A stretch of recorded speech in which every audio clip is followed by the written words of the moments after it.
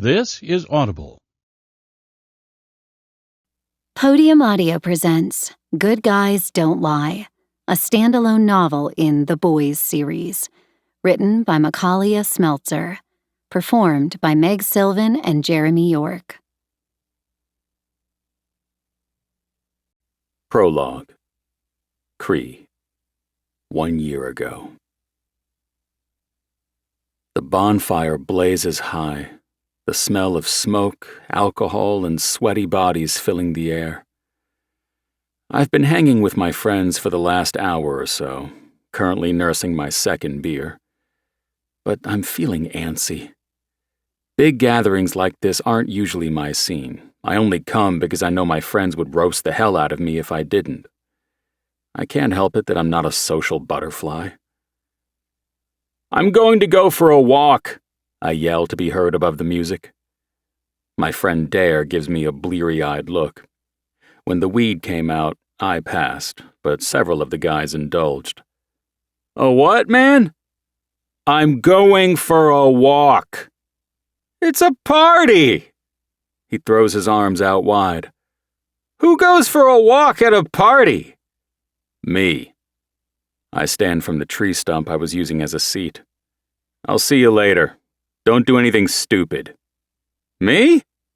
He points to himself, giving a dopey grin. "Never."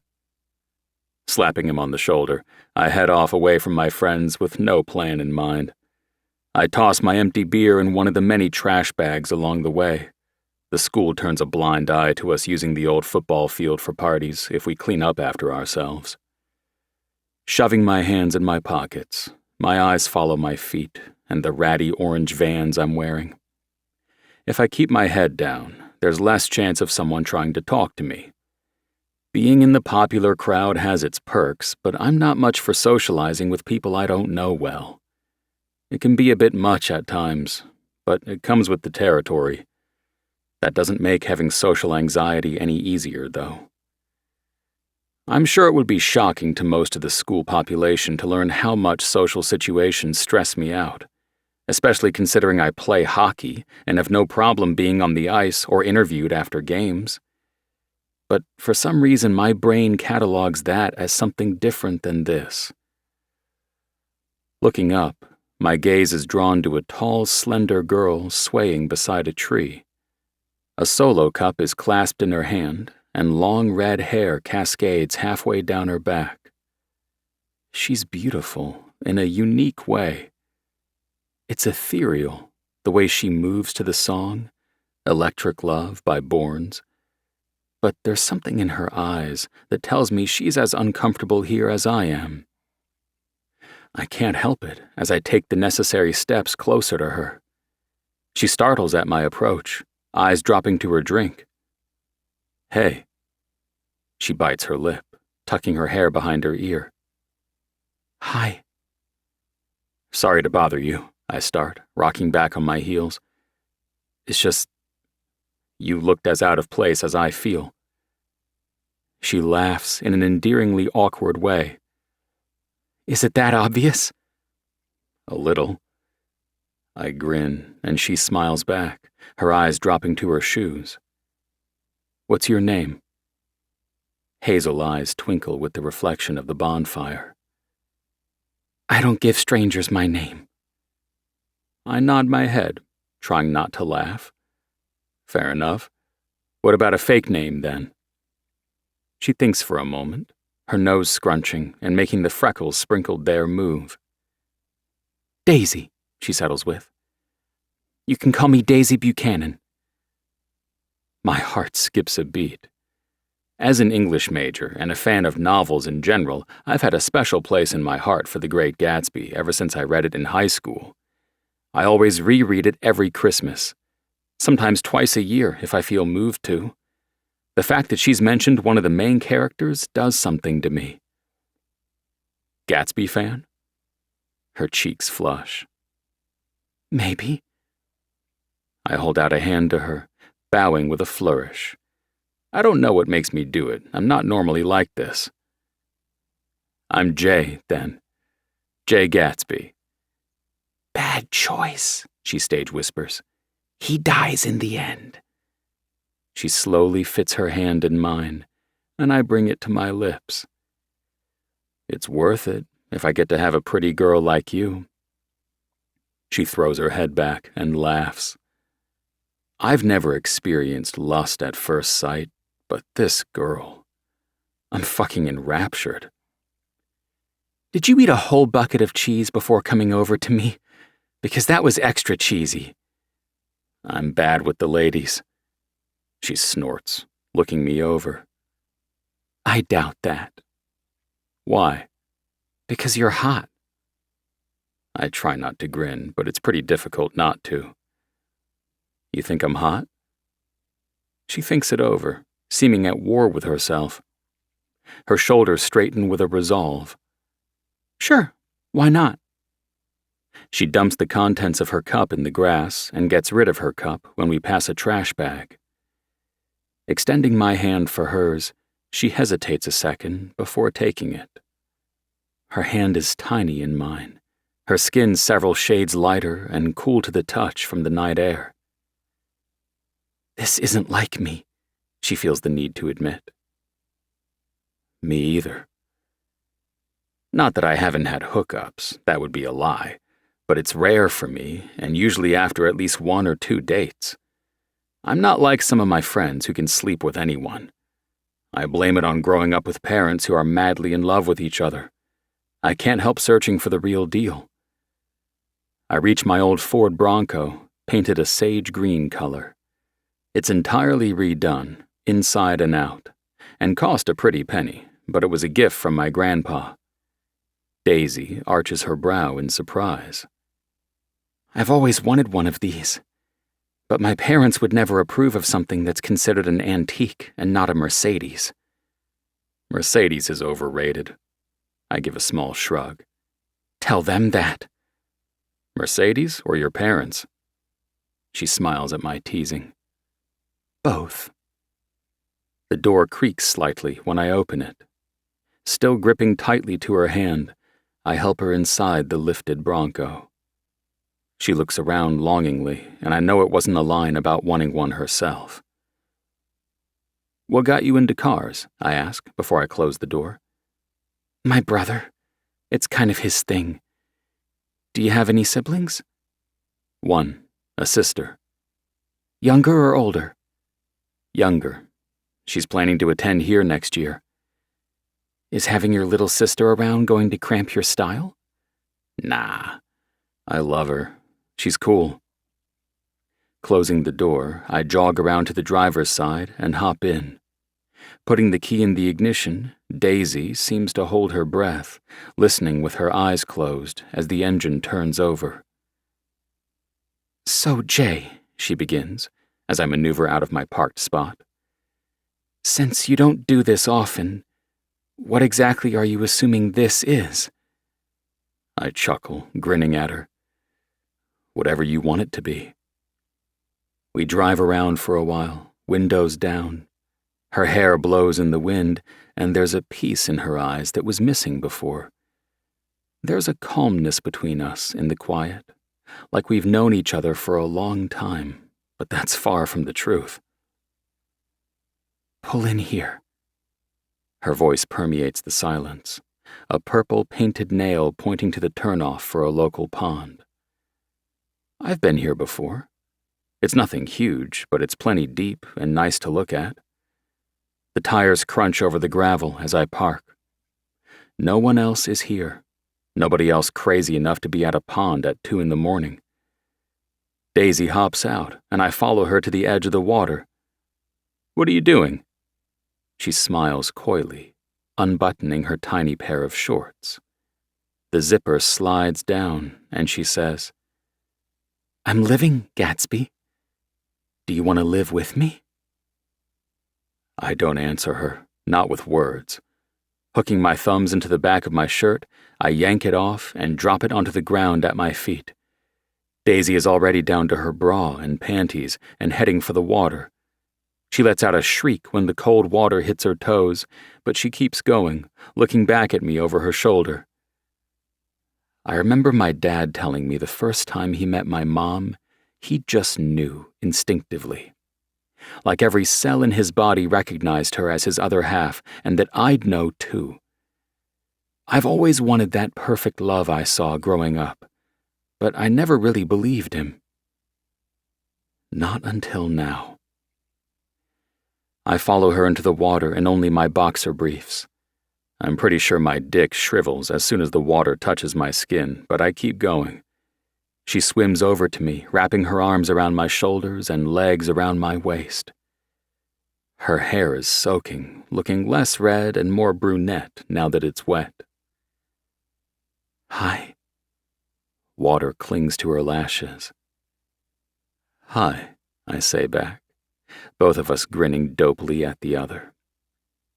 She makes the first move. The second our lips connect, I lose myself in her. Kissing someone new for the first time can be weird, but not with her. It's like we were born to kiss each other, each of us anticipating what the other is going to do and following. Her nails scratch against my skin, while I hold on tighter to her hips. When she gasps into my mouth, I feel like I might lose my mind. Tell me your real name, I beg, chasing her lips. No, she giggles. This is more fun. I can be anyone I want to be. Are you trying to torture me? Her eyes sparkle with humor. Maybe. I shake my head, but she stills me, her hands moving to hold on to my cheeks. She kisses me again, biting my bottom lip. I have no clue how long we make out in the water since I lose track of time, but I know when we climb out and back into my car that I want more than one night with this girl. She kisses me deeply, passionately, almost like she's trying to prove something to herself. Cupping her cheeks, I pull her back slightly. Her eyes are hooded with lust, but she's coherent, definitely not drunk. Are you sure you want this? I know where this is headed, and I don't want to do something she'll regret in the morning. I'd hate myself if that were the case. As crazy as it sounds. The end of her small pink tongue sweeps over her lips. I've never been surer of anything. Climbing into the back of my Bronco, she unclips her bra and shimmies out of her panties. I follow behind her, saying a silent prayer that I have condoms in here since I don't carry any on me. Please, I want you, she begs, lying back. Her fingers trace down her body to her clit. Her nipples are hard and pink, begging for my mouth. Hold on. I lean over the front seat and rifle through the glove box, triumphant when I find a condom.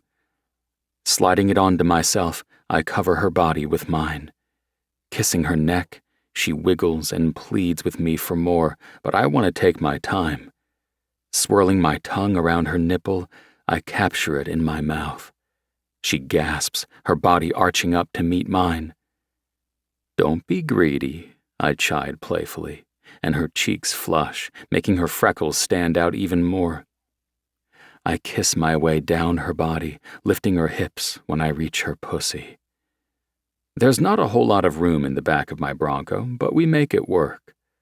Her fingers delve into my hair, pulling and tugging as I work her over with my mouth.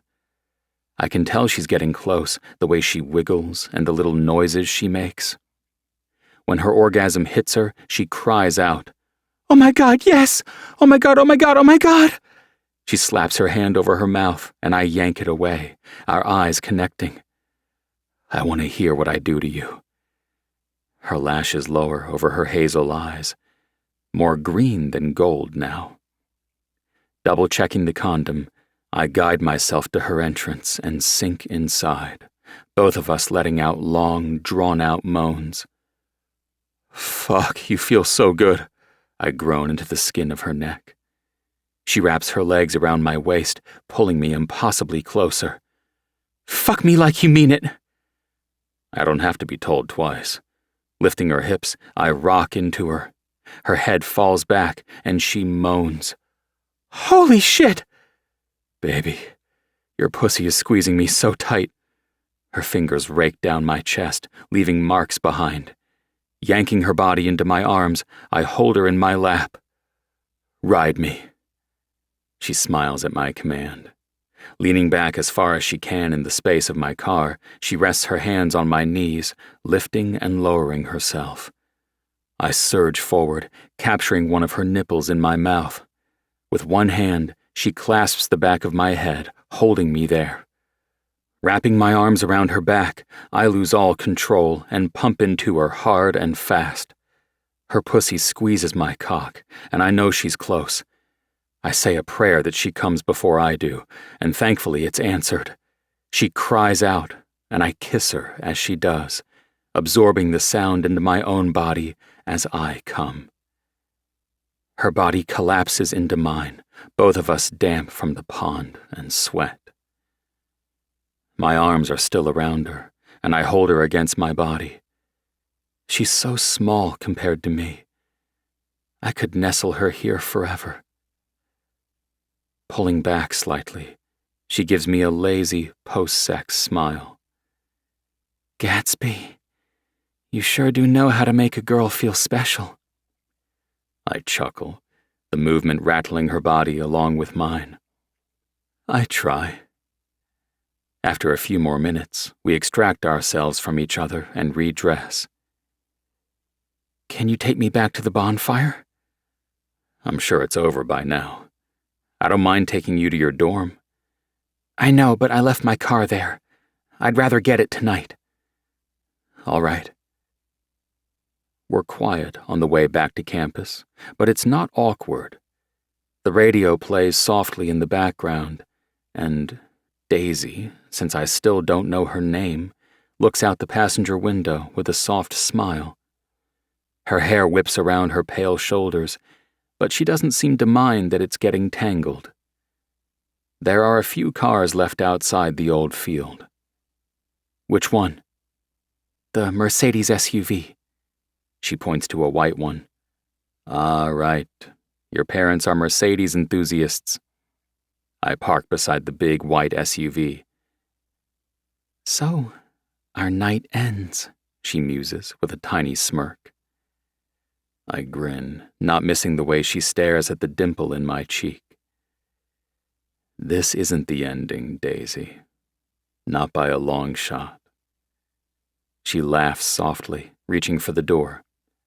You're very sure of yourself. I trust my gut. There's a difference. Sure. She gets out of the car, heading toward hers. Do I get your real name or not? She pauses, looking back at me over her shoulder. Her hair has dried in natural, soft waves. She reminds me of the Little Mermaid. If you trust your gut so much, then why don't you trust it to find me again? Then I'll tell you my name. I wet my lips with my tongue. I like a challenge. She wiggles her fingers over her shoulder. Good luck, Gatsby. Chapter 1. Cree. Do you smell that? My sister stands beside me on the sidewalk, inhaling deep breaths of air. My brows furrow as I look down at her. The promise of too much alcohol and debauchery? She rubs her hands together, looking a little too eager for a freshman. That too, but mostly freedom. Millie, how much did you pack? Our dad's voice interrupts us, and she turns to where he's standing behind the small moving truck, packed to the brim with her stuff.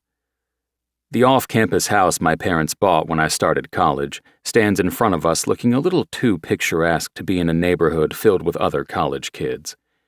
It's white, with stately columns and a wraparound porch that extends to the second floor as well. Dad. Millie heads away from me and to his side. This is my first year, and I needed a lot of stuff.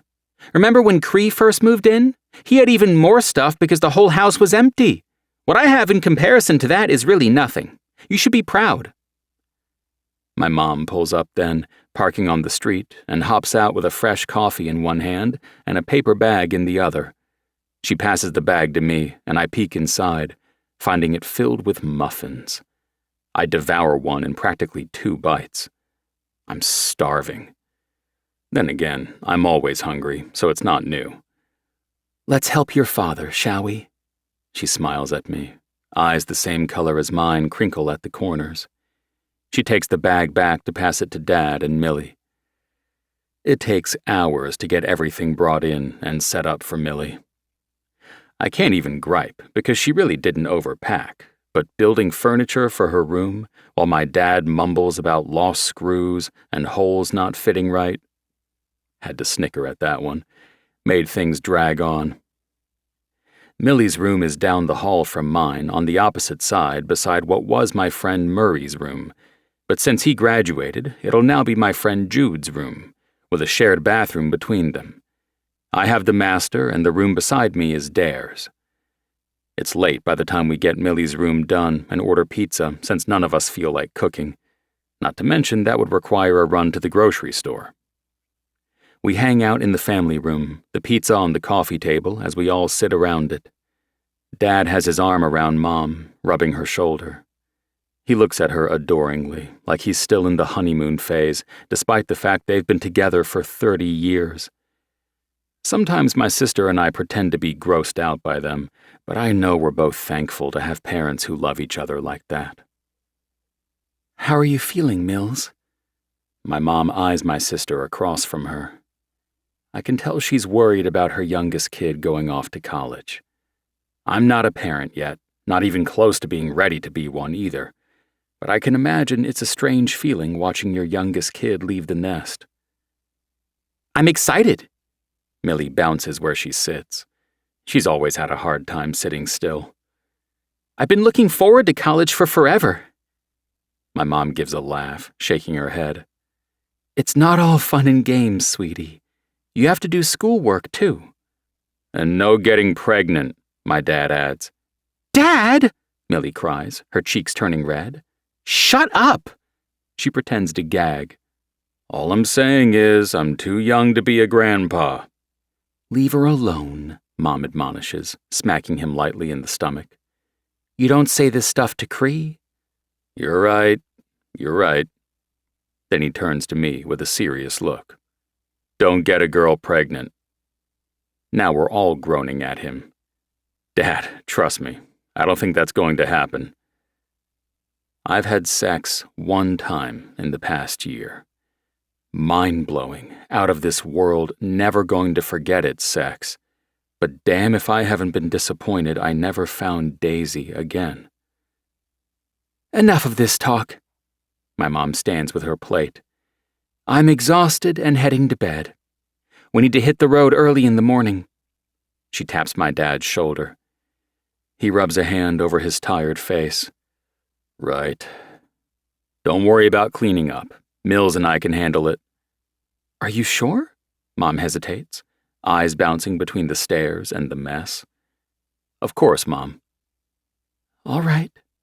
She passes me her plate, and my dad does the same. They head up to bed. They'll be staying in my room tonight, and I'll be taking Dare's since he's not here yet. Grabbing another slice of pizza, I eye my little sister. "How do you really feel about school?" "Excited," she repeats. "And a little nervous." I chuckle. "You're going to do fine." "I know." She nibbles on the end of her pizza crust. "It's a different world than high school, though." "I'll look out for you." "That's what I'm afraid of." She sticks her tongue out. I poke her cheek, making her giggle.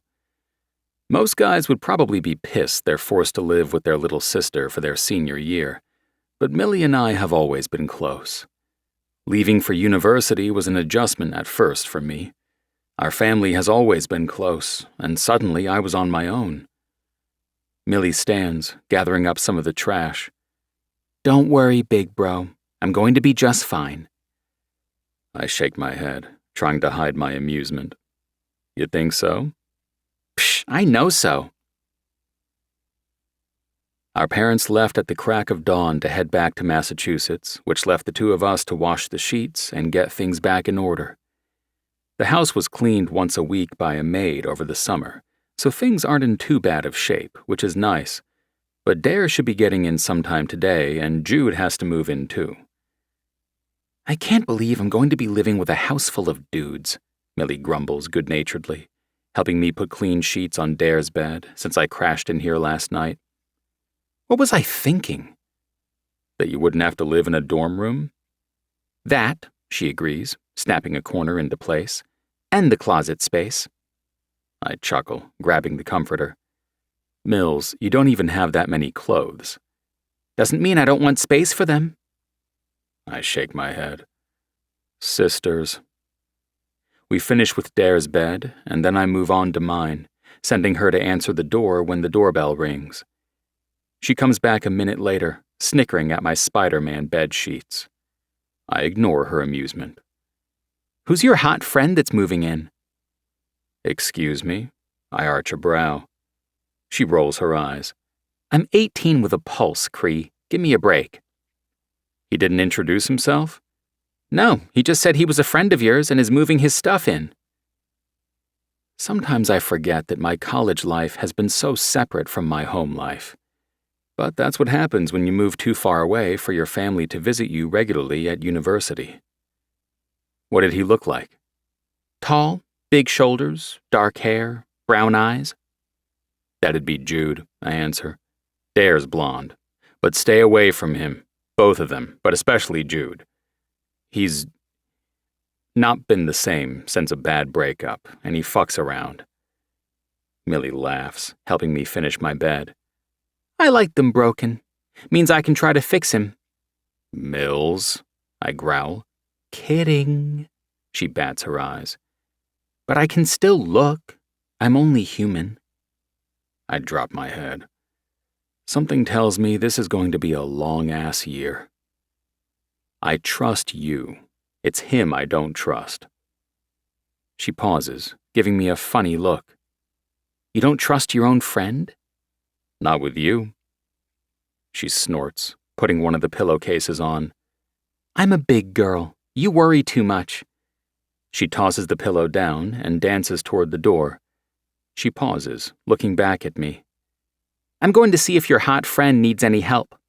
Mills, I yell after her, but she's already bounding down the stairs. I let my head fall back with a sigh. Finishing my bed, I figure I might as well help Jude, too, and make sure he doesn't hit on my sister while I'm at it. Between the three of us, and 4 when Dare arrives, it doesn't take long to get all of Jude's stuff brought to his room. Afterwards, Millie heads out wanting to check out campus. I offered to go with her, but she didn't want her big brother tagging along. Plopping on the couch, I turned the TV on. It's still on the Home and Garden network my mom had it on this morning while she sipped her coffee. That already feels like a lifetime ago. Jude comes downstairs and saunters over to where I am, taking the chair in the corner. Thanks again for offering me a room. I'm sick of the dorms. They're crowded, I agree, watching him carefully. Why are you looking at me like that? No reason. He makes a noise in the back of his throat. Is this about your sister? Why would it be about her? It totally is. I'm not going to go after your sister, dude. He sounds sincere enough, but I see the look in his eyes, the one that says he's attracted to her. She's a good girl. He ignores that comment. When are we throwing the first party? I rub a hand over my face, annoyed with myself, not him. I've never been much of a partier, but last year, after my hookup with Daisy, I started throwing parties in the hopes that she'd show up. Every single time, it ended with disappointment from me. Daisy never came, and I had to wonder if I'd imagined the whole thing. I know that's not true, though. She's out there. I don't want to consider the possibility that she graduated or transferred. A part of me doesn't want to continue the parties this year, That way I don't have to deal with strangers in my space and things getting out of control. But I can't say no. Not on the off chance that I finally find her. Let's get through the first week of classes, and then Friday night, it's happening. Jude grins in triumph, rubbing his hands together. Excellent. Chapter 2. Ophelia. I could get you your own apartment, sweetheart. Or even a house, my father reminds me, looking around my shared dorm apartment with contempt. Why you want to share a space with 2 other girls when you don't have to is beyond me. Why couldn't you have gone to Harvard or Yale? Aldridge is decent, but... I hold up a hand to shut him up. Because I wanted a true college experience, I explain about the dorm. And this is the school I always wanted to attend. You know that. John, leave her alone. My mom speaks up from my room where she's putting my clothes away. I told her a million times that I would do it, but she doesn't trust me not to live out of boxes for the entirety of the school year, so she's doing it herself. Don't worry, sir. My roommate Kenna wraps an arm around me. We'll take good care of her. She's referring to our other roomie, Lee. Originally, it was Kenna, Lee, and a girl named Rory until she moved in with her boyfriend last year and I got paired up with them. Luckily, they've been great roommates and do their best to include me. It's me who struggles when it comes to friendships. Ever since I was a little girl, I've always had trouble on that front. Getting close to people isn't the easiest for me. My dad smooths his hand down the front of his suit. Why he wore a full suit in August when it's 100 degrees outside is beyond me. I'm sure. He sounds doubtful, eyeing Kenna with contempt, but she brushes it off easily. Not much ruffles her feathers. I don't know why my dad acts like Kenna and Lee are beneath him. Both are from families almost as wealthy as ours. But if my dad hasn't hand-picked every single person in my life, then he doesn't approve. Sometimes I think he's that way because he's protecting me. Other times I'm convinced it's because he's embarrassed of me and wants to make sure that someone is on his payroll if I do or say something stupid. Growing up, I was always different. Not in the ways one might want to think they're unique. I struggled to learn certain things, while others came incredibly easy. Making eye contact was near impossible and is still a struggle at times, and communicating can feel like pulling teeth. It wasn't until I was in my early teen years that I got my autism diagnosis. Things started to make sense then, why I had my little quirks. But it also became a label I didn't want to bear because I wanted to be seen as me. Sure, autism is a part of me, but so are so many other things. It's just a piece, a tiny one among the puzzle that shapes me. But suddenly it felt like my entire being. I felt like maybe my parents were ashamed that I wasn't normal like my brother or their friends' kids. But what is normal? Does such a thing even exist? Stepping out of my room with a yellow sweater, my mom holds it up. Do you actually wear this? I told you, yellow isn't your color. Mom, I groan. I like it. I swipe it from her and march past, hanging it in my closet. Again, I know my mom doesn't mean to be hurtful, but she is. I know much of the way she is because of how she was raised, but that doesn't excuse her lack of tact. I'm sorry, she sighs, picking up the next item in the box. Seriously, Mom, I can handle this. I take the jacket from her. You and Dad don't need to stay. My freshman year, I attended completely online from home because neither of them wanted to let me be on campus. I had to fight tooth and nail to be allowed to transfer to campus last year. I struggle with learning, and passing tests can be damn near impossible even when I understand the material. But I wanted a normal experience. And a break from my parents. God love them, but the hovering can be way too much.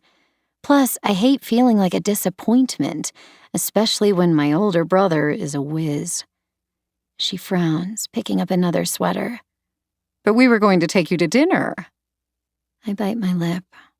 I hate disappointing my parents.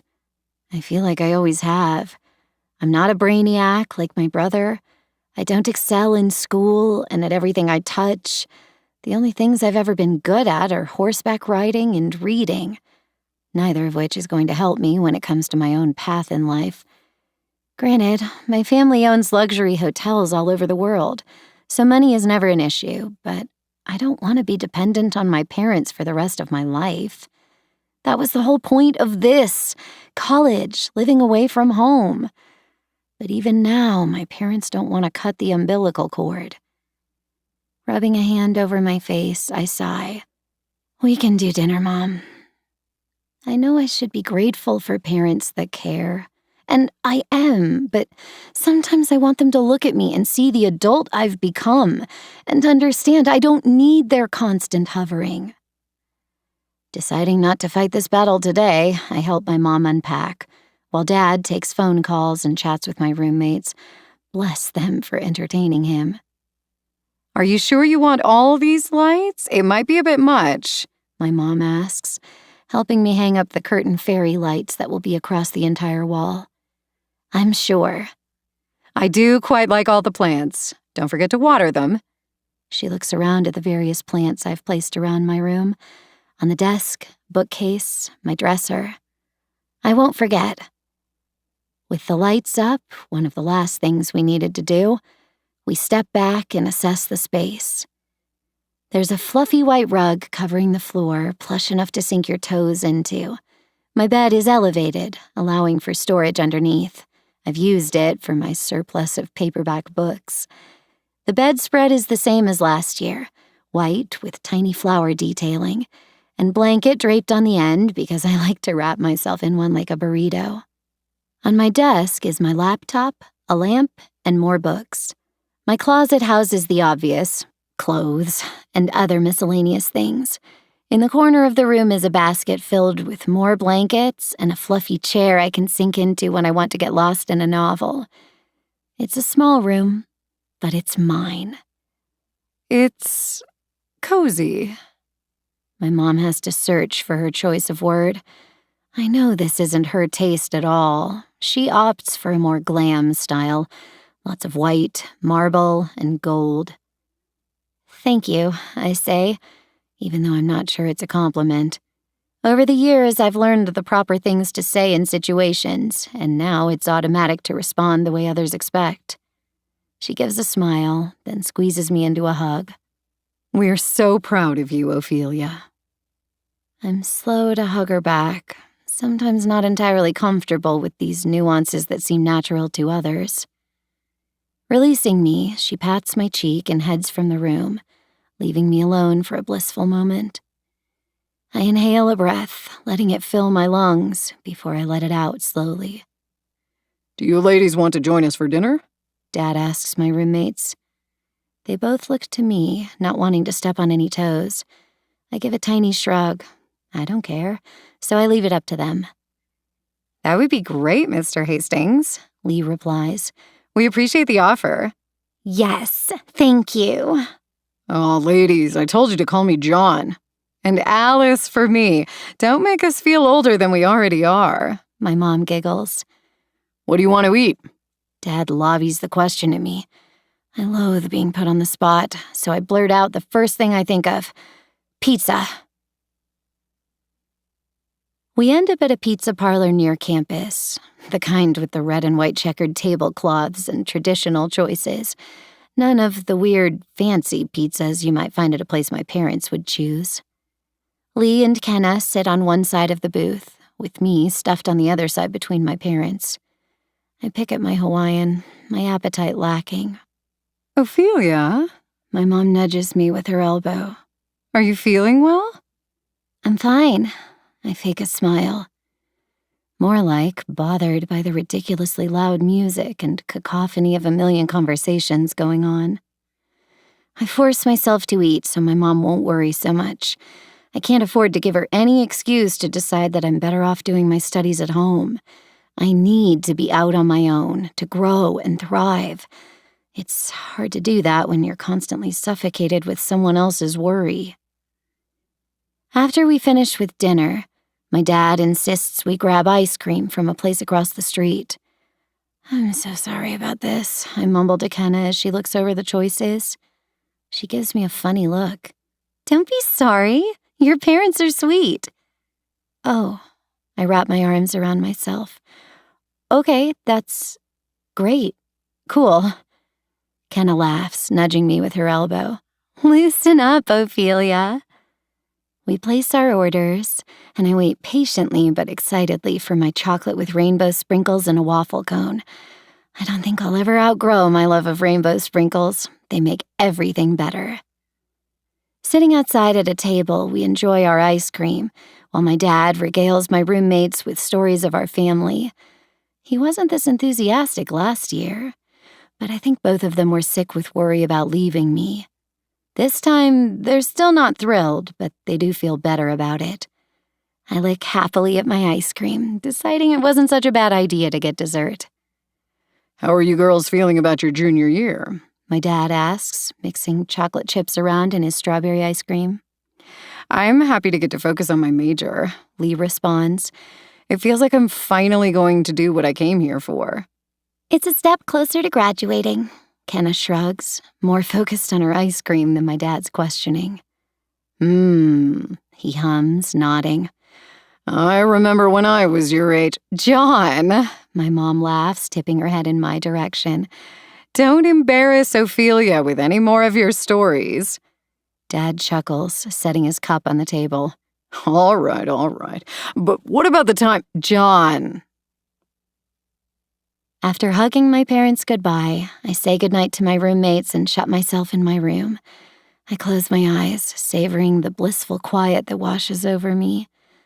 This evening has been overstimulating, to say the least. Changing out of my clothes into a pair of sleep shorts with sheep jumping over clouds and an oversized t-shirt I stole from my best friend Logan during high school, I pick out a book to read. Climbing into bed, I burrow beneath the covers and read with only the glow of my fairy lights. Calmness settles over me, and my body relaxes, finally at peace after the chaotic day of moving back into the dorms. Flipping to the first page, I start to read, fully planning to stop after a few chapters. But the next thing I know, I've finished the book and it's 3 a.m. Setting the finished book aside, I pull my covers beneath my chin and hope for a few hours of sleep. At least class doesn't start for a few more days. Chapter 3. Cree. Dare bursts out of the hall bathroom just as I'm coming up the stairs. His eyes connect with mine, his hands on the towel at his waist. He's soaking wet. It's obvious he grabbed the towel and ran.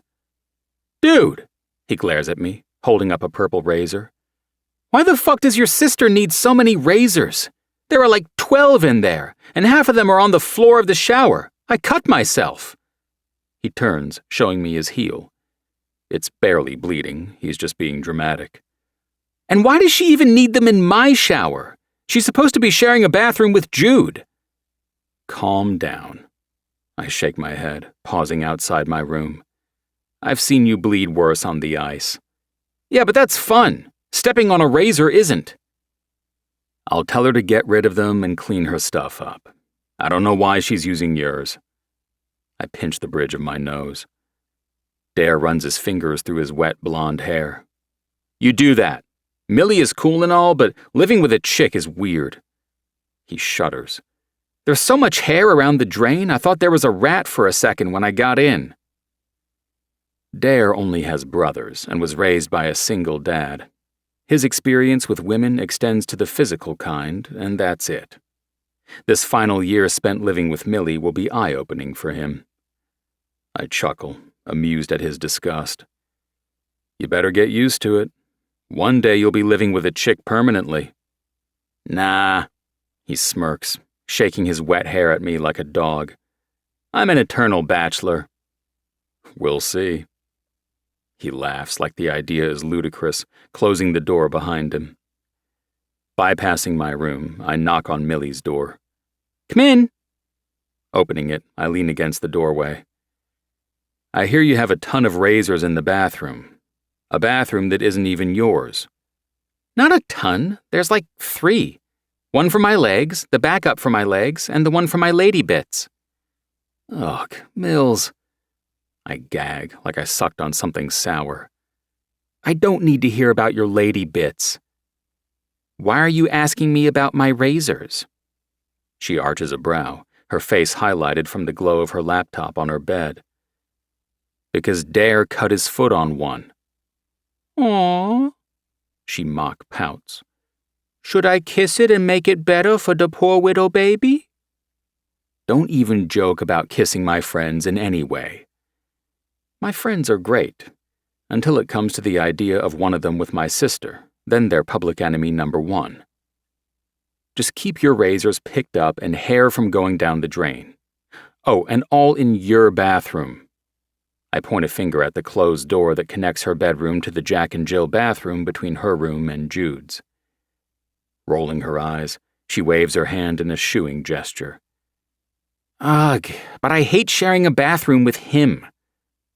I glare at her, because it's a fucking bathroom. All right, whatever. Now go. You're getting on my nerves. I pale with realization. Jude didn't do anything funny, did he? Oh, God, no. Nothing like that. He just annoys me. Tell Dare I'll move my crap back later. Shaking my head, I close her door behind me. In my room, I grab my computer to go over my schedule again in preparation for the first day of classes tomorrow. Something my friends and teammates roast me for is how much of a nerd I am. I love school and learning in general. I read all the time and would rather watch documentaries than most other things. Despite that, hockey is still my great love. Much to the disbelief of almost everyone, I haven't made up my mind if I want to pursue the pros. They showed interest last year, but I didn't bite. Or do my own thing. Life's short, with endless possibilities. How can I know if I'm making the right decision? Knock, knock. Dare pokes his head in my open doorway. Don't worry, I talked to Mills and she said she'd take care of the razors. That's not why I'm here. He grabs the top of the door frame. Then what do you want? I close my laptop and swivel my desk chair in his direction. Let's go to Harvey's. I want a drink and a chick in my lap. I chuckle, leaning back in my chair. It lets out a long squeak of protest. That's so. Yep, grab your wallet. I'm not taking no for an answer. All right, see if Jude wants to go. Dare gives a nod and heads downstairs, feet thumping on the stairs as he goes. Grabbing my stuff, I knock on Millie's door again. What? She snaps, swinging the door open before I can. Whoa! I hold my hands up innocently. I wanted to let you know the guys and I are headed to the bar. Of course you are. Her tone is sassy, and I narrow my eyes. What's that for, Millicent? She makes a sour face at my use of her full name. Nothing. I'm just in a bad mood. She rubs a hand over her face. About what? My sister is usually easygoing, always ready with a smile. It's rare for her to be sassy or admit to not being in the best mood. Nerves? Aw, Mills. I pull her into a hug. Don't be nervous. College is scary, Cree. You've got this. Besides, you have 3 awesome roommates to help you through it. Ha! She says snarkily. You guys are seniors. You'll forget all about my poor, pathetic freshman self.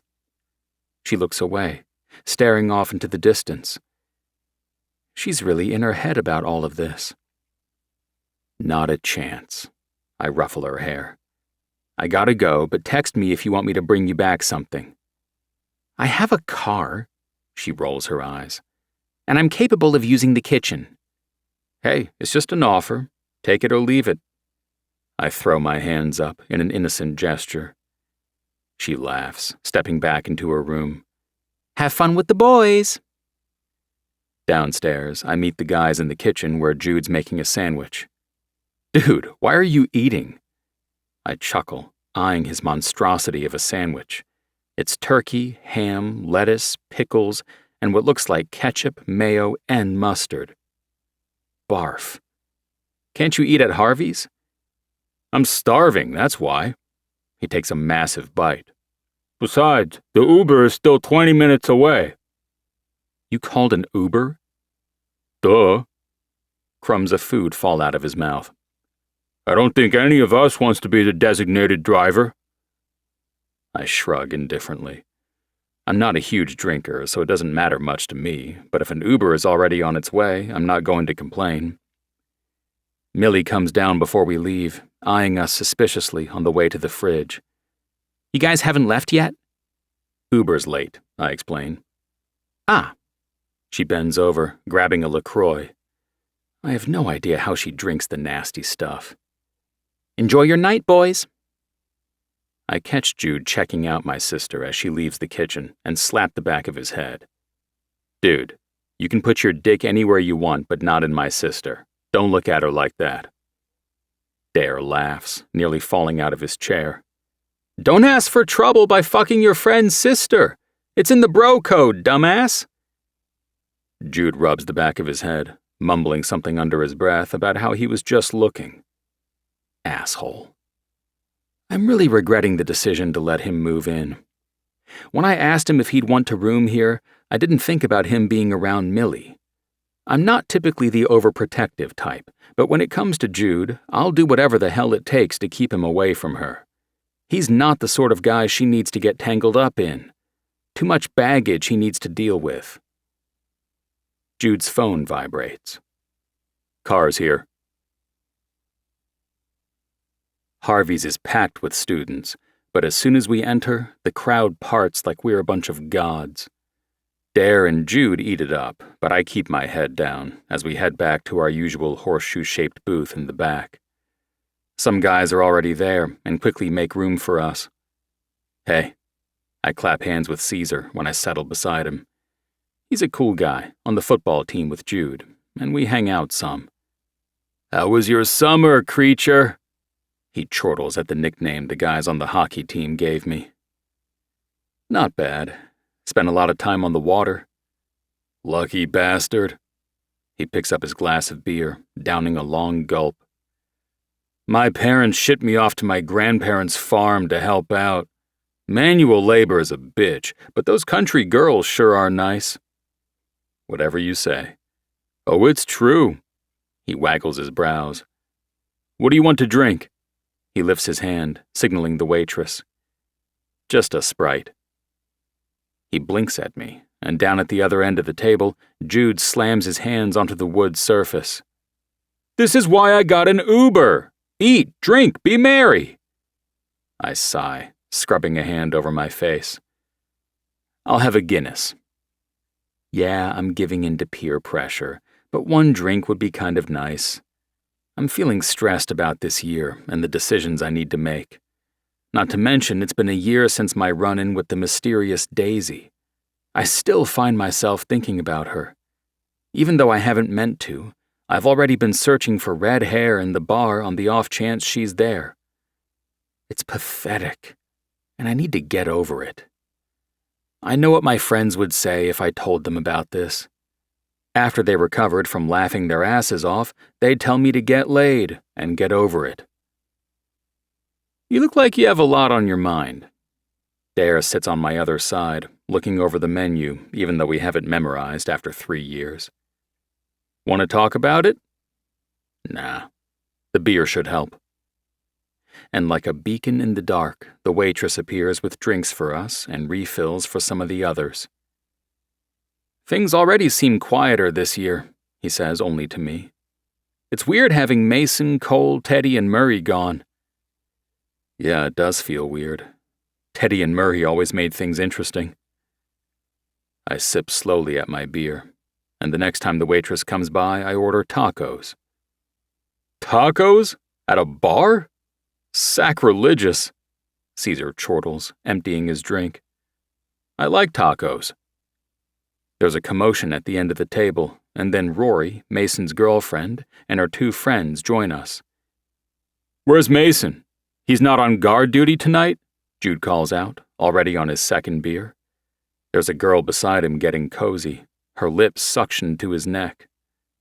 Rory rolls her eyes behind her glasses. I can go places without him. He's in Malibu right now, staying with his cousin and his wife.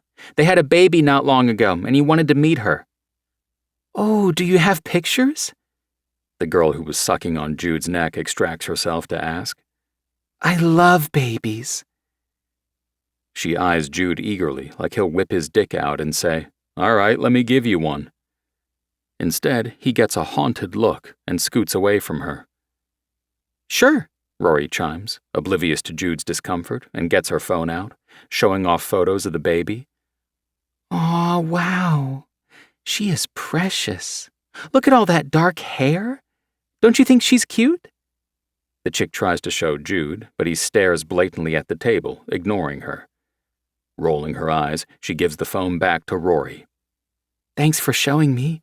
She's adorable. What's her name? Her first name is Annie, and her middle name is Hope. The girl clutches her chest. I love that. So when are you and Mason popping out some kiddos? Dare jokes, trying not to laugh. Rory pretends to gag. Not for a good long time. Let me get through this and law school. And he better put a ring on it before he knocks me up, too. Jude pushes against his chick of the night. Move, I gotta piss. She quickly gets out of his way to let him out of the booth. He bolts like he can't get away from us fast enough, and I really don't think it's entirely about having to pee. Let me out, too. Something tells me to go check on him. Feelings and shit aren't really my thing, but if there's anything I learned last year when Teddy told us about all the crap he'd been dealing with, it's that even if it makes you uncomfortable, you need to be there for your friends. Don't eat my tacos, I warn Dare as he and the girls sit back down. No promises. He smirks, stretching his arm along the back of the booth. I check the restroom and find it empty of Jude. Shaking my head, I know it could take me a while to find him if he's disappeared into the crowd in the middle of the room, but something urges me to go outside. Using the side exit, I step out and look around. I spot his form pacing up and down in the gravel lot, hands clasped behind his head. Hey, I call out. His body visibly tenses at the sound of my voice. He ceases his pacing, letting his hands drop. What? His jaw is granite. For a second, I think he might punch me for no reason. Shoving my hands in my pockets, I toe the front of my sneaker into the dirt and rocks. Are you okay? I'm fine. He puts his hands on his hips, angling his head back. Just got shit I need to sort through. That's all. You know you can always talk to me if you want. I'm not going to tell anyone. He snorts. Let's not try to act like a bunch of Girl Scouts that are going to sit around in a circle and spill our feelings or whatever it is that they do. I'm pretty sure that's not what Girl Scouts do. I'm not saying you have to, just that I'm here. Go back in, Cree. Be merry. Have some fun for once in your life.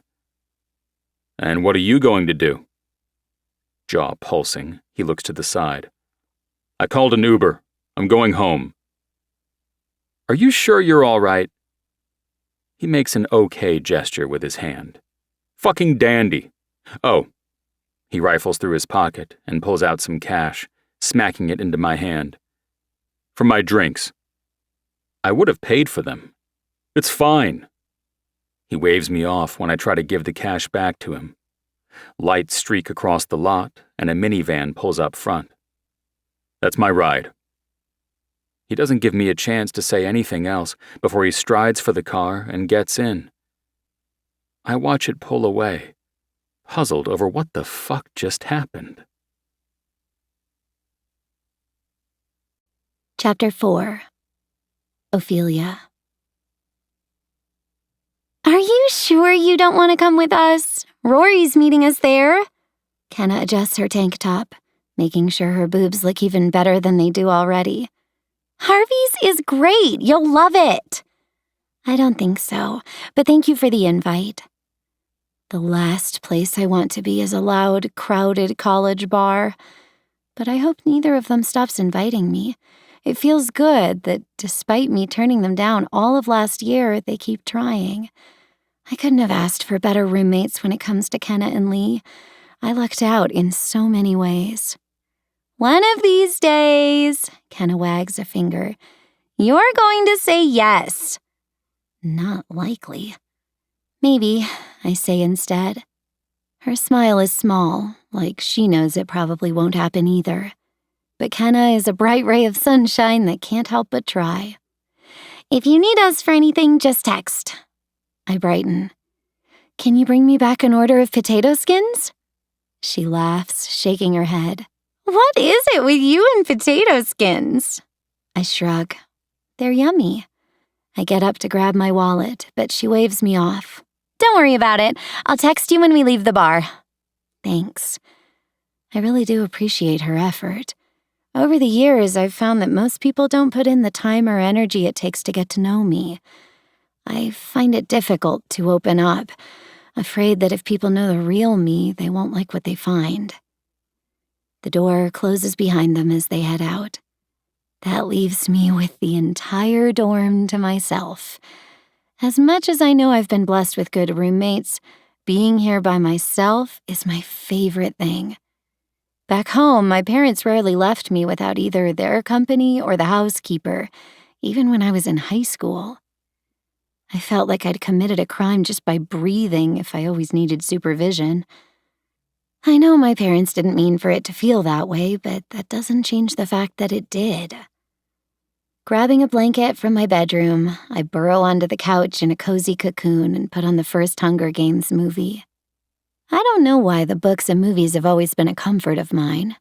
Maybe it's because I relate to Katniss, her quiet pondering and desperate need to fade into the background.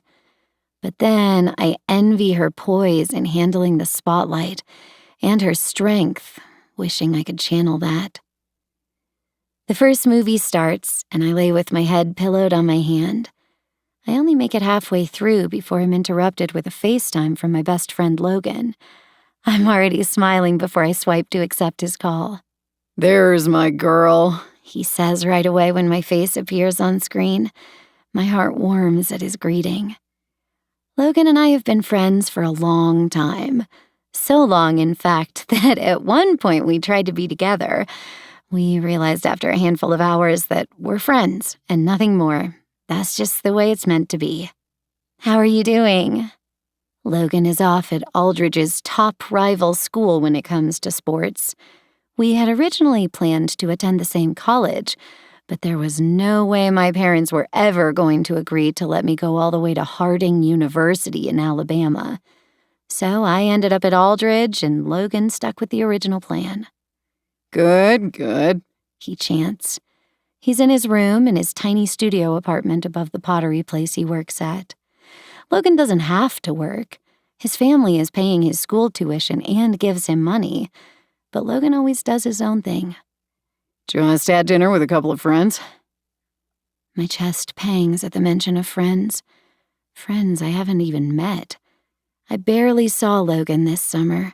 He was only back home for a couple of days a handful of times. When he wasn't home, he was jetting off to different places exploring. That's how he is. He's not appeased by any one place. What are you up to? His question brings me back to the land of the living. Oh, I'm watching the Hunger Games. His chuckle is warm and amused. Of course you are. You've only watched it 5,000 times. And I'll watch it 5,000 more. He shakes his head, dark floppy hair bouncing. You should be out. Go do something, Philly. I hate the stupid nickname he gave me because of my name and love of horses. But at the same time, I think I'd be sad if I asked him to stop and he listened. I would if I wanted to. And it's true. Even if it makes me uncomfortable, there are times I push my boundaries. Tonight, I want to watch Katniss be a badass. He chuckles. You're a badass too. I roll my eyes playfully. I know that. Logan's shoulders sag. I miss you. I miss you too. Besides my brother, Logan is the only person in the world who knows me inside and out, every rotten detail, and loves me anyway. I'm sorry I didn't get to see you more this summer. You have a life, Logan. I get that. But you're part of that life. He rubs a hand over his stubbled face. He looks tired, despite the fact his classes haven't begun yet either. I'm going to make a trip up to see you one weekend. Don't be silly. It's not silly. I miss my best friend. I'm not going to stop you if you really want to. He grins triumphantly. Cool. It might be a few weeks, but I'm going to make it happen. I don't tell him, but I'll believe it when I see it. I hang up from him and get back to the movie, but it isn't long until my mom begins texting me. Frustrated, I turn my movie off, unwrap myself from my blanket burrito, and throw on some workout clothes and tennis shoes. As I walk outside, my steps long and quick, I reply to each and every one of my mother's texts as they come in. I do my best to pacify her worries, despite wanting to chuck my cell phone into the nearest trash bin. Once my mom is sufficiently appeased, I keep walking, not in the mood to go back and attempt to finish watching my movies. Eventually, I end up at one of the coffee shops on campus. It's empty at this hour, so I'm able to walk right up to the register. Hi, the cheery barista greets. What can I get you? I study the menu. How about a Java chip frozen coffee, please? What size? A medium. She reaches for a clear plastic cup, writing my order on the side. Anything else? Nope, that's it. Normally I would get a brownie with sprinkles, but I think the chocolate and the coffee will satisfy my sweet tooth. She rings me up and I pass my card over. Returning it with a smile, she says, We'll get this ready shortly. Thanks. I put my card away and sit down at a table. It's dark outside, the carriage-top streetlights glowing warmly.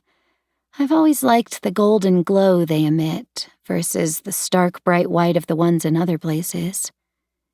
Tapping my fingers against the top of the table, I wait for my order.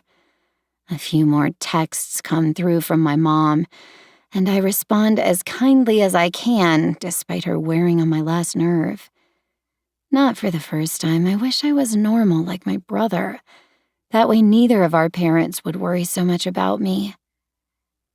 As if my thoughts have conjured him, a phone call interrupts my mental spiral. Hello? I answer just as the barista sets my drink down on the counter.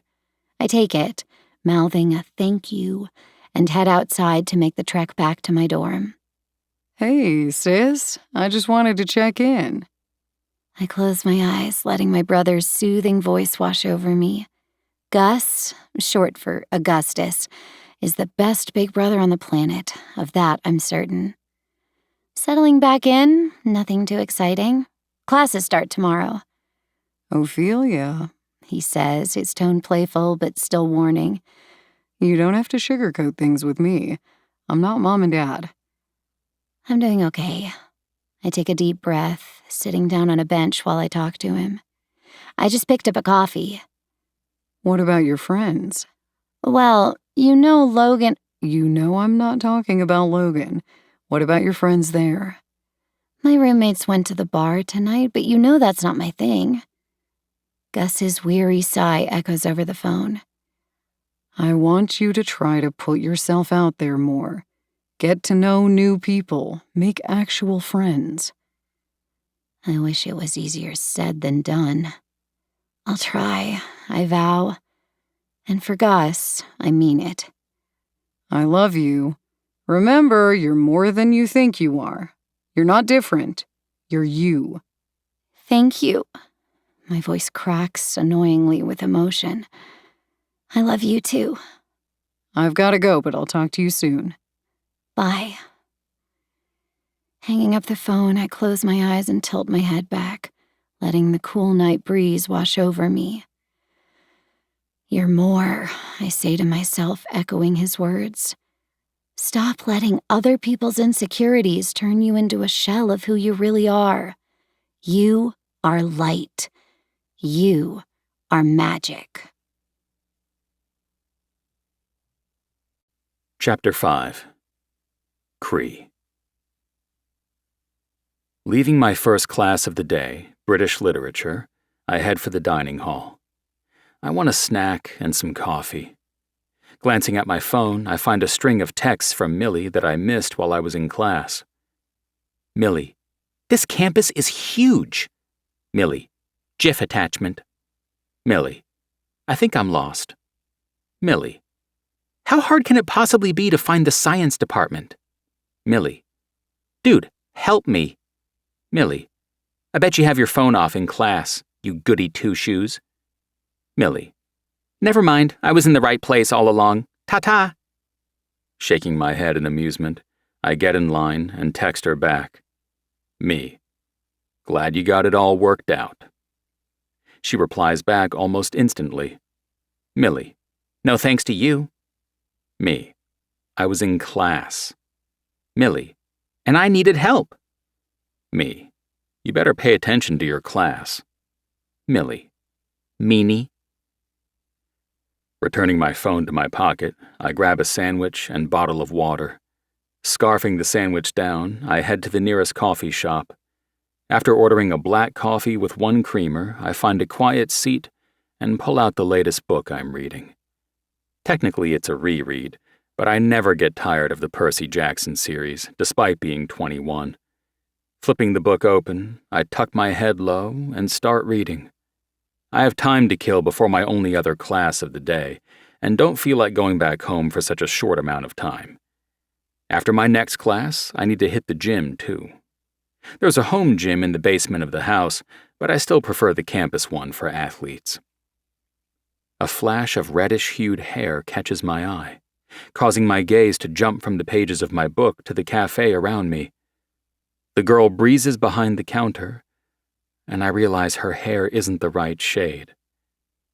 Scrubbing a hand over my face, I curse my pathetic ass for still pining over a girl I haven't run into in a year. I don't know her real name, or even if she still attends this school. It's beginning to feel more and more like Daisy was a figment of my imagination.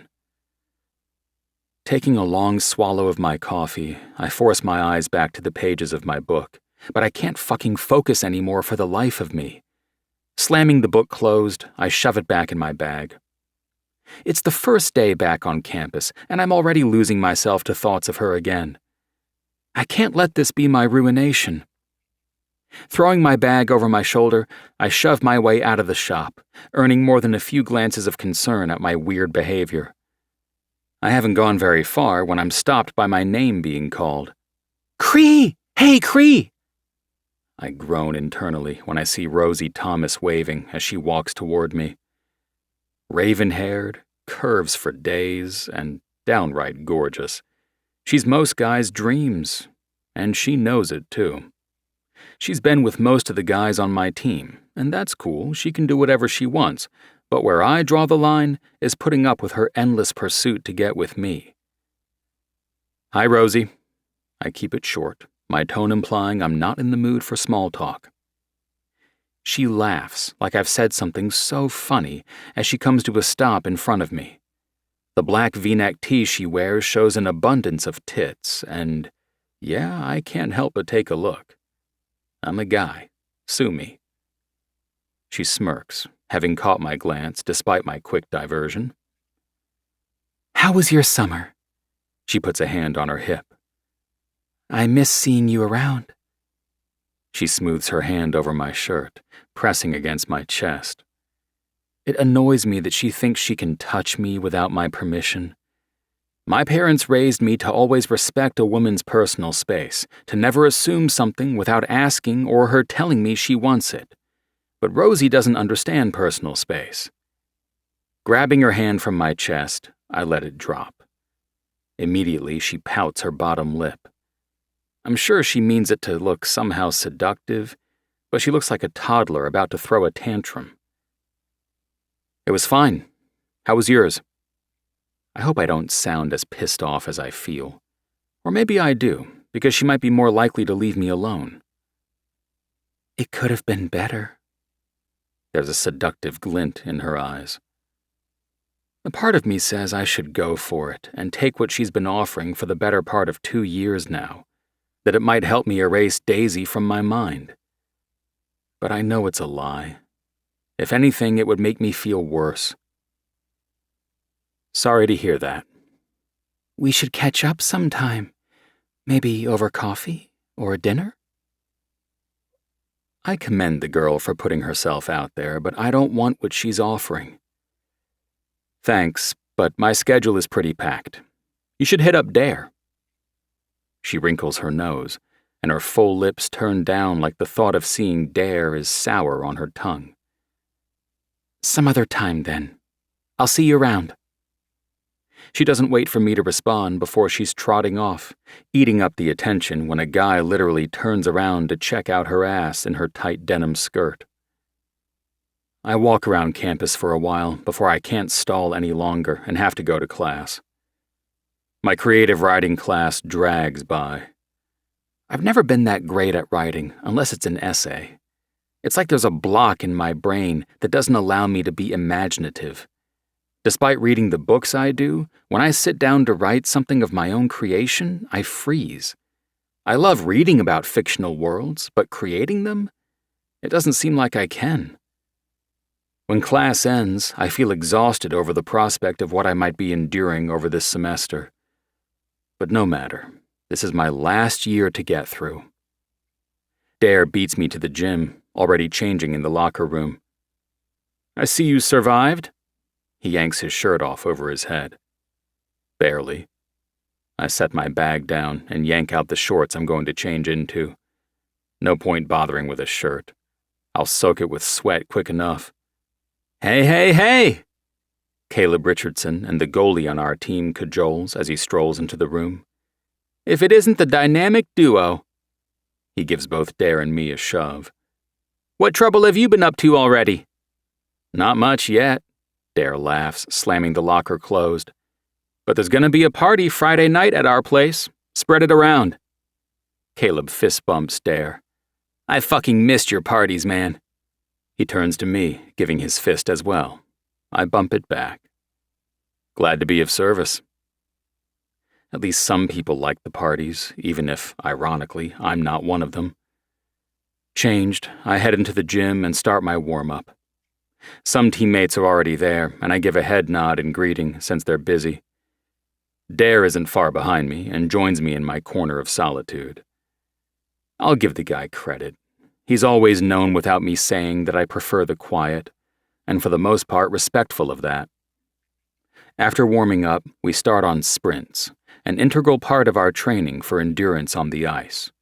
So much of hockey is having to go all out one moment and coming to a dead stop the next. They help a lot, even if I fucking hate doing them. Both of us are dripping with sweat by the time we finish, and we haven't even gotten to the weight part of our workout yet. I keep up with a decent regime over the summer, but one day back and it already feels like what I've been doing is inadequate. Coach Hawkins is going to whip my ass our first day back on the ice. The workouts, bruises, and blood are all worth it for the love of the sport. I still remember the first time I put on skates and got on the ice. No one in my family had ever been an ice hockey player before, but from a young age, I begged to try until my parents finally relented when I was 6. They saw immediately what I'd already known. That's where I belonged. I started ice skating lessons, and from there, I joined my first team. An hour later, Dare and I get back home, stepping inside to the smell of garlic. Who's cooking? Dare calls out, passing by me and heading straight for the kitchen. I thought I'd make dinner, Millie calls as we round the corner into the open layout kitchen. We find her standing at the stove, stirring Alfredo sauce while noodles are going in a pot. Jude is with her cutting up already cooked chicken for the sauce. How'd you get this one to help? Dare tosses a thumb at Jude. I grab a bottle of water from the fridge and chug it down. I already had a decent amount of fluid before leaving the gym, but I know more won't hurt anything. I turn, waiting eagerly for my sister or Jude's response. I told him to get off his lazy ass and help me, that this isn't the 1950s and he's just as capable being in the kitchen as I am. That true? Dare holds back laughter, gripping the back of a chair at the table. Unfortunately. Jude tosses the cut-up pieces of chicken into the simmering sauce. She wouldn't even let me use frozen garlic bread. No, I had to make actual garlic butter, slather it on some kind of fancy bread, and now it's in the oven, so you better fucking love it, and if it tastes like shit, I don't want to hear it. Millie swats him with her spoon, one covered in sauce, and it goes all over him, including his hair. We're all silent, staring at the mess on Jude. He stares my sister down, her lips thinning and her expression melting into one that very blatantly says, "Oops." Dare is the first to crack, his snort piercing the silence. Then my own laughter breaks free. "I am so sorry," Millie tells him. Jude's massive beside my tiny sister, but she doesn't cower. He shakes his head slowly. "Who's gonna clean this mess up, little Madison?" She bites her lip. "You?" He dips the tip of his finger into the sauce where she can't see and then flicks it into her hair. Her jaw drops.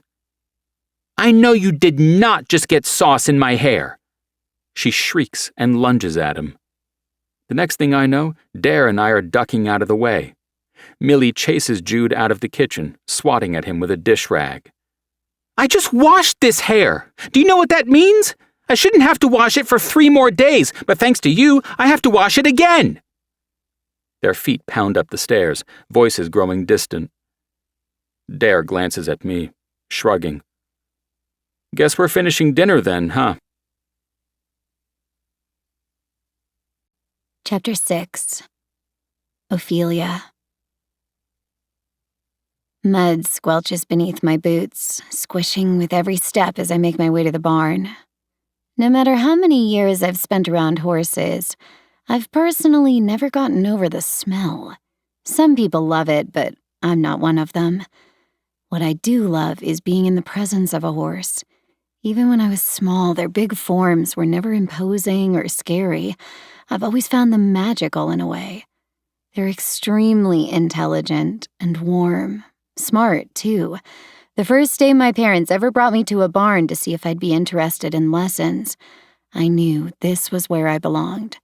I want to own land and have horses for myself one day.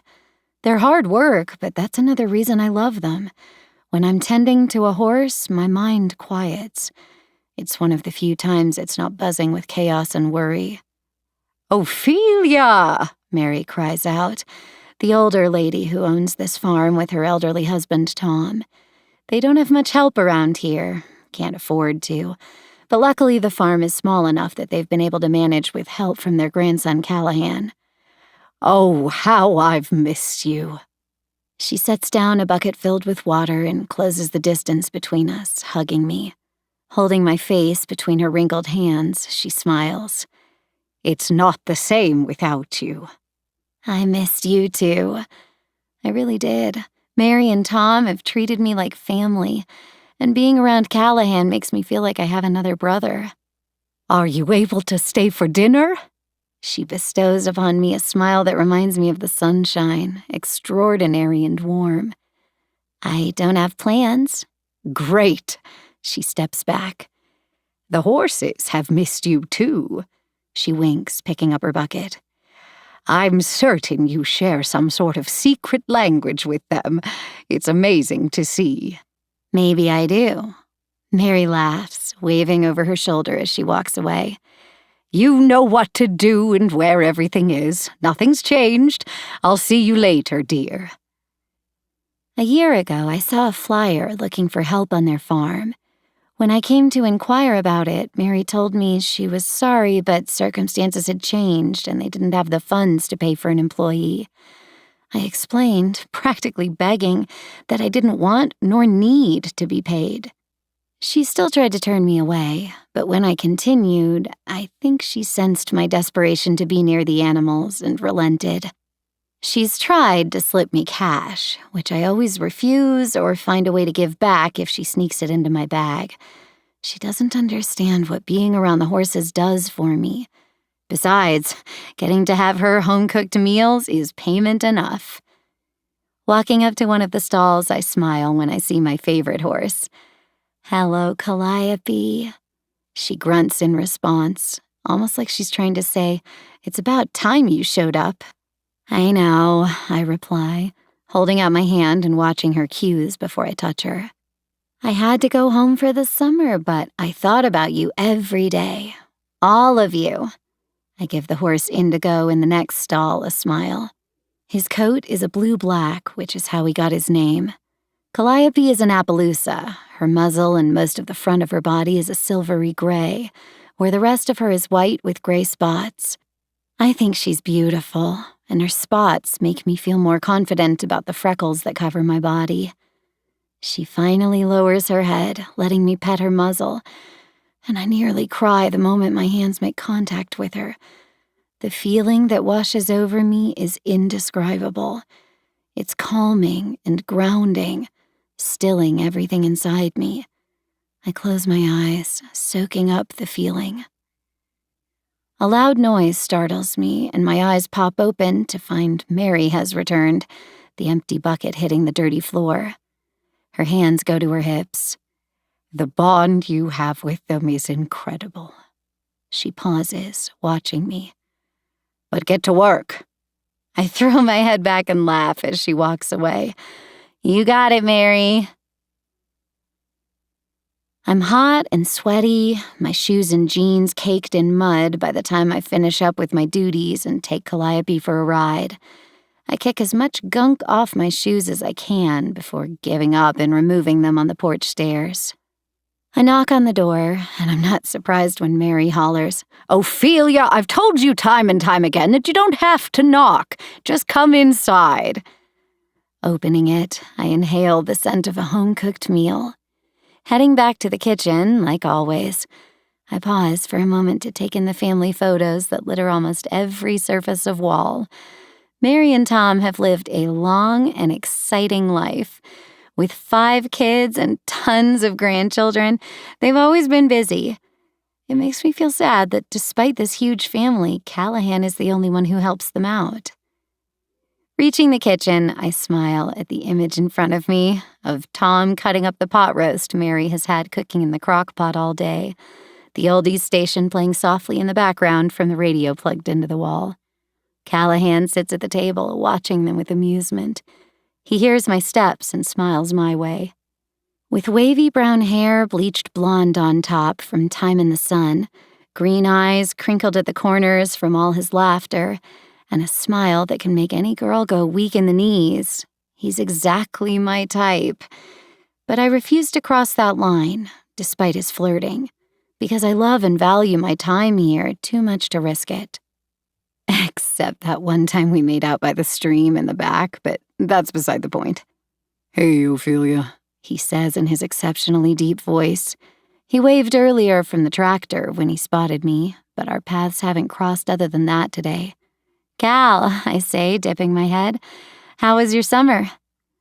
He's deeply tanned from all his time outdoors, his large hands weathered from hard work.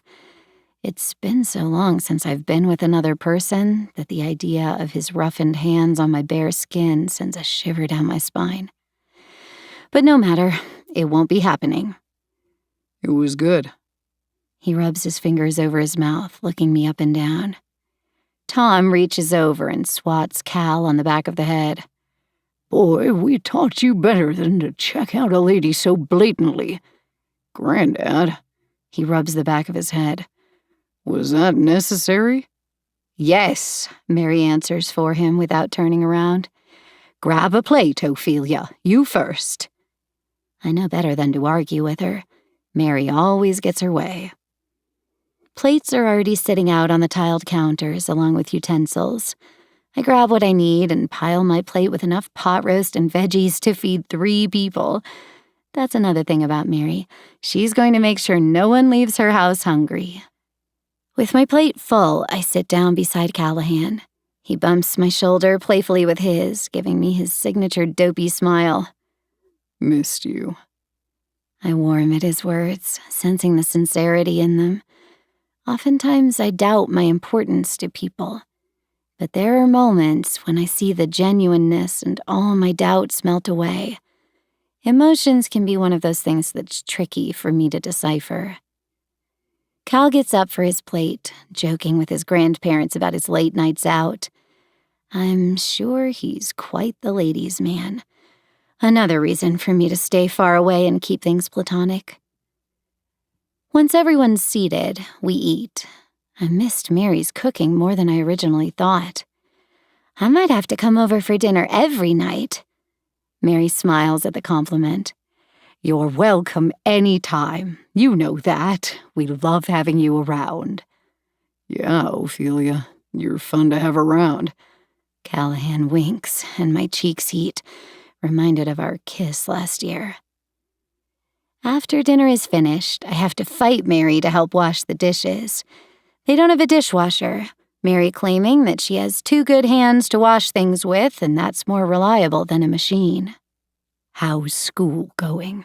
She asks softly, passing me a plate to rinse and dry.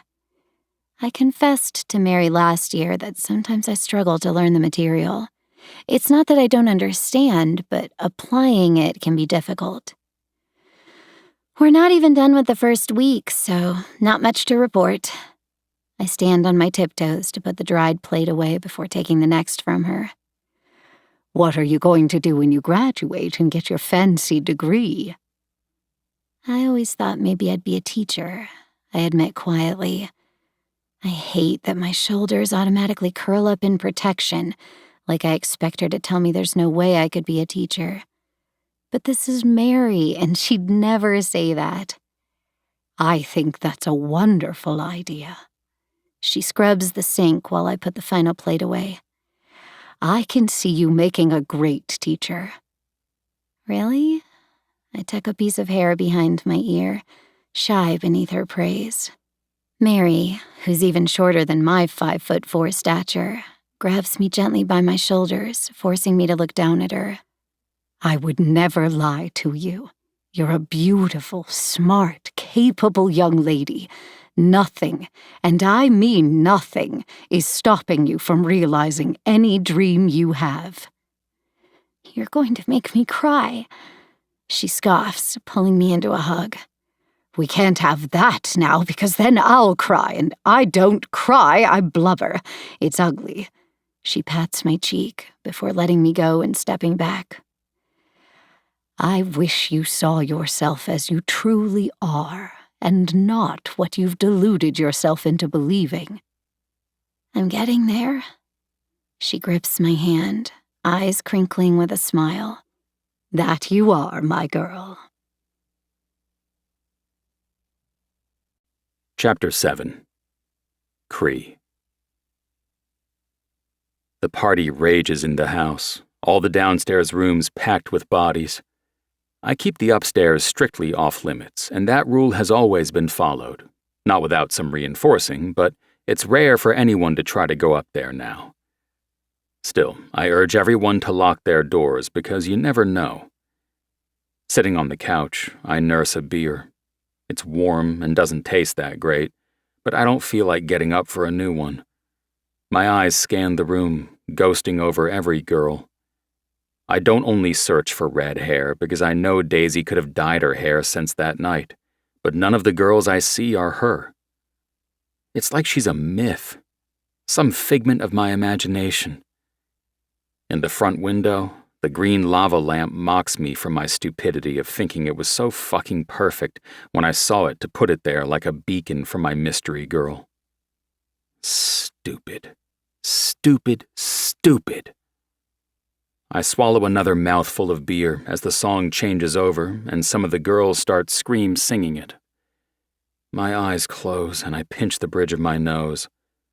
I'm not in the mood for this tonight, but I know I need to get over myself and stop wallowing. Dude! Dare's voice has me cracking one eye open. Yes. Stop acting like a miserable prick. Get up and ask one of these lovely ladies to dance. My lips thin. I want to argue, but I know he has a point. Standing, I thrust my half-full beer at him. Take this. He grins triumphantly, clapping a hand on my shoulder. That's my boy. Scanning the room, I move through the throng of bodies until I find a girl that catches my eye. Blonde hair cascades over her shoulders, long and thick enough to grab onto in the right mood. She turns, feeling the music and oblivious to me. In that way, she reminds me of Daisy, unbothered by those around her. Her eyes open, a dark blue shade. Hey, I smile at her. She looks me up and down with a flirtatious gaze.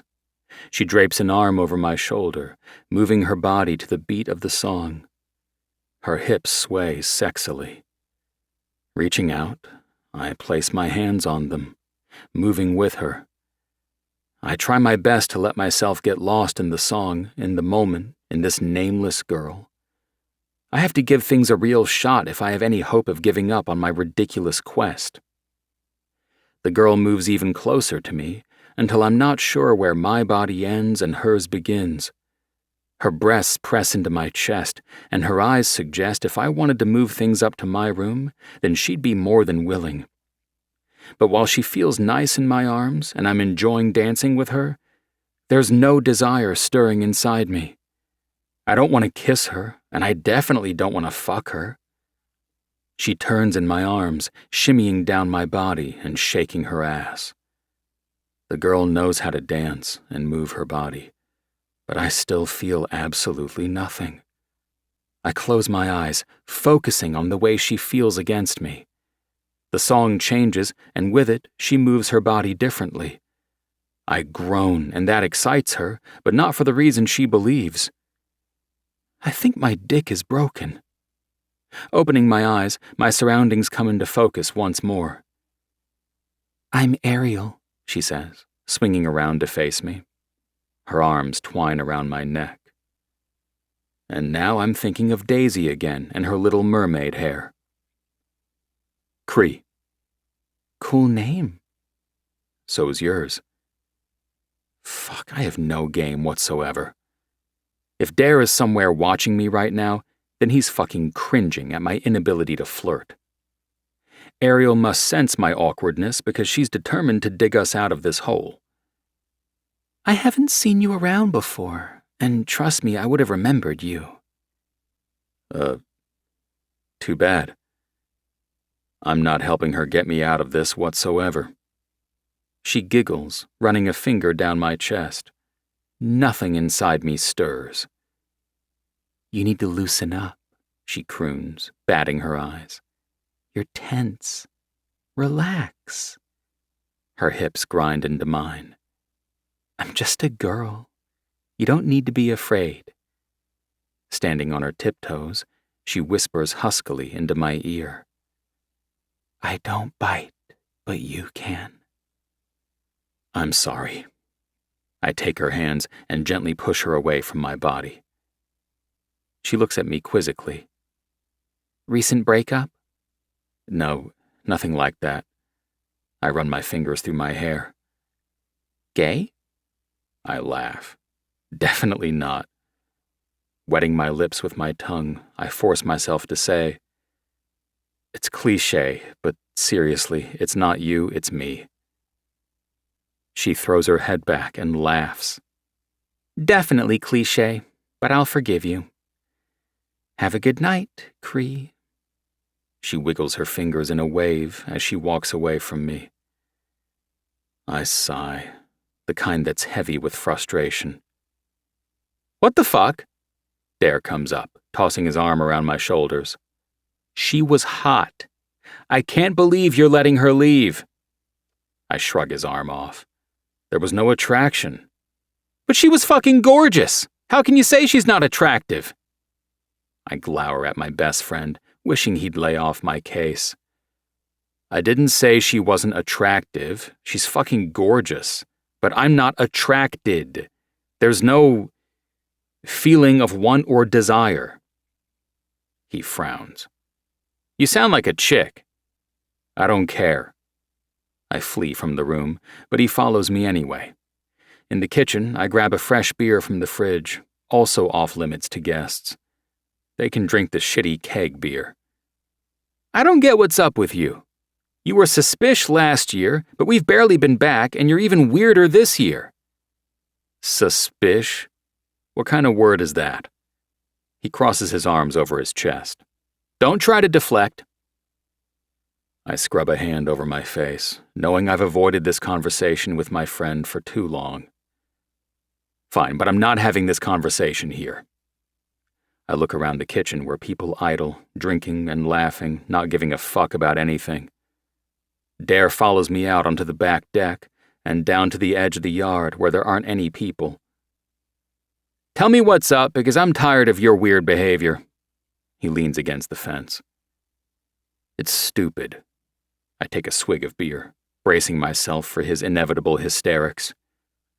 Well, you're stupid, so I'd expect no less. I shove him, not hard, but he still stumbles and nearly falls in a dip in the yard.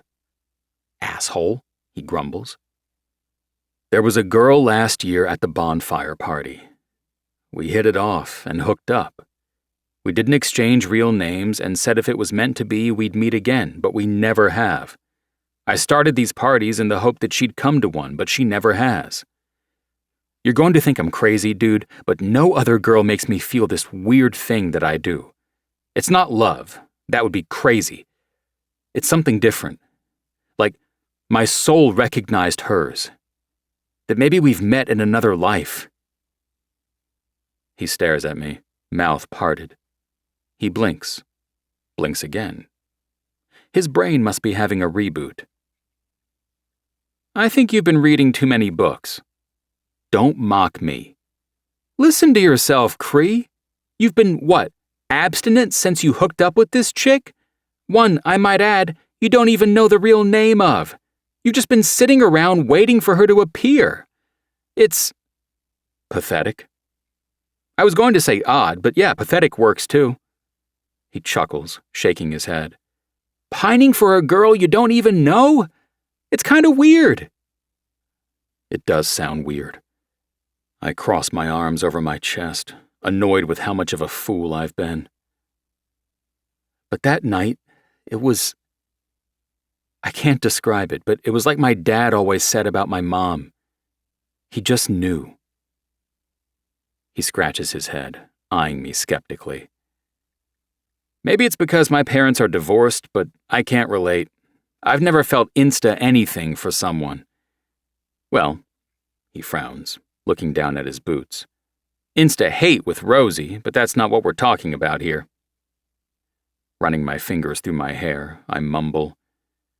I know I'm never going to see her again, but give me a break. I've never slept around like you and some of the other guys. Dare mocks offense. And I don't sleep around like Jude does. That guy's a pig. He grabbed some random girl, stuck his tongue halfway down her throat, and then drug her up to his room. Listen, I've had my fair share of one-night stands, but that dude is off the deep end. We all know Jude sort of lost his shit when it comes to women after his longtime girlfriend cheated and left him. He's not awful to the girls he's with and upfront about what it is, but that doesn't mean it's not fucking annoying to witness.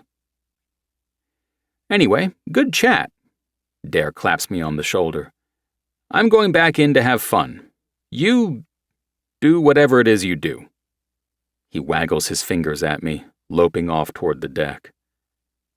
Sighing, I bring the fresh beer to my lips. I have to forget about Daisy, focus on school, hockey, anything but searching for a girl who's more like a ghost than reality. Chapter 8. Ophelia. I blinked and we're already in the middle of week 3 of our first semester. And I'm already struggling. It's no surprise to me that I'm teetering into the failure category when it comes to my critical approaches to literature course. Professor Linden is nice enough, but a stickler, and a tad overly critical. When I failed last year, I was devastated. It was more than not passing the class. It felt like proof to my parents and everyone else that I'm really not cut out for this thing. Class comes to a close, and before I have a chance to tuck my books and laptop back into my bag, Professor Linden is calling my name. Ophelia?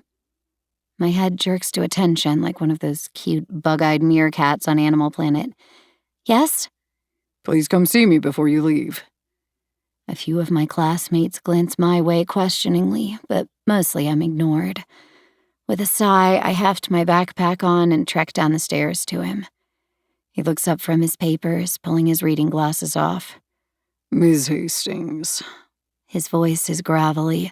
Shaking his head, he tisks softly.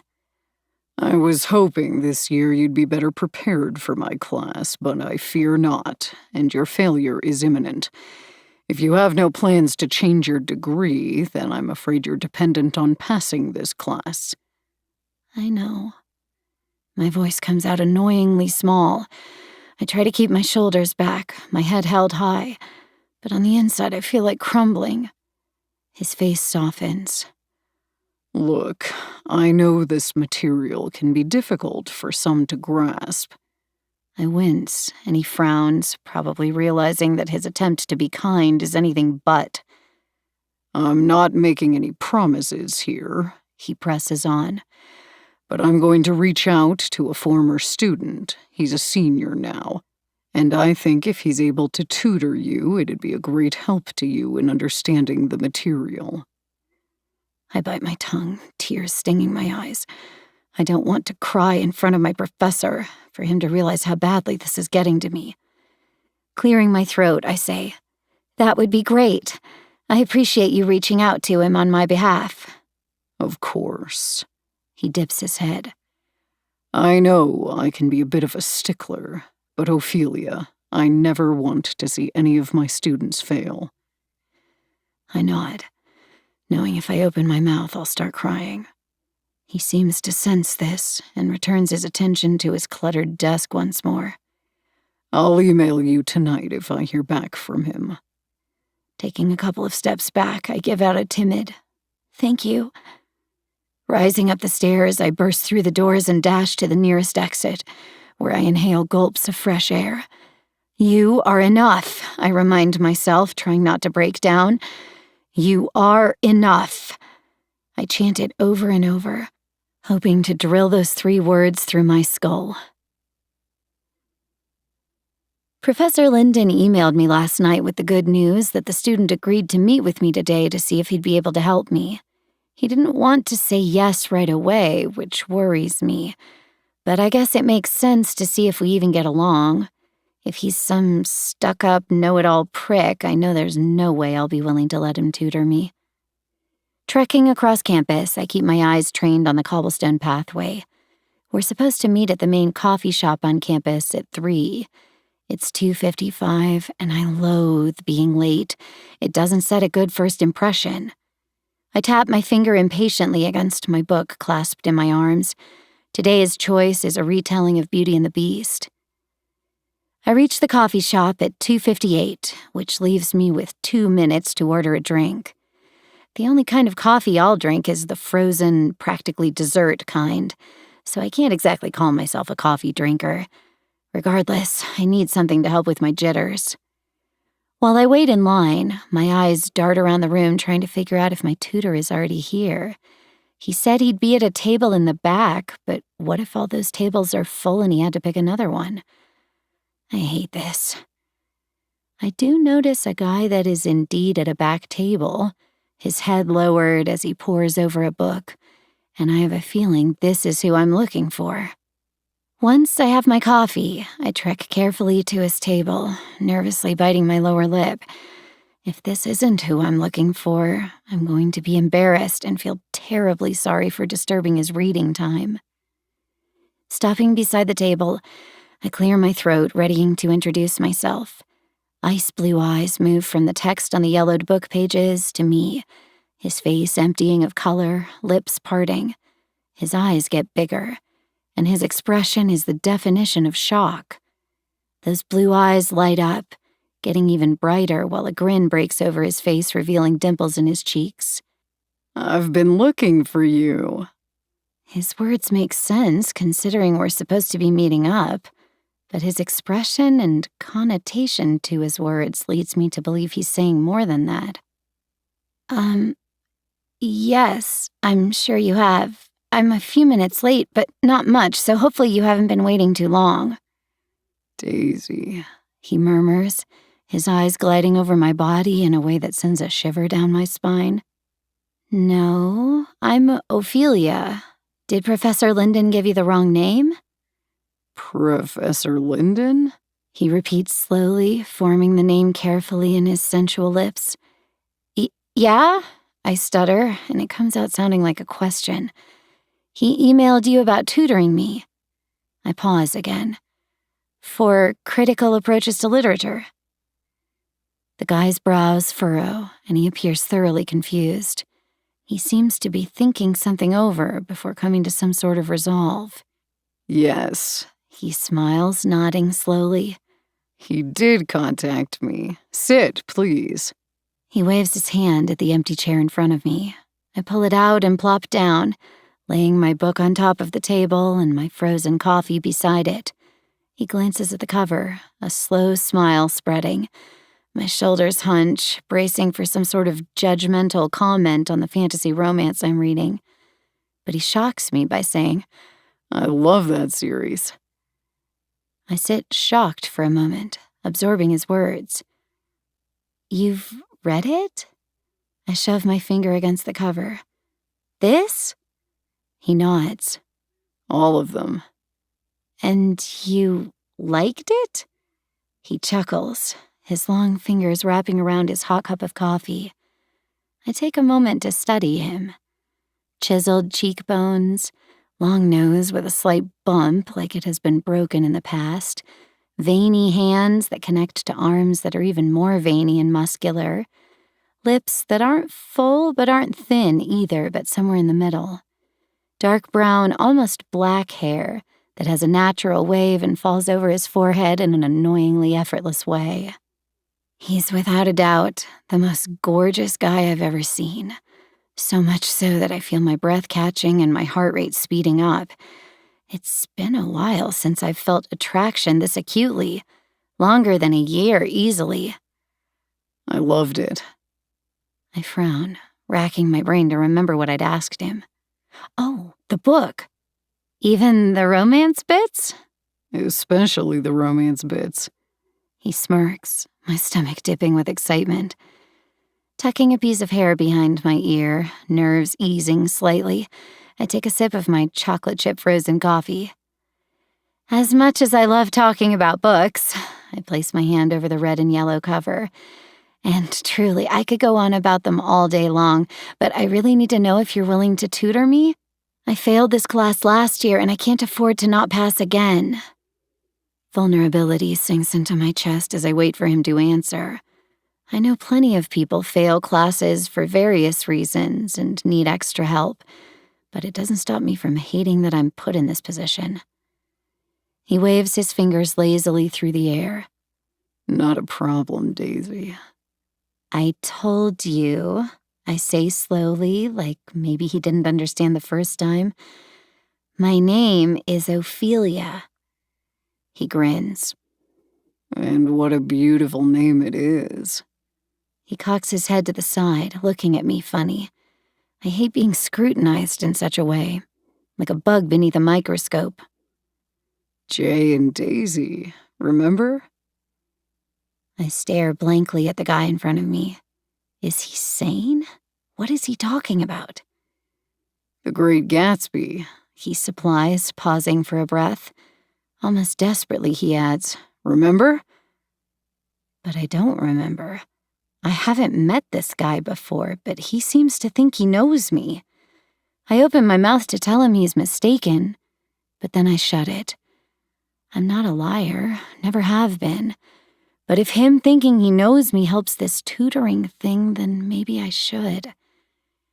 Right, yeah, of course, The Great Gatsby. A classic. It's a favorite of mine. He looks at me quizzically, so I find myself continuing to ramble. So, Jay, then, is that really your name or is it something else? Truly a tragedy that happened to Mr. Gatsby. Completely avoidable, too. All those lavish parties filled with people, and in the end, well, there was no one who really cared.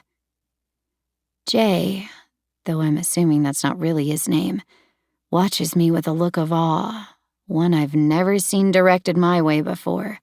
He looks at me like I'm more than beautiful. I am the universe, a complex and mesmerizing entity. But it doesn't make any sense to me why a guy I haven't met before is gazing at me like someone in lust. But he seems to know you, or at least he thinks he does. Nah, Jay isn't my name. He leans back, draping a tanned, muscular arm along the back of the chair beside him. It's Cree. Nice to meet you, Cree. He grins, those dimples popping out again. Nice to meet you, Ophelia. He rolls my name around his tongue like he's dancing with it. So, I drag out the single word, drumming my fingers on my book. We should set up a plan for tutoring. How busy is your schedule? He winces and mutters. Busy. Clearing his throat, adds, But I'll make time. Relief floods me. I need his help more than anything. My schedule is flexible, so I'm sure I can work around yours. Besides classes, all I do is visit the farm to help Mary and Tom. I really can't believe it's you. He runs his fingers through his ink-dark hair. Just when I gave up hope of running into you, here you are. Here I am. I waggle my fingers stupidly in the air. I'm not this girl he thinks I am. I'm not Daisy. But am I willing to lie to him if it means passing this class? Yeah, I am. I never thought I could be such a thing, a liar. But desperation makes monsters out of all of us. He chuckles, rubbing those long fingers against his chin. Here you are. I take a sip of my drink for lack of anything else to do, racking my brain for what the right thing is to do or say in this situation, and coming up entirely empty. His icy blue eyes follow the movement of my lips around the straw. My stomach dips in that delicious way I haven't felt in so long. Too long. Sexual tension radiates between us. For a moment, I worry I'm the only one feeling it, but the way his gaze trails over me and his tongue slides out ever so slightly to moisten his lips, I know I'm not alone in this. Heat flooding my cheeks, I rifle through my bag and procure a piece of paper and pen. Scribbling my phone number down, as well as the name of my dorm, I slide it across to him. He takes it in those long fingers of his, studying my penmanship. You could have just told me your number and I would have put it in my phone. I flush with embarrassment. He's right. That would have been the normal thing to do. But I like this better. Old-fashioned. He tucks the piece of paper into his jeans pocket. I want a brownie. He points to the case by the register. You want anything? The polite thing would be to say no, but fuck polite. A brownie sounds like the best thing ever right now. A brownie would be great. He grins like my answer pleases him. You got it. Bracing his large hands on the table, he pushes to a stand and goes to order, leaving me alone at the table and to my own devices. Rarely a good thing, especially when I'm uncomfortable. Reaching across the table, I slide his book over to me. He has it flipped over, so I turn it to the front. It's the final book in the Percy Jackson series. I read them when I was in middle school. I look over my shoulder at the wavy-haired, blue-eyed heartthrob. He talks to someone in line, smiling and laughing. Someone else comes up to him and says something, to which he replies with a grin and nod. I narrow my eyes. It seems Mr. Tutor is also Mr. Popularity. Turning around, I slide his book back to where it was previously placed. Thudded steps sound behind me, and I feel his approach, the space he takes up in the world with his large body and enigmatic personality. He sets a brownie covered in chocolate frosting and rainbow sprinkles in front of me on a little white plate, placing a matching one down in his spot as he folds into his chair. "Percy Jackson, huh?" I blurt, giving myself away with my snooping. He grins, those dimples making my stomach flip upside down. "Curiosity got the best of you, did it?" I shrug, feigning indifference. "I read those in middle school." "I did too." He takes a bite of brownie, getting chocolate frosting in the corner of his lip while sprinkles rain down onto the table. He chews and swallows. "But I thought it was time for a reread. What else did you read in middle school?" A lot of Sarah Dessen books. I still read her new ones. "I can't say I've read those, but I do know of them. My sister has read a couple." They're good." I pull off a bite of brownie and pop it into my mouth. My eyes fall closed at the delicious goodness. Why does chocolate, especially brownies, have to taste so freaking good? It's not fair. Why can't broccoli taste like this? All right, because it's healthy. Cree's eyes sparkle with amusement at my display with the brownie. I like chocolate. I keep my tone reasonable, not letting loose the chocolate fiend inside that will cut a bitch for a sweet. "I can see that." His lips quirk. "I do too." He takes another massive bite while I break off another piece. These are my favorite, I admit, saving an errant sprinkle with my finger before licking it off. And everything is better with rainbow sprinkles. He presses his lips together, suppressing a laugh as he nods at the tiny smattering of sprinkles on the whipped cream in my drink. "I can see that too." I give a tiny shrug, sipping my drink. I don't mean to keep you here. I can go. I reach for my bag to gather my things. His hand flies across the table, landing on mine and halting my movements. His hand is warm, rough, and well used. I don't think he's aware of it, but he rubs his thumb slowly, softly, against the tender skin where my thumb and index finger meet. All right. I slip my hand from beneath his. I'll stay then. And I do. We spend hours talking about books, school, classes, everything. I've never felt so seen in all my life. But as we say our goodbyes, I remind myself it's all a lie. I'm not who he thinks I am. I'm not Daisy. I envy the girl who really is. For now, I'll fake it. Chapter 9. Cree. Grabbing a beer, I head out back where Dare sits on the deck. "Hey." He looks up from his laptop and closes the lid. "You're in late for you." Plopping into the chair across from him, I kick my feet up on the railing and take a long swig of my drink.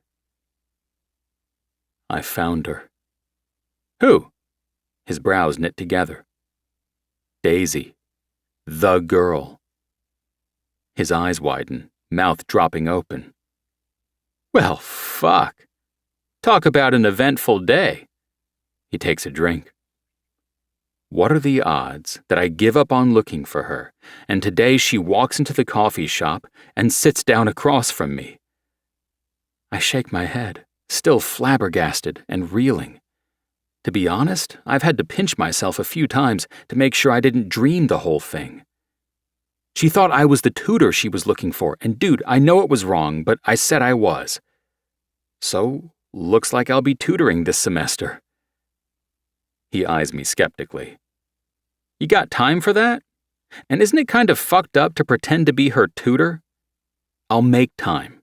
Besides, she needs an English tutor, and since that's my major, it shouldn't be too difficult. I look at it as the universe giving me a helping hand." He shakes his head, looking at me pityingly but also annoyed. "Dude, I can handle it. It's really not a big deal." "We'll see." "Why are you being an asshole about this?" I snap, my bottle slamming against the table. Because you're so fucking worked up about a girl you've met once, twice, he corrects, when he sees it on the tip of my tongue, and it baffles me, to be honest. He runs his hand through his hair. Look, I'm not trying to be a hard ass or whatever, I just don't get it. And you don't have to, I gripe, wrapping my fingers around the bottle. You don't have to approve either. Fuck. He shakes his head. Seriously, I don't want to piss you off, but it doesn't make sense. What is it about this girl? I gulp down half the beer, staring at my friend across the table. You don't get it now, but you will. He snorts. Not likely. Believe me, someone will knock you over one day. It might not be in the same way, but at some point you're going to look at a girl and you're going to know. Know what, exactly? Trust me, I don't need to tell you. You'll feel it. He rolls his eyes, doubting me. He can think what he wants. I know he won't be a bachelor forever. Dare doesn't date, not seriously, anyway, but I have heard him talk about marriage and wanting kids, so I don't know why he acts like it's such a far-fetched idea. The sliding door creaks open behind me. What are you two bitches gossiping about? Jude joins us with his own drink. Instead of pulling out a chair and sitting down like a normal person, he hops up on the deck railing. Cree's got it bad for some chick. She's not some chick, I snap bitingly. He's only met her twice. Dare talks over me. Twice, he emphasizes, holding up 2 fingers. So? Jude surprises both of us with his reply. So? Dare repeats disgustedly. It's fucking weird, that's what. Nah. Jude shakes his head. I've had the same thing happen before. His eyes grow distant, and neither of us says a word, knowing he's thinking about his ex.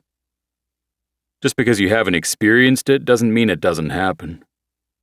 He points his bottle at Dare, tipping his head. Don't be such a judgmental asshole.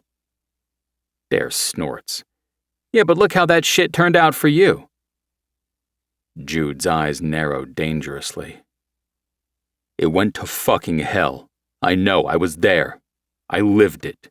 It fucking hurt losing her, but that doesn't mean just because things ended badly that I would trade all the good times we had. Dare looks appalled. Poor guy. He can't believe he's on the losing side in this situation. What the fuck is in your drinks? He eyes our bottles. Shaking his head roughly, he stands and grabs his laptop. Both of y'all are fucking crazy. Insane. Off your motherfucking rockers. Still muttering under his breath, he shoves open the door and disappears inside. Jude and I sit in silence for a while before he speaks. Don't let him drag you down. He's in a shit mood today. Why? He snorts. Apparently Rosie chewed him out real good in the dining hall. Wish I could have seen it. His head lowers, and he seems to be thinking, so I don't make a comment. I have my own shit to work through when it comes to women after what happened with Macy. But I know not all women are like that. Bro, if a girl makes you happy, then see where it goes. Dare's right, I admit. I've only met her twice. It's crazy to feel this way. I'm not in love or anything, that's stupid. But there's just this feeling like I'm supposed to get to know her. Jude's feet land on the deck. Cracking his neck, he looks down at me where I'm seated. Then do that, and see where it goes. Not everything needs a label, and not everyone has to understand. You don't think I'm crazy? He snorts, looking down at the bottle clasped in his fist like he's forgotten how it got there. No, I don't. His lips thin, and he pats me on the shoulder as he walks by me for the door. But girls can make you get that way. I throw my head back and laugh. He's gone before I sober. Nursing my beer, I look up at the stars in the night sky. Fuck. I really am Gatsby. I just hope this doesn't turn out like his story did. Chapter 10. Ophelia. Taking the steps up to the library, I try to dispel my nerves over my first tutoring session and my tutor. I haven't been able to get my mind off Cree in the 3 days since I met him. Firstly, because the guy is too gorgeous for his own good, and those dimples. Secondly, because of his familiarity with me despite the fact I'm certain we've never met. He's not the kind of person I would forget. Wrapping my hand around the door, I pull it open and head in search of a table. The first floor is mostly full, too loud for my liking. Taking one of the old spiral staircases to the second floor, I inhale the scent of old pages and thousands of stories I'll never have enough time to read. Wandering down aisles, I skim my fingers over the spines, imagining the words inside them. Eventually, I come across a small table in a darkened corner that's quiet, and claim it. Sending Cree a text with my location, I wait for him to respond. Thankfully, I don't have to wait long to hear from him. Cree. Running late. Be there in less than 10 minutes. Sorry. Me. It's okay. I'll get set up. He sends back a thumbs up. Pulling out my laptop, I start it up and put in my password, bringing up a blank Word page and then digging out the first book we're doing an analysis on this semester. The abridged, thank God, version of Les Miserables by Victor Hugo stares mockingly up at me from the table. The sketch-like drawing of young Cosette seems to look at me and say, "Is all of this really as difficult as you make it out to be?" I've read the book multiple times, practically have entire passages memorized, but asking me to decipher why a book was written the way it was and what it's trying to convey about society and culture itself is where my brain shuts down. Last year, Professor Linden told me to think about the different layers to a story, the various meanings woven inside, and I blinked at him before blurting, "How do you expect me to know what an author was implying without asking them? Anything I come up with is circumstantial, a guess at best, and that's not fair. It's all hearsay without the author coming out and saying it themselves." He simply hung his head, sighed, and walked away. He gave up on trying to get me to understand. He's not the first one to do it either, and I doubt he's the last. As promised, not that I'm timing him or anything, Cree shows up 10 minutes later with coffee and brownies. I narrow my eyes on the goodies. "You're late because of a coffee run?" He sets everything down, sliding the same frozen drink I ordered the other day my way, and then a box with a single brownie in it. Yes, but can you really say that this isn't necessary for studying? I open the brownie box and inhale the heavenly scent of chocolate. "You're right. This is 100% necessary." He grins triumphantly. Told you. Pulling out the chair, he somehow manages to fold his large body into it. He doesn't look comfortable, but it'll have to do. Look at you, all prepared. He nods at my setup, taking a drink of his hot coffee. "Are you mocking me?" I narrow my eyes on him, trying not to be swayed by those dimples. No, His smile falls the tiniest bit. I wouldn't do that. Undeterred, his smile returns, and he says, What are you reading today? "Isn't it obvious?" I slap a hand on the thick book that resides on the table like an unwelcome beacon reminding me why we're here. That's for class. If you're anything like me, you're reading something for pleasure. I can't help the way my eyes watch his lips when he practically purrs the word pleasure. Sighing, I reach back into my bag and set the book on the table between us. He places his massive hand on the glossy cover. It nearly engulfs the entire thing, and slides it in front of him. He takes in the bright orange cover with pops of green. He reads the title aloud, flicking through the pages. Can't say I've heard of this one. It's good. Alex's top-tier book boyfriend level. Cree closes the book, passing it back to me. Have you ever met a real guy that reaches book boyfriend potential? I start to say no, but decide to be a little coy. I haven't decided yet. I give him a significant look. He chuckles. You gonna ask me what I'm reading? Placing an elbow on the table, I rest my head in my hand. What are you reading? Like me, he doesn't answer with words. He rifles through his backpack and produces a thick hardback. I started this morning. I pick it up, looking where a bookmark is placed. My eyes widen in surprise. Just started, huh? The book is more than a quarter read. He shrugs, leaning back in the chair. I'm surprised he doesn't topple right on out of it. I was bored in class this morning. I think I've heard of this one. I trace my finger over a red leaf on the cover. He takes the book back, his fingers grazing mine in the process, where a shiver skates down my spine. It's popular, so I'm not surprised. You should check it out. What happened to the other series you were reading? I finished them. You were on book 1. He blanches. You read them all in 3 days? They're huge books. Plus, there's the novella that's still technically novel length, and the spin-off book, too. I stare at him, a peculiar feeling settling inside me. I've never met anyone I can talk books with like him. Drumming my fingers on the table, I answer, I read fast.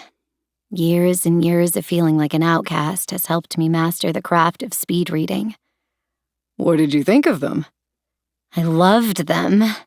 I fan myself in response, and he chuckles.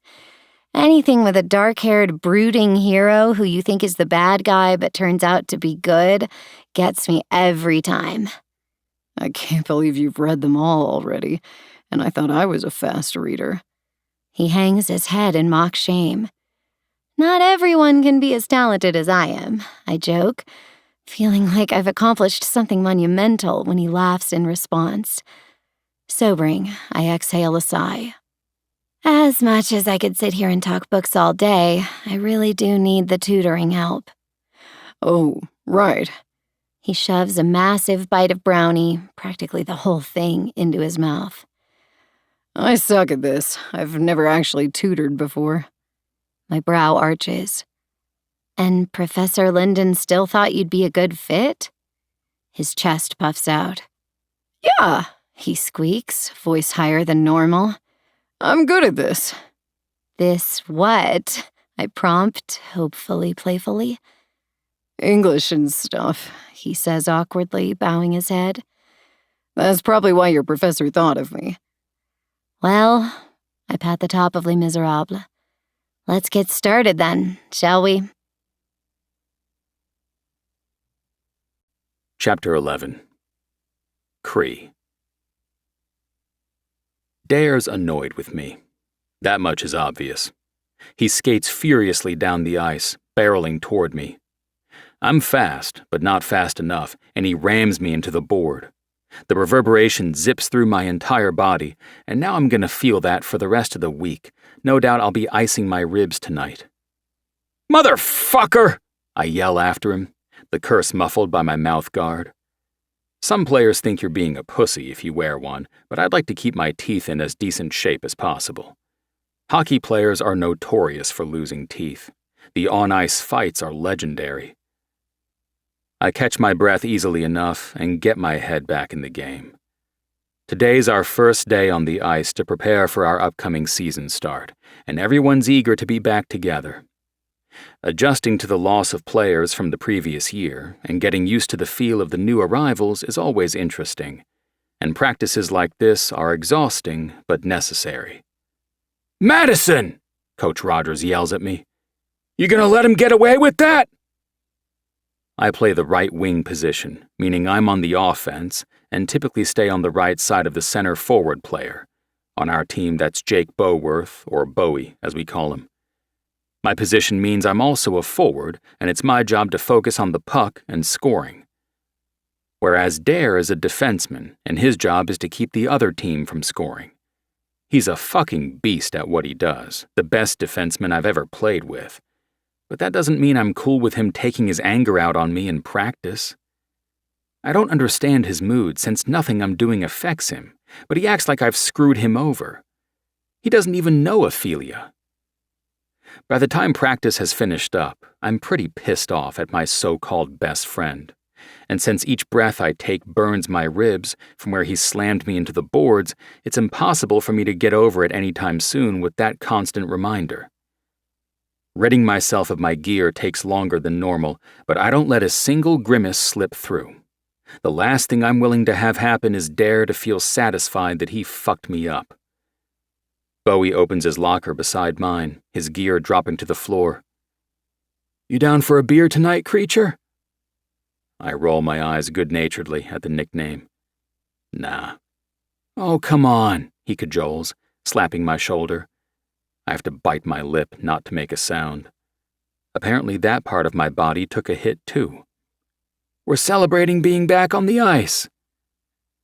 I'm tired, but I can't think of a good enough excuse to deny him a second time.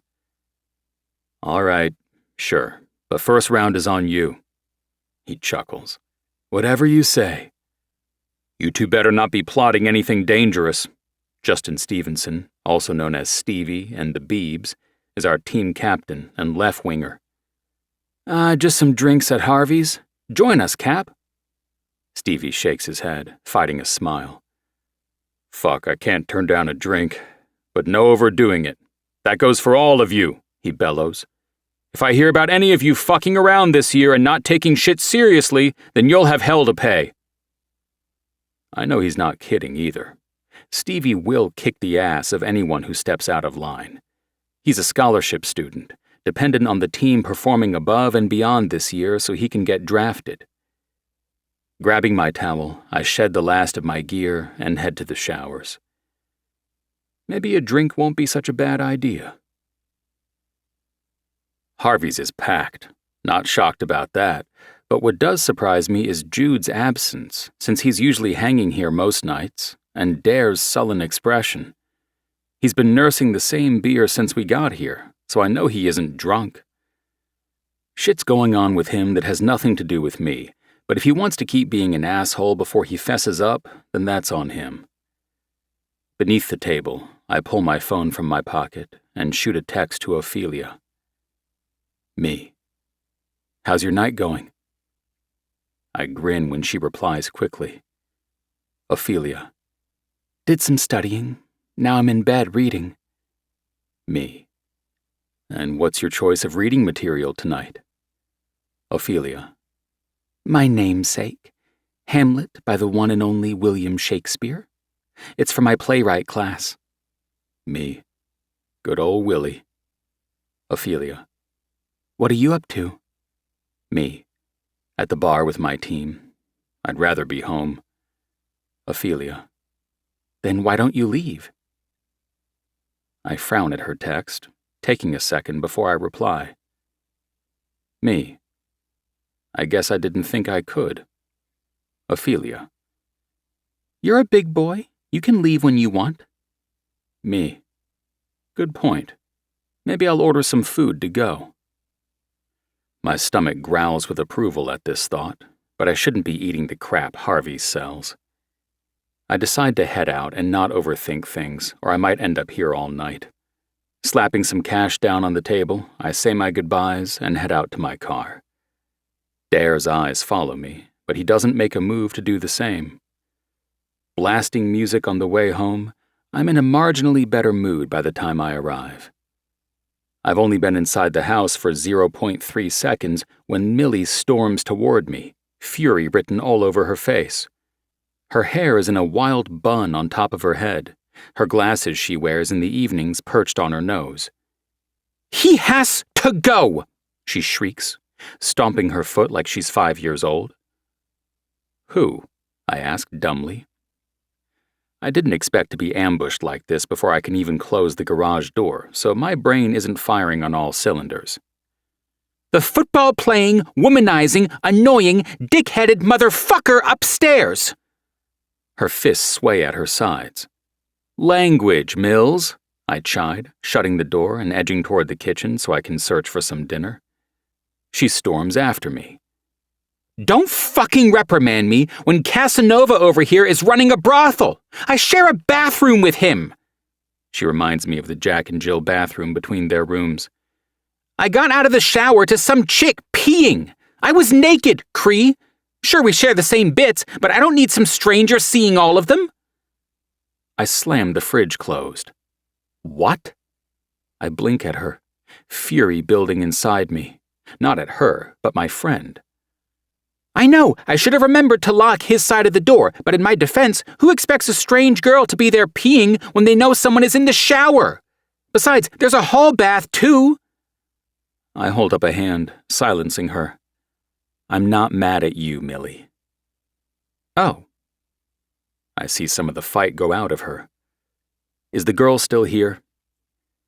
Her eyes roll so hard, I'm surprised they don't end up on the floor. Yes. They've been going at it for hours now. Honestly, I would be impressed with his stamina if it wasn't so fucking annoying. Ignoring that last comment, I pinch the bridge of my nose, thinking about what I need to do. I've never banned hookups in the house. I might not fool around as much as some of my friends, but I've had my fair share of one-night stands. But I also didn't have my little sis living here, nor was I dealing with any of my friends fucking around as much as Jude does. Wait here, I command. Don't tell me what to do! She storms after me as I head for the stairs. The moans and banging of the headboard get louder with each step I take. Millicent, I flip back around, leveling her with a look that I know rivals the one our dad gives when he's about to blow up. Again, I'm not mad at you, but I am asking you to stay down here and respect that. Okay? She crosses her arms over her chest. Fine, I'm just upset. This isn't cool. If you can't get him to stop, then I'm going back to Dare's bathroom. I'm sure with the current state Dare is in, he'd be thrilled with this news. That won't be necessary. Bounding up the stairs, I brace myself for whatever fallout I'm going to have to deal with. And to think I just wanted to come home to eat some food and relax. So much for that. With the side of my fist, I bang it against Jude's door. Dude, put your dick away and get the fuck out here.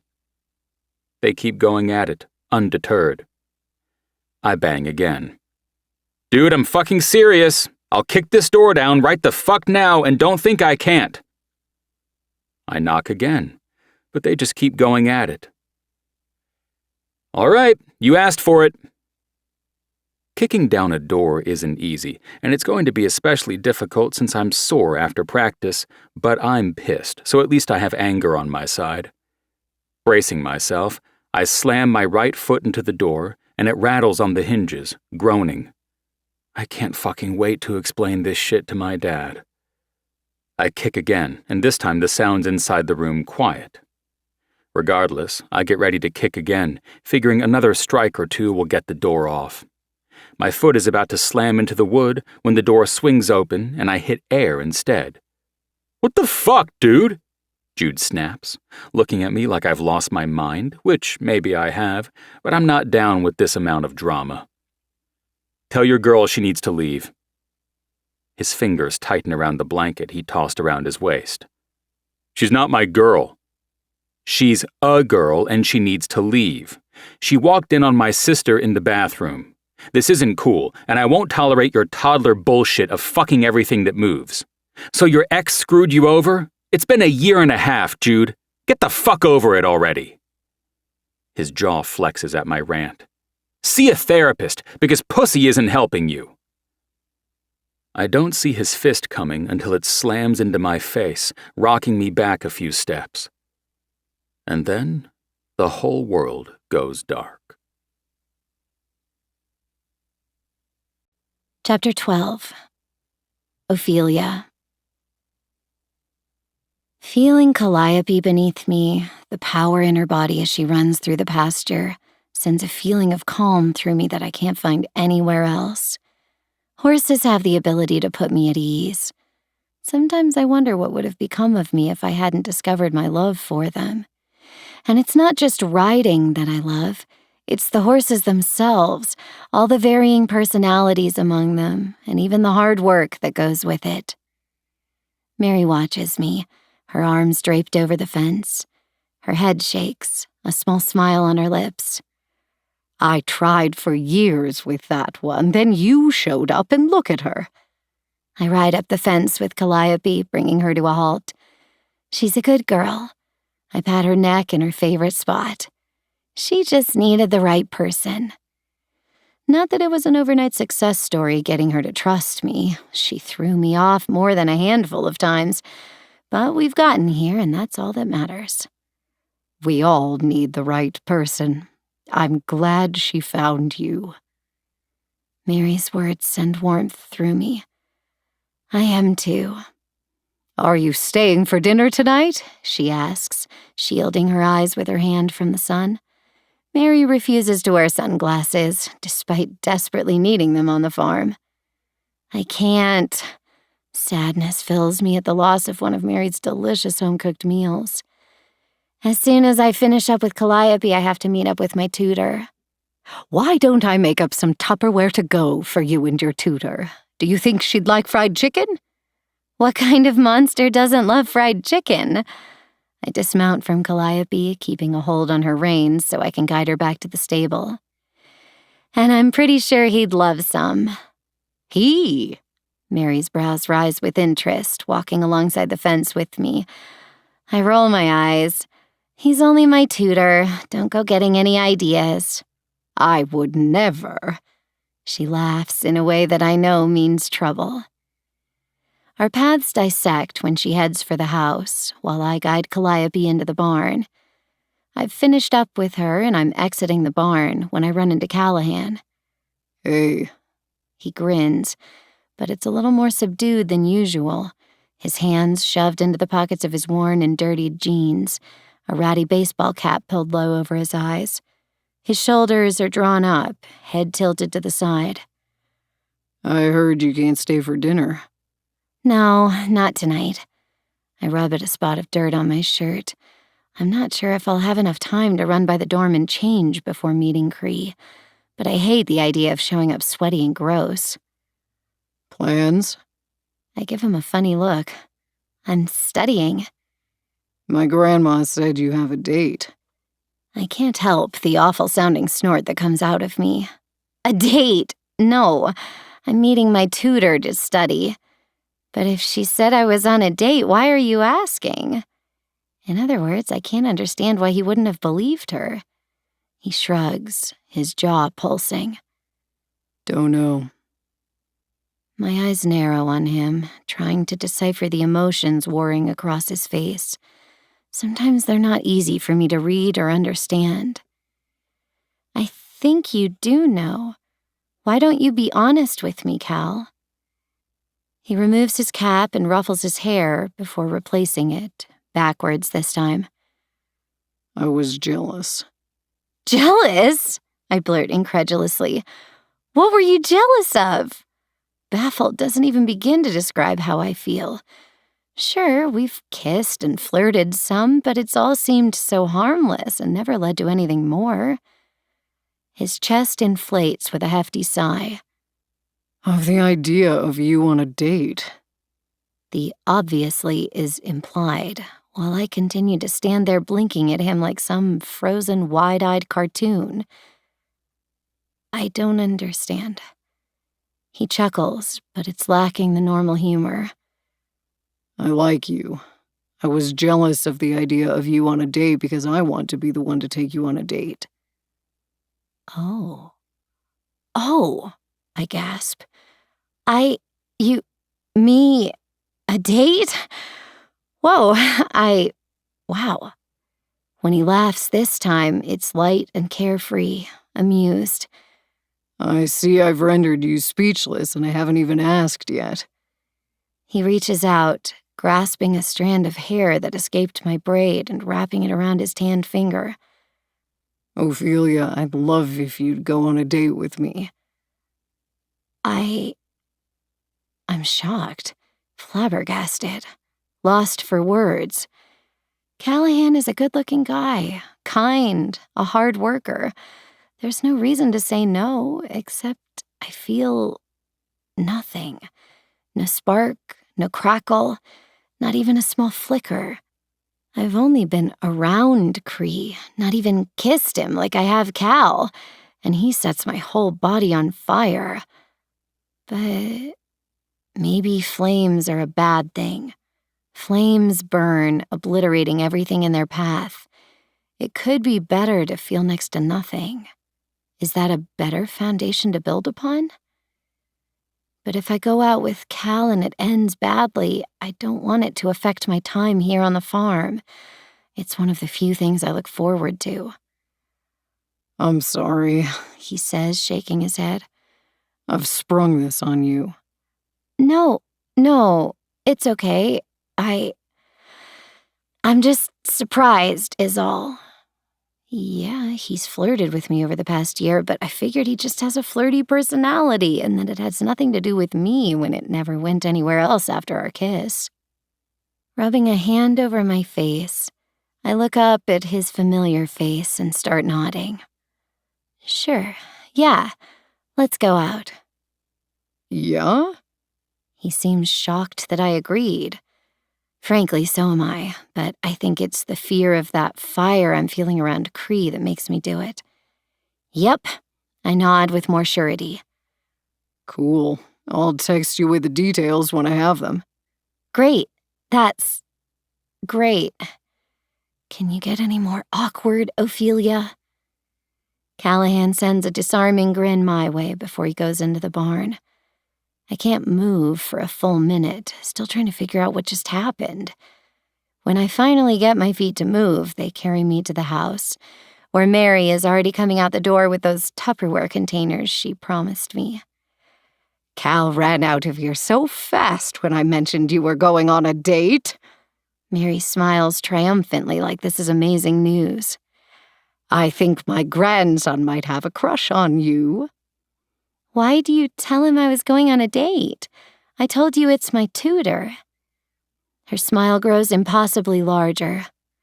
Sometimes men need a fire lit under their ass, and my grandson definitely did. I've seen the way he looks at you. But what about the way I look at him?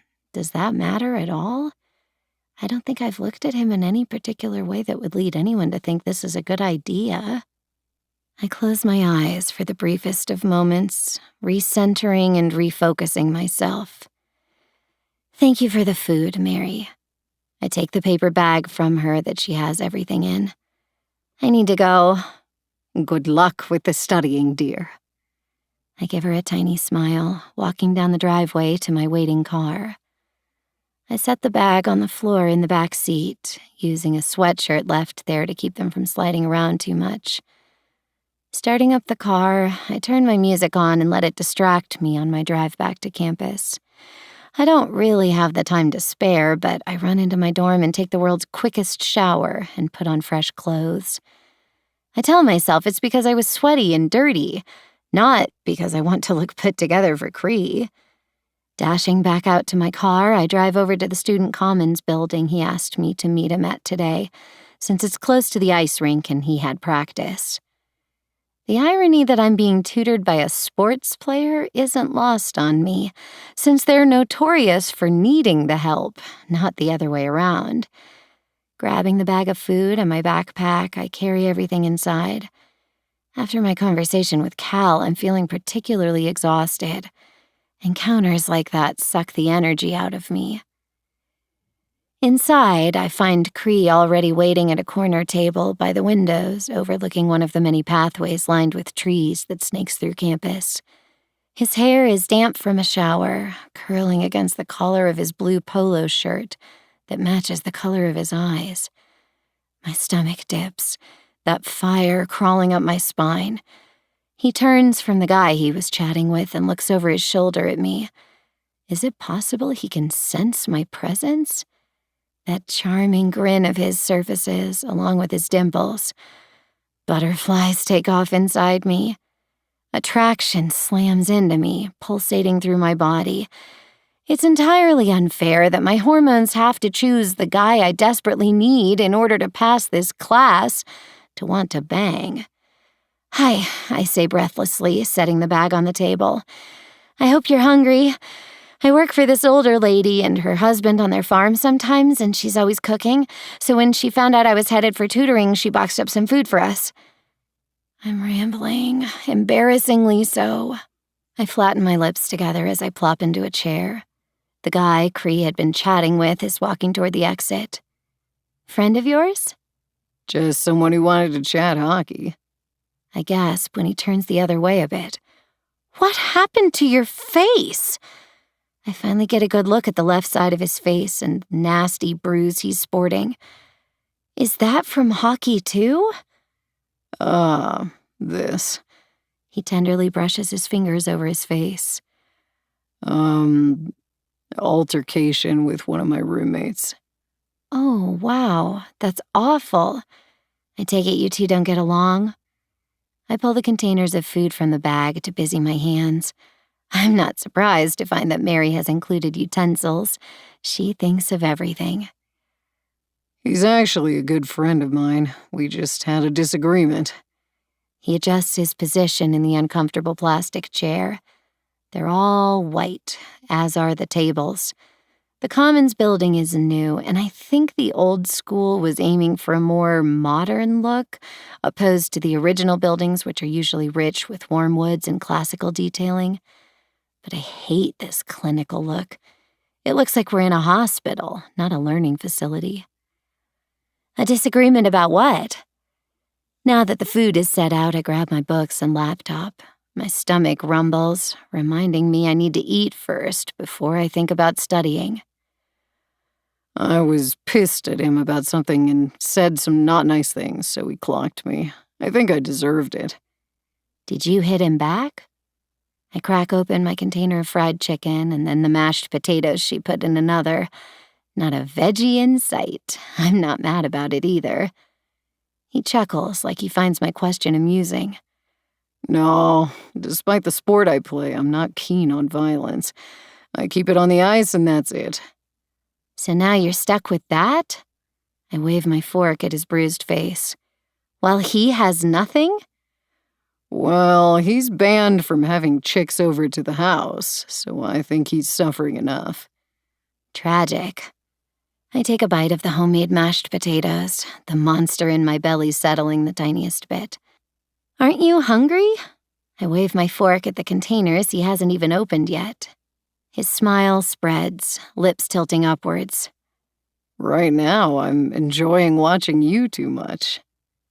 I lower my head in mortification. I skipped lunch, I mutter defensively. A good appetite is nice. I didn't mean to make you feel ashamed.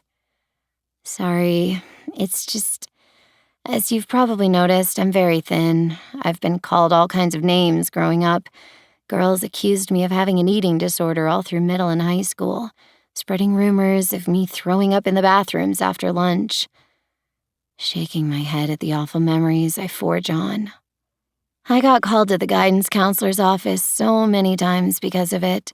Even my parents would have to come to the school. I've just always been super skinny where I can't put weight on no matter what I do.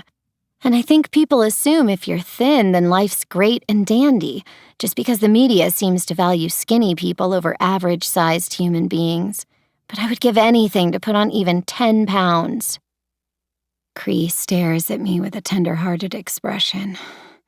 I lower my eyes to the table, unable to believe that I not only spoke so much to someone who's a relative stranger to me still at this point, but that I did so about one of my biggest insecurities. I'm sorry.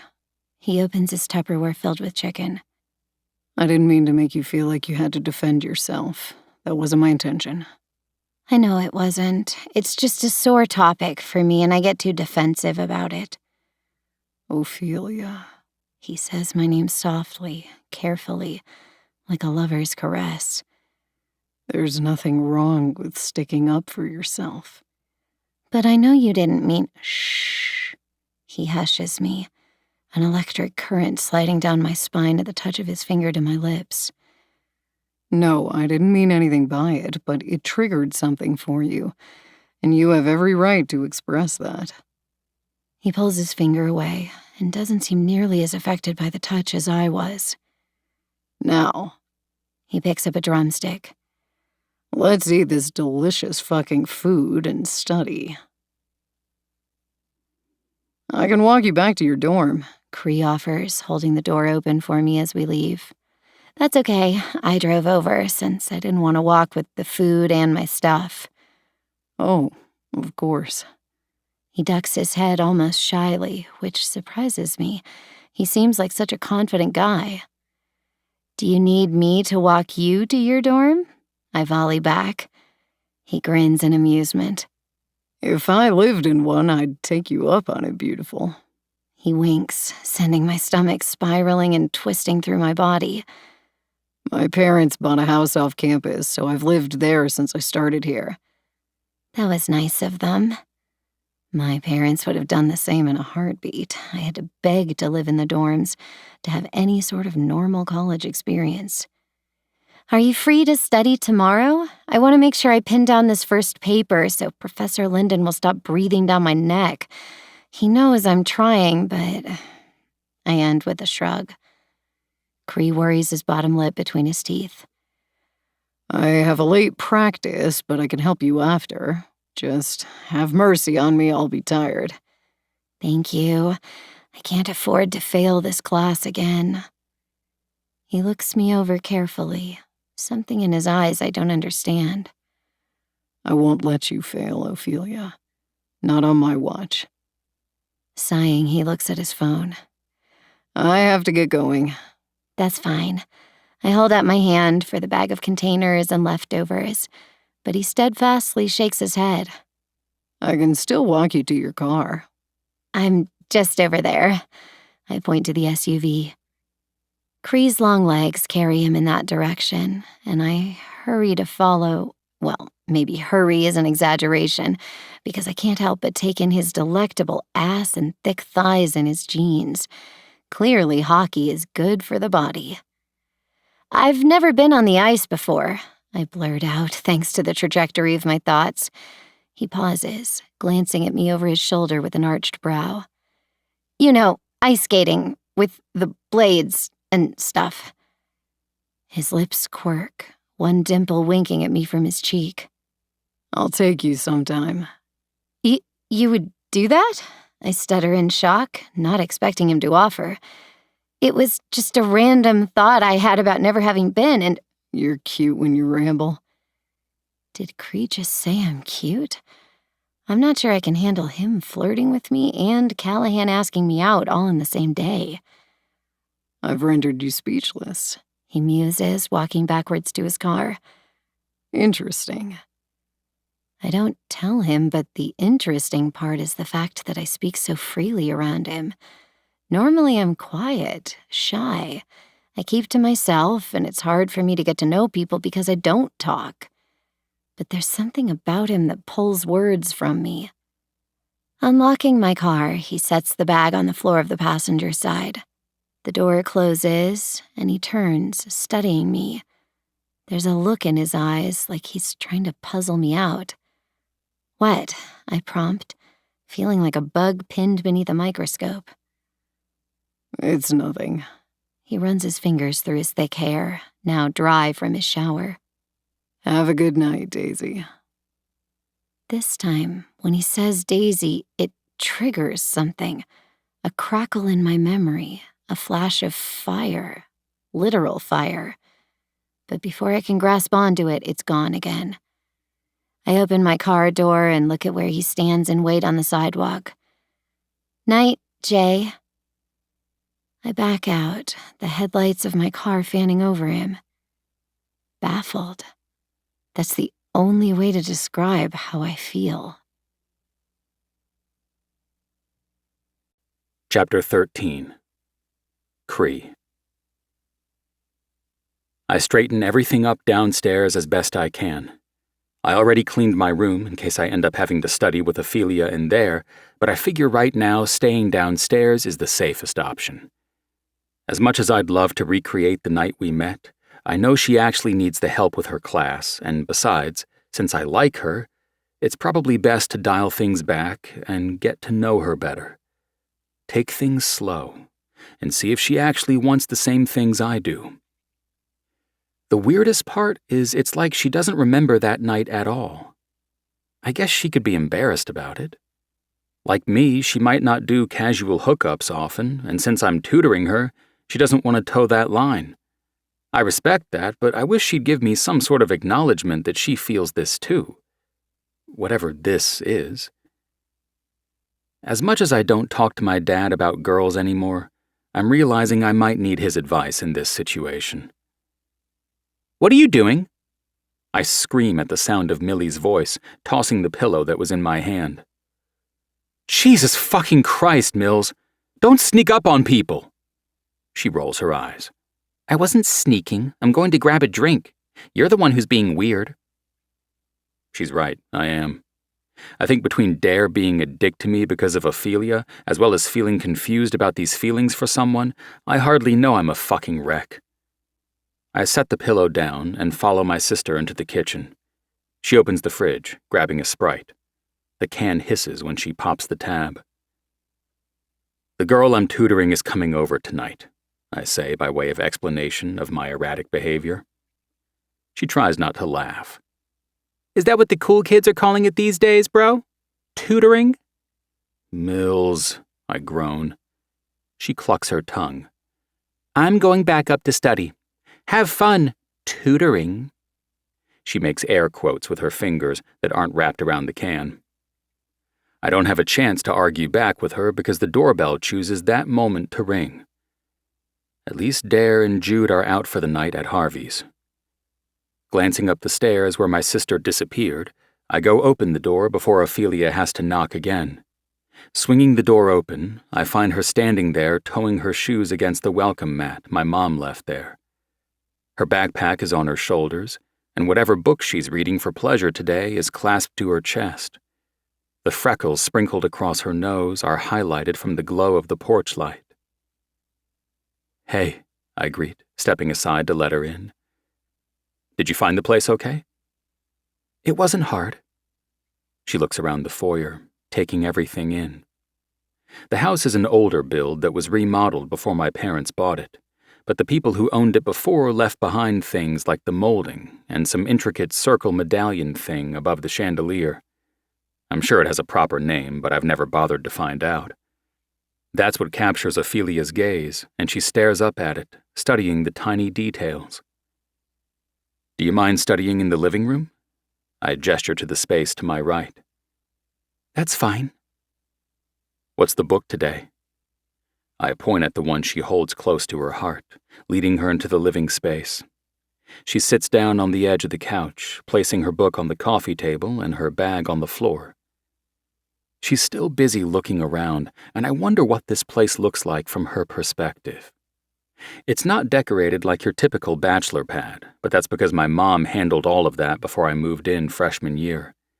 Everything in here was picked out by her, from the dark leather library sofas to the thick wood coffee table and the pillows. Ophelia shakes her head, physically snapping out of wherever she wandered off to. What did you ask?" "What book are you reading today?" I could easily look at it now where it sits, but I want to hear her tell me. "Oh!" She leans forward, excitement lighting up her face at my question. All I fucking did was ask her about her book, and she's glowing? And I always thought girls were so hard to please. "It's about this F1 driver who falls for I guess you could call him his rival's, his frenemies, sister."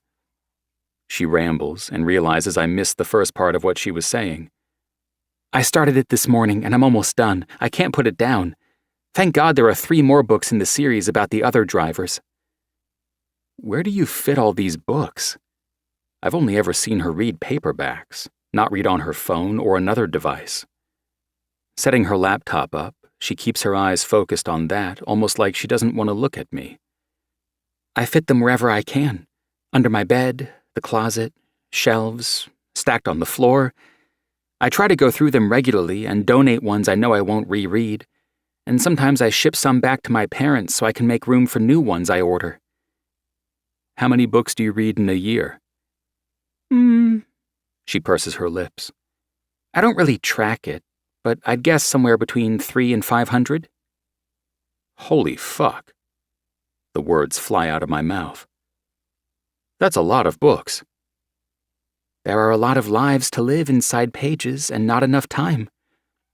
She brings up her Word document with the essay she's been working on, as well as another with some of the exercises I gave her to work on to help her analyze more clearly.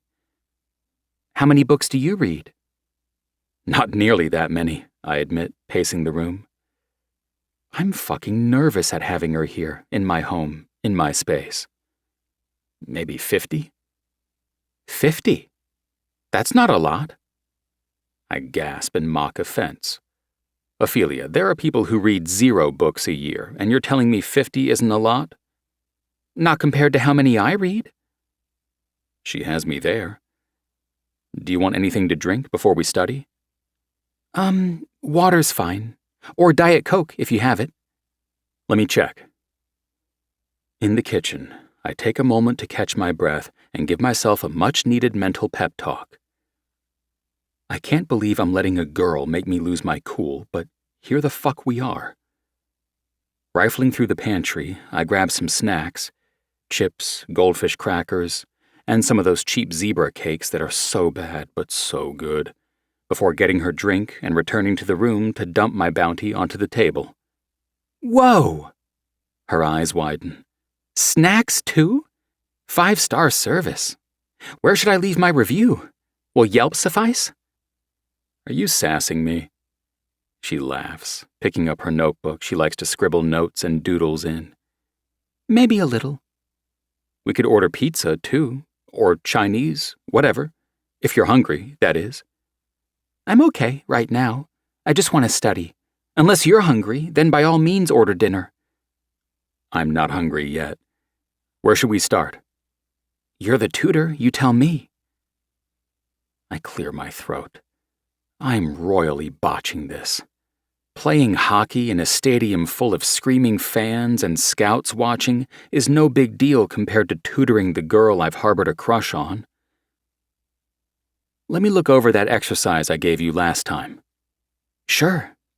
She clicks the screen on her laptop and slides it over to me.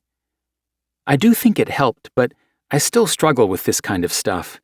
It just feels wrong in my brain to say an author meant a certain thing when we have no real way of knowing if we can't ask them. It's all speculation. I look up from the screen over to her beside me. It is, in a way, but it's also comprehension. If an author is wanting you to have a certain takeaway from something, then they're going to leave a trail of breadcrumbs for you to follow. I guess. She bites her lip, pulling her vibrant red hair off the back of her neck and tying it into a ponytail. It's hard for my brain to grasp that. We all have our struggles. Math. I shudder over the one word. That's my nightmare. Her nose crinkles. I have a hard time imagining you struggling with anything. You seem like you have it all put together. I snort, trying to hide the noise with a cough. Believe me, I don't. I appreciate you thinking I do. I look over her answers to the questions I posed, highlighting and making notes and track changes about her analysis. Passing her laptop back over to her, she frowns. That's a lot of red. A heavy exhale rocks her body, pulling her the tiniest bit closer to me on the couch. Sorry. Don't be sorry. This is what you're supposed to do. It's just, no wonder I've been failing. I can't grasp the most basic parts of this class, apparently. She rubs her temples like she feels a headache coming on. Why can't this be easy? I don't know what makes me do it, but I reach over, plucking her hand from the side of her head, and enfold it in mine. Don't get worked up about it, or you'll shut down. This is why you have me, remember? I'm going to help you through this, Ophelia. By the end of the semester, you'll be a pro at this class. You think so? There's a telltale emotional sniffle in her words. I know so. Clearing my throat, I squeeze her hand. I get the impression you want to be good at everything, and believe me, I understand that, since I'm the same way. And sometimes we're not great at things, but not being great doesn't mean you're a failure. She looks at where my hand holds hers, like she's confused on how it got there, but she doesn't pull it away. I've always been too hard on myself, I know. My brother is naturally good at everything, insanely smart too. He's my idol, and I've always just wanted to be more like him, but I'm not. I'm just me. There's nothing wrong with being you, and I'm sure your brother would say the same. She cracked a smile. He would. He's the best. What's your brother's name? I like getting to know her like this, little pieces, just small morsels of insight into who she is. Gus, short for Augustus. Where's he at? Boston, finishing up law school. She studies the way our fingers lock together. He wants me to make more friends. I've never been very good at that. I have Logan, so at least there's that. Logan? I bristle at the mention of the guy's name. I have no fucking right to feel territorial, but fuck it if I don't want to go caveman over her speaking about some guy that's not her brother. He your boyfriend? What if she says yes? Fuck. It makes me an asshole, but I know if she does, I wouldn't back down from this. She laughs, shaking her head. Do you think I would be sitting here holding your hand if he was? Fair point. He's my best friend since, well, forever. I can't remember a time in my life without him. He doesn't go here. It's lonely without him and Gus. I don't like her talking about being alone. Ophelia isn't the kind of person who should feel like she has to hide. What about your roommates? Kenna and Lee are great, truly. I couldn't have asked for better, and they try. But...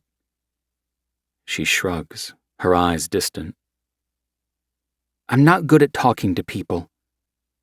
You talk to me, I point out. You're different. I study the side of her face, the gentle slope of her nose, trying to figure out what she means, because she sounds almost distressed by it. Different how? Her throat bobs with a swallow, reluctant hazel eyes meeting my wanting gaze. I haven't figured that out yet. I hope it's a good different. The confession slips easily off my tongue. I don't know what it is about this girl that makes me loose-lipped. It seems to be, so far. I'll keep you in the loop. She winks at me, and seems as surprised by the gesture as I am, if how fast she pulls her hand from mine is any indication. Studying. I need to study. She nods to herself, like she's putting herself into work mode. I need to stop getting distracted around her, but it seems like an impossible feat at this point. How far have you gotten on your Les Mis paper? She frowns, nervously tucking a lock of red hair behind her ear. Not far enough. She seems to bite out the words through clenched teeth. Her frustration bleeds through her words. Has Lyndon assigned the next book yet? Books, plural. Well, short stories. We're doing a whole series on Edgar Allan Poe. I love me some Poe. The poet and Poe Dameron. I wait for recognition to click into place on her face, but it doesn't happen. You don't know Poe? Only the greatest X-Wing pilot ever? Star Wars? Never watched it. I slam a hand to my chest, falling back dramatically on the couch. I'm dead, deceased by this information. Never watched Star Wars? That's a crime, Ophelia. Guess you'll have to arrest me then. Sorry. I know she means the comment innocently, but my brain immediately pictures her lying naked in my bed, handcuffs on her wrists, completely at my mercy. Clearing my throat, I say a silent prayer that I don't get a stiffy. That'd be embarrassing. You start working on your paper and make a list of anything you want me to go over with you. I'm going to grab my copy of Poe's stories. I have my own. I tap her nose as I rise from the couch. I'm sure you do, but I've made highlights and notes in my collection that might help you. She pulls a disgusted face. Oh no, you're one of those people. One of those? Yeah, those monsters who write in books. I throw my head back with laughter. I'm not a monster. I love my books just right, thank you very much. There's something nice about being able to look back at what parts resonated with me at the time. She hums thoughtfully, twisting her lips back and forth. Still not buying it. I take the stairs 2 at a time, my soul nearly leaving my body when I come face to face with Millie at the top of them, standing with a little smirk. She's pretty. Who? I blurt stupidly, like I have no idea who she's talking about. She rolls her eyes at my dumbness. The girl you're tutoring. She's pretty. Yeah, she is. She grins at this information and pokes me hard in the side of the ribs. Does my big bro have a crush? Don't be stupid. I bypass her, swinging my door open. I'm not at all surprised when she follows me inside. I'm tutoring her, that's all. She sits on the end of my bed, eyeing the mess of Legos on my desk. You keep saying that, but I don't believe you. You don't have to believe me. I squat down, looking for the large tome that has all of Poe's work in it. Ah, there you are. I grab it from the bottom shelf. It's heavy and awkward, but I do think the notes I've made in it will help Ophelia as she reads along. I can't help it. It's my job as your little sister to annoy the shit out of you. Oh, believe me, I know. She sticks her tongue out at me. Don't act like you don't use your big bro privileges to drive me insane, too. I grin because I know she's right. Snapping my fingers to point at her, I ask, if I order dinner, do you want anything? She bounces where she sits. Millie has always been full of energy. It's why our parents put her in dance lessons at a young age. She still does ballet, and it really surprised me that she wanted to come here instead of pursuing a dance school. But I didn't ask questions. Millie does what Millie wants, as she should.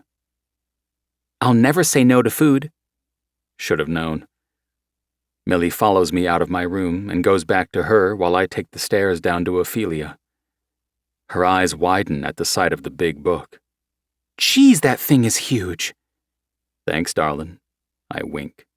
Best compliment you can give a guy. I was talking about the book. Sure you were. I can't help but joke with her. I set the book on the coffee table, tapping my finger on the hardcover.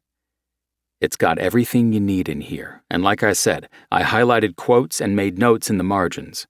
There are probably sticky notes in there, too. Will you take a look at what I have for my paper so far? Absolutely.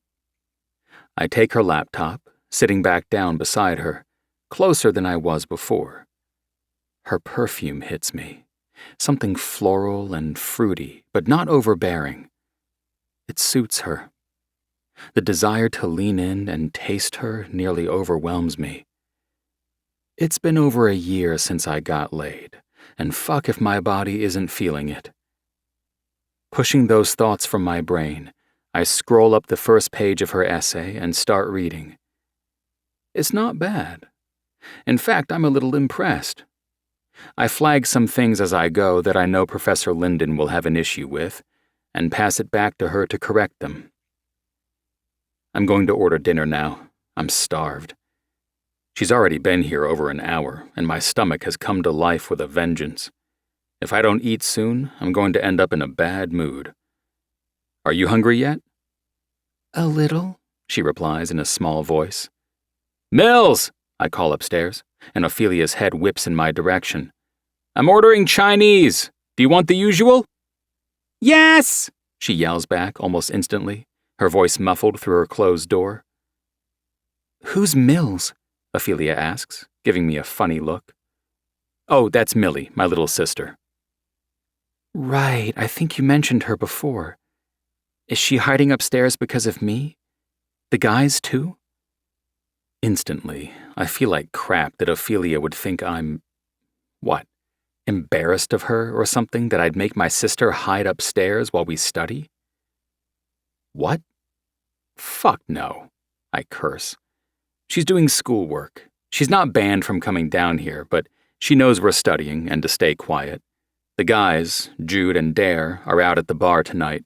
No one's hiding. Oh. Relief has her shoulders relaxing. Okay, that's good. She redoes her ponytail, and I think it has more to do with wanting to move her hands than needing to fix it. So, Chinese. What do you want? She bites her lip. Sweet and sour chicken and vegetable rice, please. I have some cash I can give you. She sets her laptop aside and reaches for her bag. Don't worry about it. I got it. She continues rifling through her bag in search of her wallet. I don't need you to buy me dinner. I cross in front of her, grabbing her wandering hand so she'll stop looking for her wallet. I know you can, but you're a guest in my house. I'm buying your dinner. I'm not a guest. If anything, I'm a pest since you've been suckered into helping me with all of this. I hate that you think that. Her eyes drop. Well, it's true. Sighing, I let her hands go.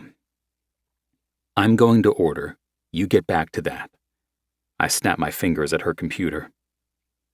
In the kitchen, I pull out the to-go menu for the local place I always order from. Just in case the guys come back early or want something tomorrow, I order extra food. It's enough to feed an army, but it won't go to waste in a house with 2 hockey players and a football player. I'm about to put the number in when Ophelia tiptoes quietly into the kitchen. Yes, I prompt, drawing out the word questioningly, since it's barely been 2 minutes since I left her in the living room. Are you sure you're okay getting my dinner? Like I said, I have cash, and... Ophelia. Yes. Pale fingers grip the hem of her shirt. Don't worry about the food, okay? I told you. I got it. Okay. She looks around the kitchen. If you're sure. I'm sure. She ducks her head, pressing her lips into a thin line as she turns and goes. I chuckle to myself, amused by her cute behavior. I place the order, and I'm told it's going to be an hour for delivery, or 30 if I pick it up. Hold on a sec, I tell the guy. I find Ophelia back in her spot, poring over her paper. She looks up when she hears me. Do you mind if we pick up the food? We'll get it sooner than delivery. That's fine. Putting the phone back to my ear, I tell the guy, I'll pick it up. See you in 30. Hanging up the phone, I toss it onto one of the chairs. What you thinking about, Daisy? You look stressed. I sit on the coffee table in front of her. She eyes me over the top of her laptop, covered in stickers. There's one of a horse, Hogwarts Castle, a Hufflepuff badger, Wanda Maximoff, and... You like Spider-Man? I grin, pointing at the sticker. Spider-Man?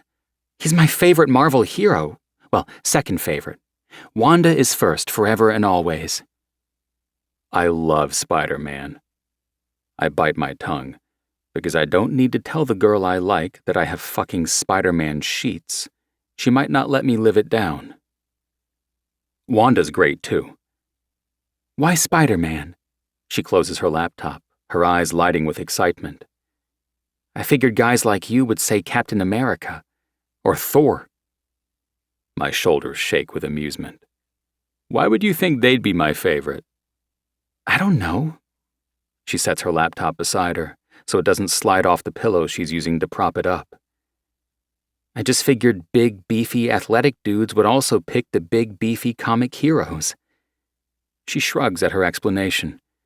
Not pick the nerdy, dorky hero. My lips tip up on the corners, unable to stop my smile. You think I'm big and beefy, Daisy? She blows air out, puffing up her lips. That's all you got from that, isn't it? I chuckle, tapping my finger on her bare ankle. No, but it was my favorite part.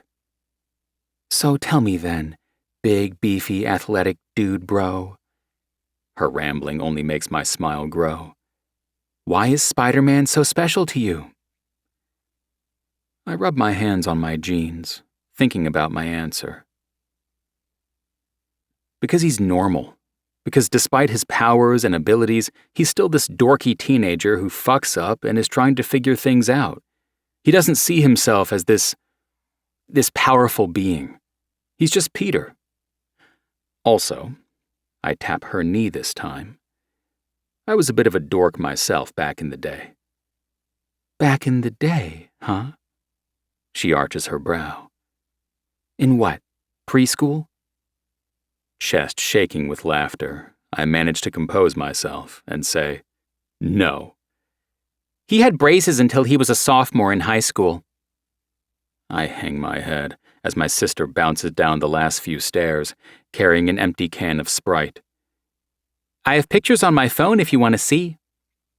She's already pulling her phone out of her back pocket as she walks over to Ophelia. Look at this poser. She shows off whatever embarrassing photo she brought up of me. This was homecoming his freshman year. He wore orange. What kind of loser wears orange? I was trying to stand out, I grumble under my breath. And stand out you did. Millie giggles at my discomfort. Ooh, here's another one. Vacation to Spain. He bought that shell necklace in the airport before we even left the States and wore it the whole time. I'm pretty sure he'd still be wearing it if the ocean hadn't washed it away. Ha, ha, I intone, letting my sister have her fun while Ophelia looks at each photo. This was also his sophomore year, Halloween. He went as Spider-Man every single year. Look at the braces. Hold on, I'll zoom in. The rubber bands are red, blue, and black.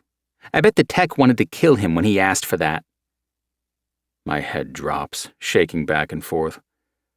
Luckily, I'm used to my little sis terrorizing me. I'm pretty sure it's in the sibling handbook somewhere. Besides, I dish it right back. All right, Mills. Ophelia and I have to go pick up dinner. Fine. She rolls her eyes, tucking her phone away. But don't think I'm finished. You want me to go with you? Ophelia looks at me with wide, startled eyes. Sure, why not? I hold a hand out to her, and she slips it in mine. The top of her hand is speckled with freckles, her nails painted with some sort of glitter. I should probably keep working on my paper. She looks at her laptop, sitting lonesome on the couch. Everyone needs a break. We'll go get the food and eat, then get back to it for a little while. Are you sure? It's getting late. I don't want to impose. I'm sure, or I wouldn't have asked. Grabbing my keys and wallet, I motion for her to follow me into the garage.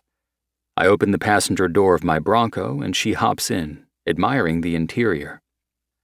I love this car. She rubs the leather seats as I push the button to raise the garage door, then crank the engine. I wish my parents would let me have one.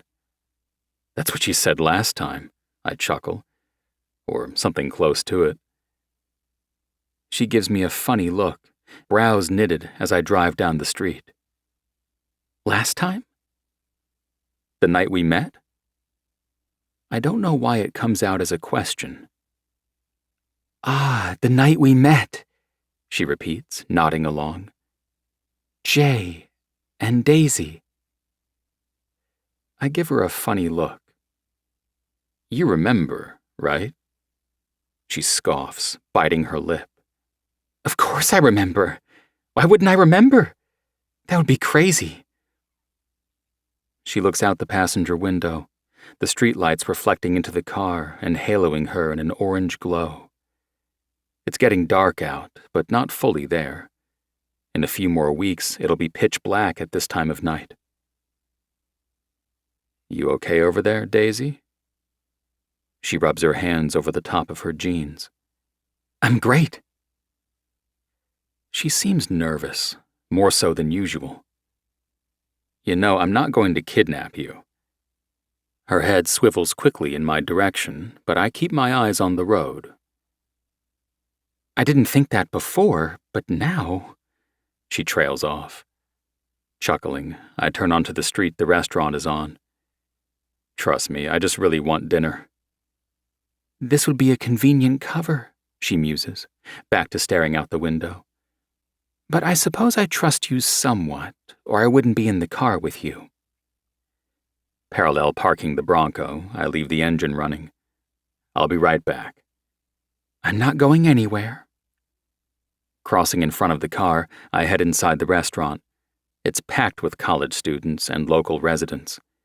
If their to-go orders are anything like this, no wonder he said it would be over an hour. At the register, I pass my card and wait for the bags of food.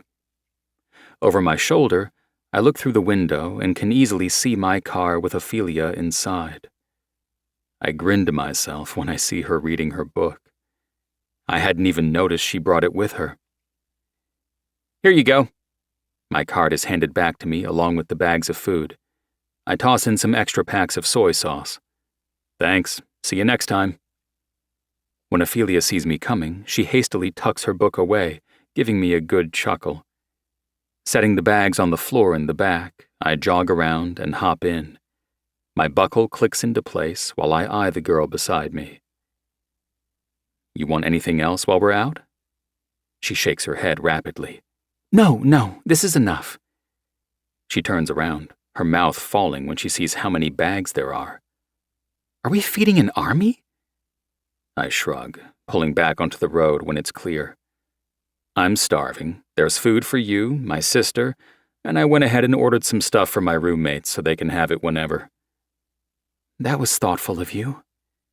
She straightens back up in her seat. More out of self-preservation than anything, so they don't eat my leftovers. She laughs. Leftovers are nice. Once, my brother ate my leftover macaroni and cheese from this local restaurant. It's the best mac and cheese I've ever had.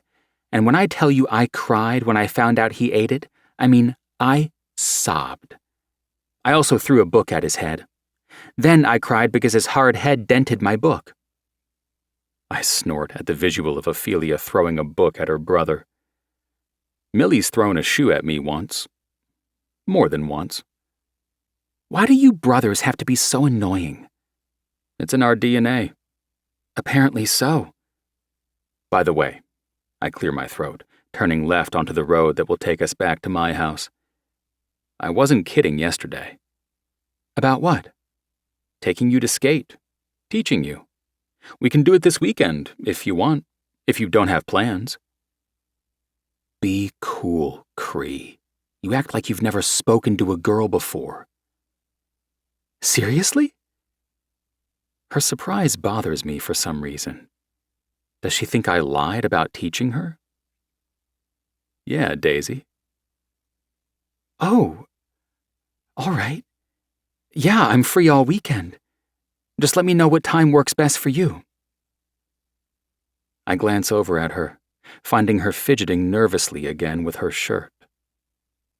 Flashing her my best smile, before I return my eyes promptly to the road, I say, "It's a date then." Chapter 14. Ophelia. I don't know how I accidentally agreed to 2 dates all in the span of a day. I mean, saying yes to Cal wasn't an accident, but it wasn't exactly on purpose either. But Cree, I definitely didn't think he meant taking me to skate would be a date. It put me in the awkward situation of having to tell Cal the next time I saw him that I was busy this weekend, since I didn't know when Cree would want to go ice skating. Friday, after our study session was over, he ended up asking if Saturday at 1 o'clock would work. And that's how I find myself now, standing outside my closet absolutely clueless about what to wear. He said to make sure I wear layers, since it's not exactly cold outside yet, but I will be on the ice. Flicking through my wardrobe, I pull out a couple of different shirt options, all short sleeve, then rifle in my dresser, past some books I have shoved in there, to my crew necks. I pull out one with the Hogwarts castle on it that says, "Welcome home." I have a feeling Cree will get a kick out of it. Why do you care if he finds it amusing or not? I try to ignore my thoughts before I drive myself insane with my constant back and forth. Yanking open another drawer that houses my jeans, I pull out my favorite pair that's old and faded with rips in the knees. Wiggling out of my red and black plaid pajama bottoms, I yank the jeans on. They're the kind of pair you have to fight to get on, but once you get them on, then they loosen up. Zipping them, I snap the button in place and turn to my tops. I'm sure I look crazy right now, standing here with half-brushed hair, a majorly oversized Tinkerbell pajama top, and my skinny jeans. Cree said this was a date, but I don't know if he meant that figuratively or literally. Picking up a cute, cropped olive green shirt, I hold it up and inspect it, before setting it back down and grabbing another. This one, a pale blue with a daisy embroidered on the front. Daisy. I switch out my Tinkerbell nightshirt for that one. That leaves my mess of hair to try to do something with. Sitting at my desk, I smooth my hairbrush through it, working through the tangled knots. My hair is long, probably too long at this point, since when it's down, it's nearly to my waist. But getting my hair cut has always been one of my least favorite things, so if I can get by snipping the ends off myself, then I do. Much to the horror of my mom, who only frequents the very best of salons back home. Once it's brushed, though, I braid it so it'll stay out of my way on the ice. I also have an irrational fear of falling and somehow slicing my hair off with a blade. I should probably be more worried about a finger, but I did say it was irrational. There's an hour before Cree is picking me up, but I wanted to be ready early so that I wouldn't be stressing. Kenna and Lee have both already left today, saying they were going to the mall with their friend Rory. They invited me along, but obviously I declined. I could have told them I was going out with Cree, but instead I said I had to study. It's not a total lie. I will have to study later. I'm not even sure why I wasn't honest about my plans. Grabbing a granola bar from our kitchenette area, I sit down on the couch with my latest book and drape a blanket over my lap. When my phone goes off with an alert sound, I nearly fall off the couch in surprise, dropping my book in the process. Catching my breath, I pick it up and find a text from Cree saying he's outside. I reply back, letting him know I'll be down in a minute. Putting the blanket back, I return my book to my room and grab the crew neck I set out, as well as my bag. Making sure no crumbs are stuck to my clothes, I lock up the room behind me. Taking the elevator down, I burst outside, shocked when I nearly mow Cree down. "Whoa." He steadies me with a warm, gentle hand to my shoulder. I give myself a moment to take him in. Dark denim jeans, white tee, and a denim button-down over top in a much lighter shade than his pants. He smiles that smile of his, the one that shows off his dimples, and I feel myself sway a bit. "Hi." I blink up at him, my thoughts scattering away like leaves in the wind. He's way too nice to look at. It makes my brain go all funny. "Hi." His chest shakes with a chuckle. "You okay?" "I'm great." I take a step away from him, and he waits a moment before releasing his hold on me. "I thought we could go to the rink and then get something to eat if you want." He starts walking, and I follow him to wherever he parked his car. "That sounds great." "Cool." He dips his head, a dark lock of hair falling over his forehead just so. It seems like everything he does, intentional and not, is attractive to me. It's really unfair that someone can look like him and be kind. Where is the flaw? I need to find one stat so I can stop these butterflies in my belly. His Bronco comes into view, and he heads to the passenger side first, opening the door for me. I can't believe my blunder the other night when we went to get dinner. But then, maybe it wasn't exactly a blunder since he said that's what I said last time, but I'm not Daisy. It's all so confusing. He has to be mistaken, or whoever the real Daisy is said something similar. Cree hops in the driver's side, strapping his seatbelt on while I do the same. How's your day been so far? I can't exactly tell him I've been a bit freaked out by this excursion.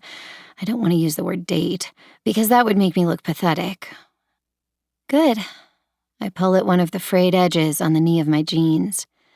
I studied some and read, not much else. What about you? I glance over at him and bite my tongue not to groan because even his profile is perfect. Went and got breakfast with my roommates and sis. She argued with Jude the whole time. I'm not sure I'm going to survive a whole year living under one roof with the two of them. He brushes his fingers through his hair, mussing it. I'm sorry. I'll survive it, somehow. It's only a few minutes longer when we pull into the lot outside one of the athletics buildings. I thought we were going to a rink.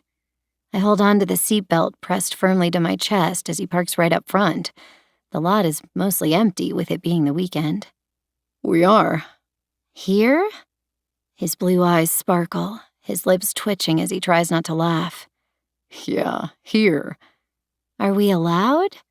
Yeah, it's a practice rink, so we'll be fine.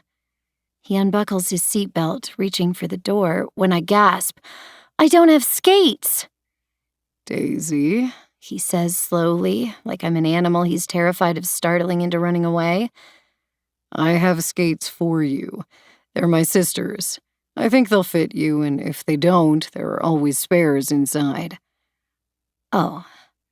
My cheeks heat with embarrassment at my outburst.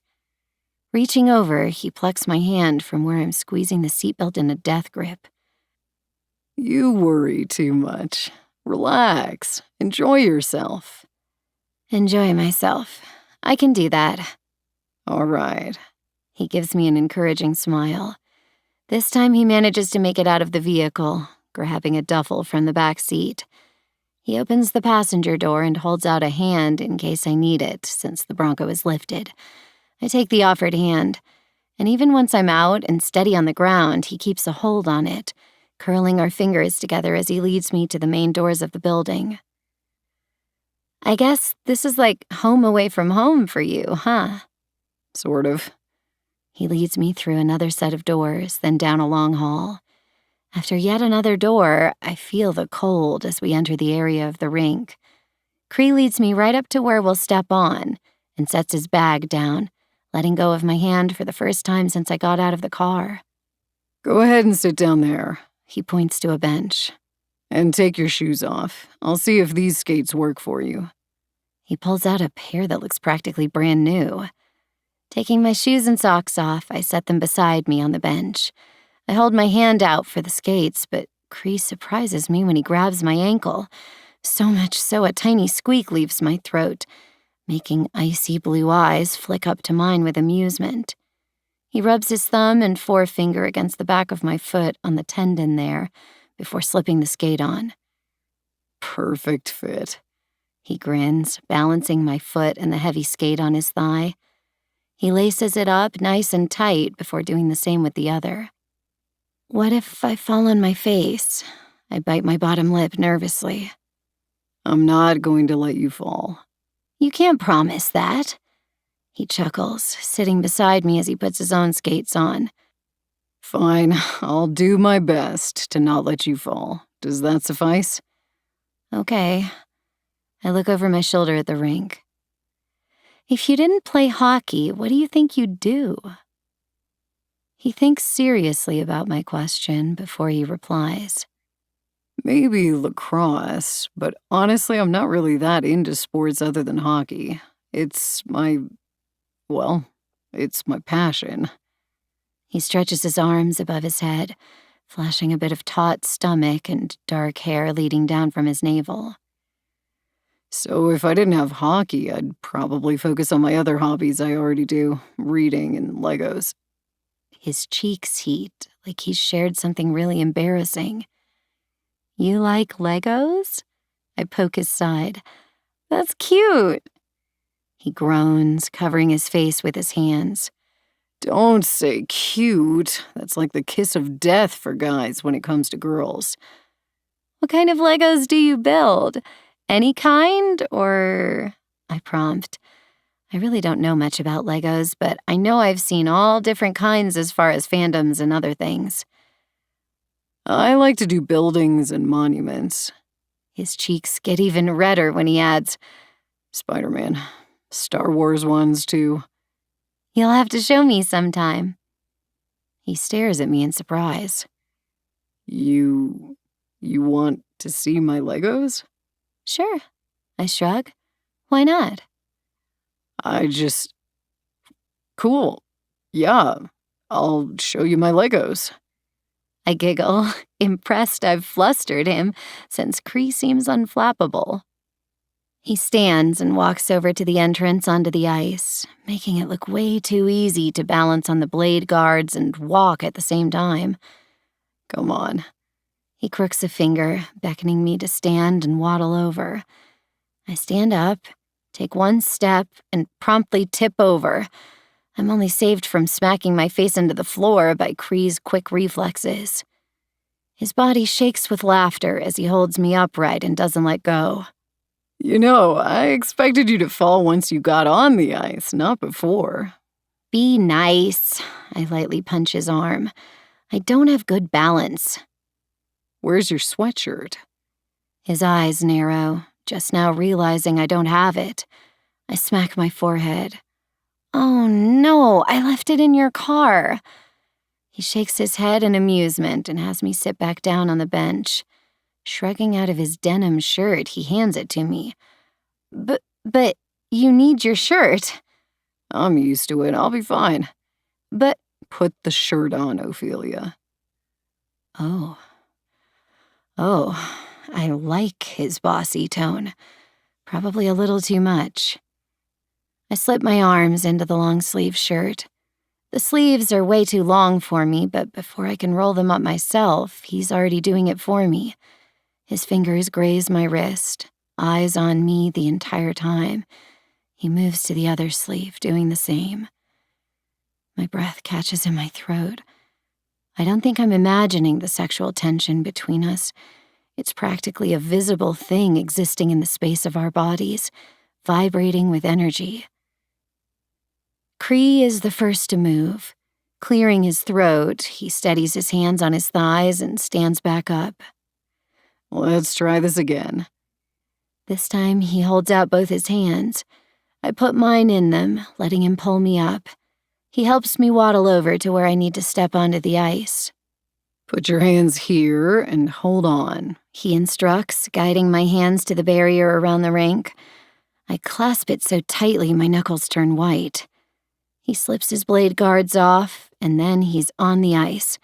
He skates away like he can't help himself, his infectious laugh filling the air before he circles back for me.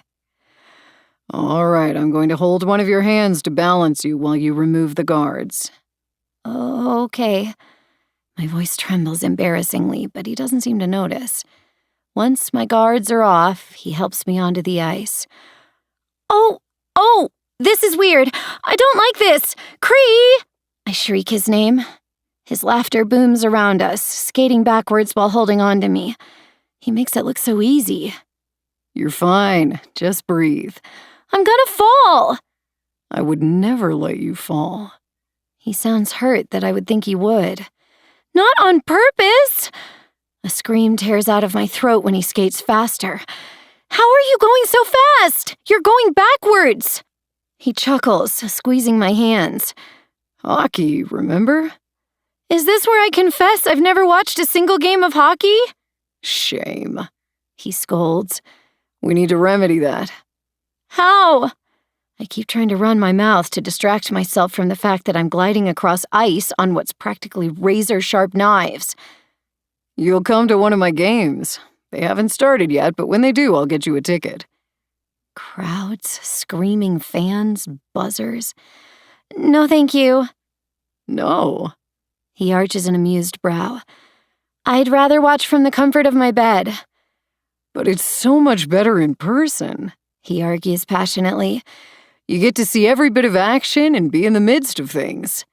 That's okay. I don't like peopling. Well, he grins at me. At least you're honest. But I would like to watch sometime, I admit quietly.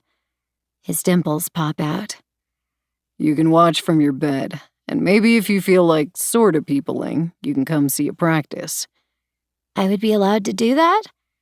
I'd ask Coach beforehand, but I don't think he'd say no. Oh. Okay, that could be fun.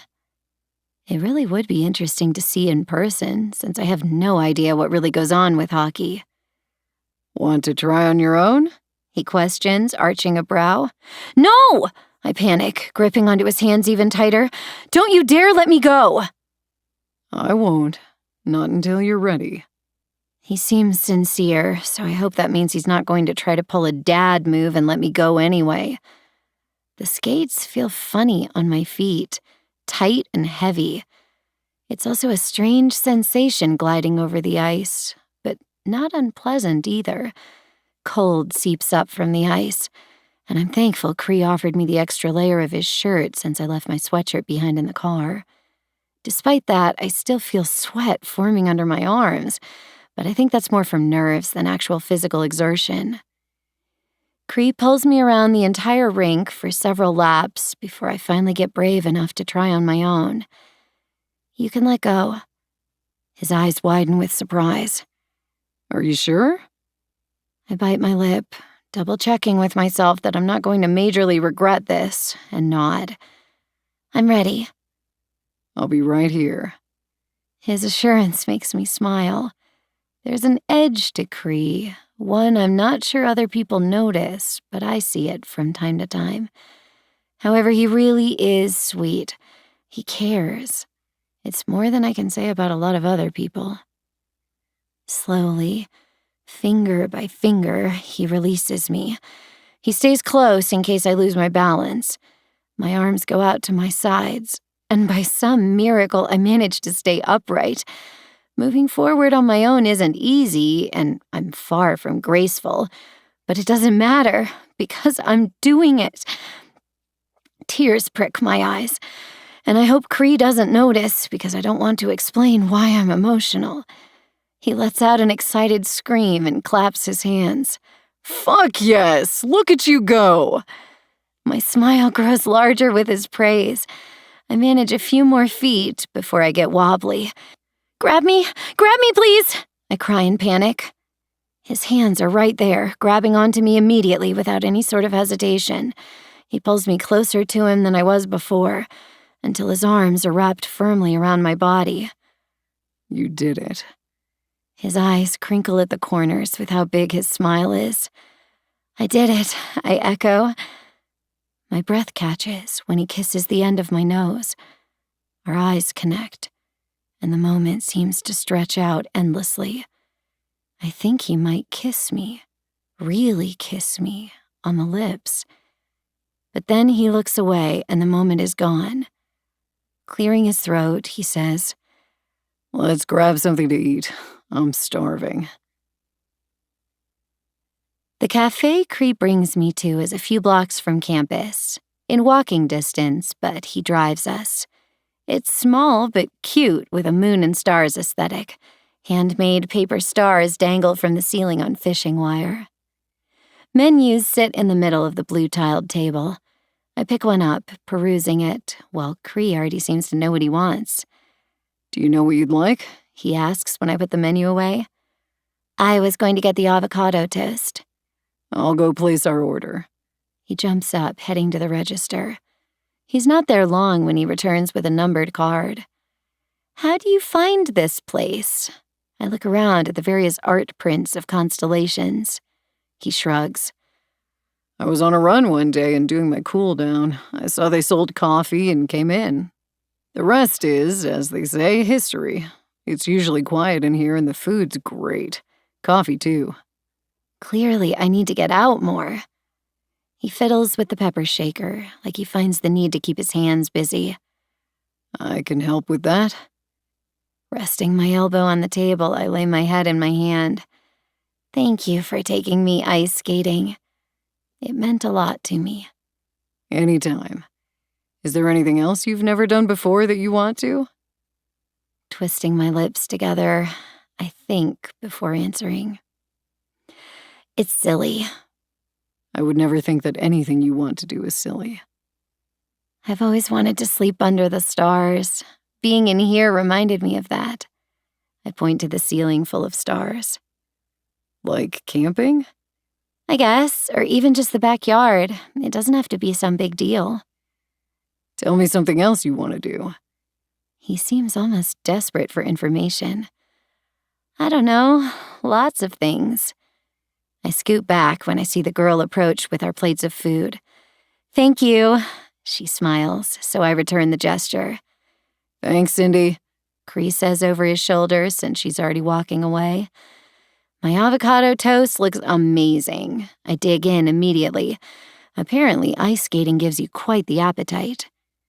Across from me, Cree takes a bite of the flatbread pizza he ordered. Thank you for lunch. I point down at my plate. If you say you can pay me back, I might lose my shit. Oh, well, in that case, I can't pay you back. Good girl. He winks, my stomach dipping with the gesture. I didn't know a wink could be sexy, but Cree just proved it. It makes me think about him kissing the tip of my nose and how I thought he might kiss me for real. Do I want him to kiss me? I don't think I'd mind it if he did. Clearing my throat and forcing thoughts of Cree's lips from my brain, I ask, what made you want to major in English? Cringing after I've asked it, I silently scold myself. I should have asked him something better, even if I am curious about where this jock got his love for reading and writing. He finishes chewing a bite of pizza, wiping his fingers on a napkin before answering. I don't know. I always loved reading and nothing else excited me. I didn't want to go into business or financing. He makes a face as if the idea alone makes him ill. English seemed like the best fit, especially since I figured my future was with hockey. And now you're not sure? He twists his lips back and forth. I love hockey. It's my passion. But it's a hard, rough sport. Injuries are common. I guess I worry about my body taking so much beating long term. But will I be happy going another route? That's what I'm trying to figure out. What's your plan post-college?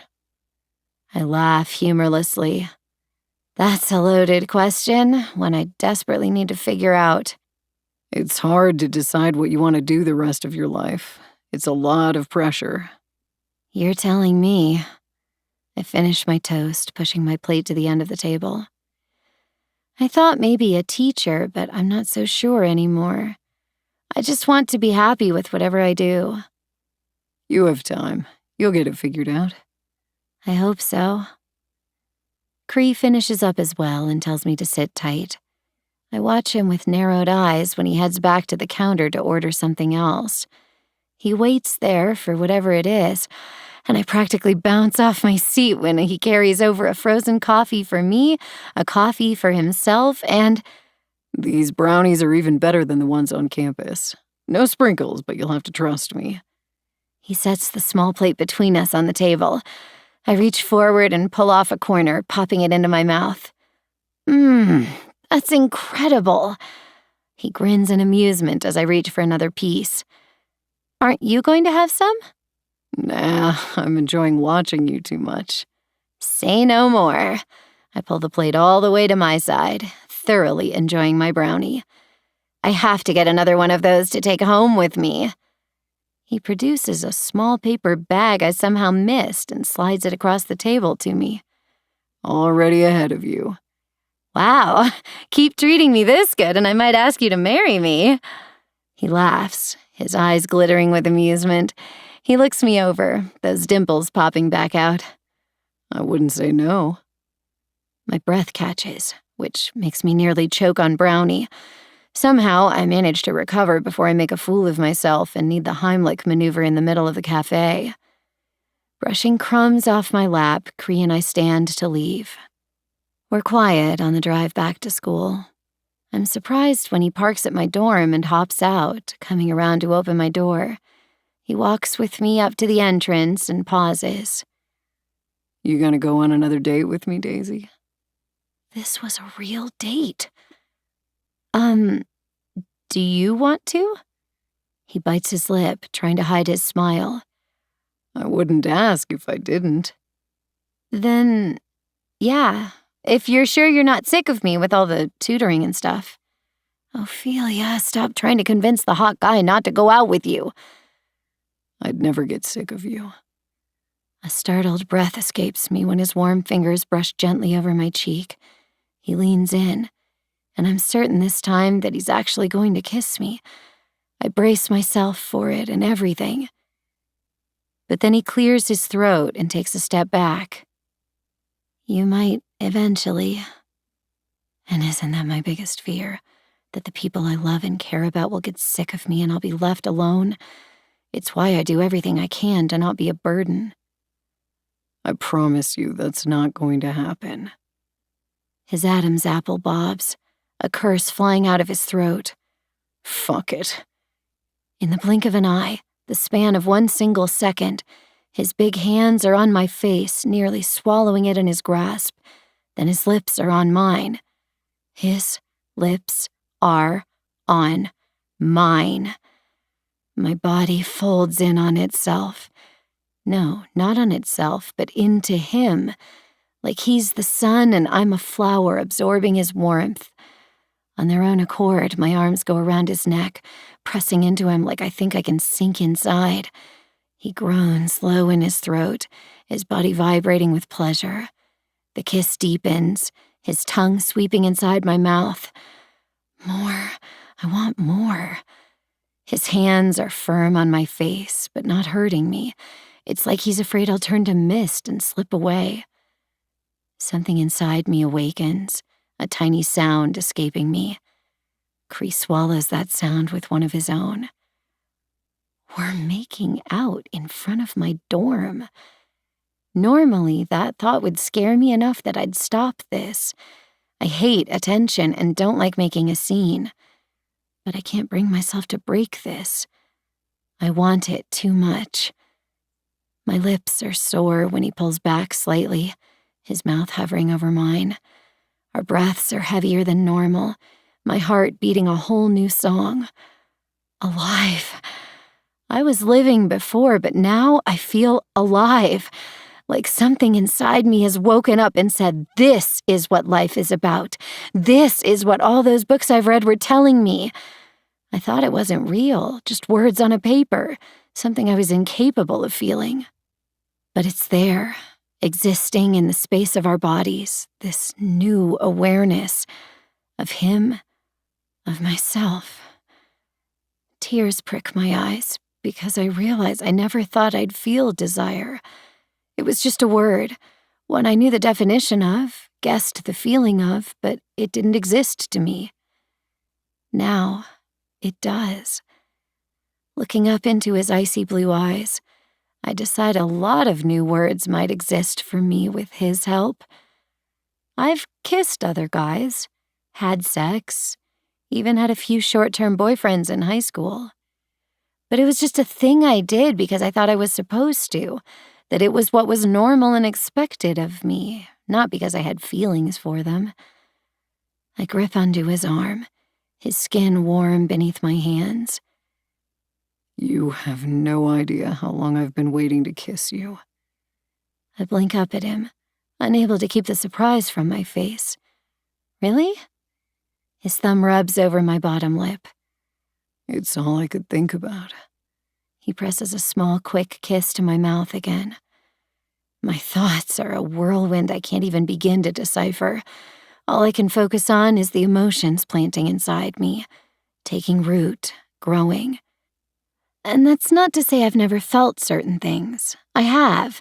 I love my parents, my brother, Logan too. But when it comes to things of the romantic nature, it's like any emotion involving that was turned off and didn't exist. I was wrong, though.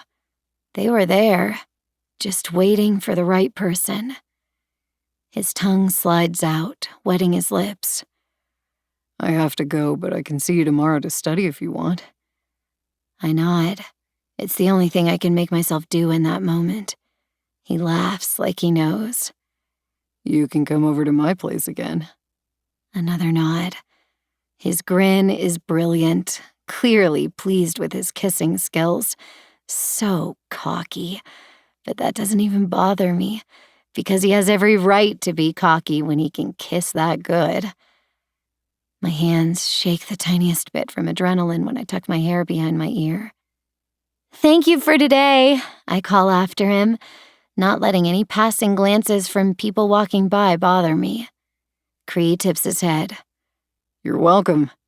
He starts walking backwards, back in the direction of his car. See you tomorrow, Daisy.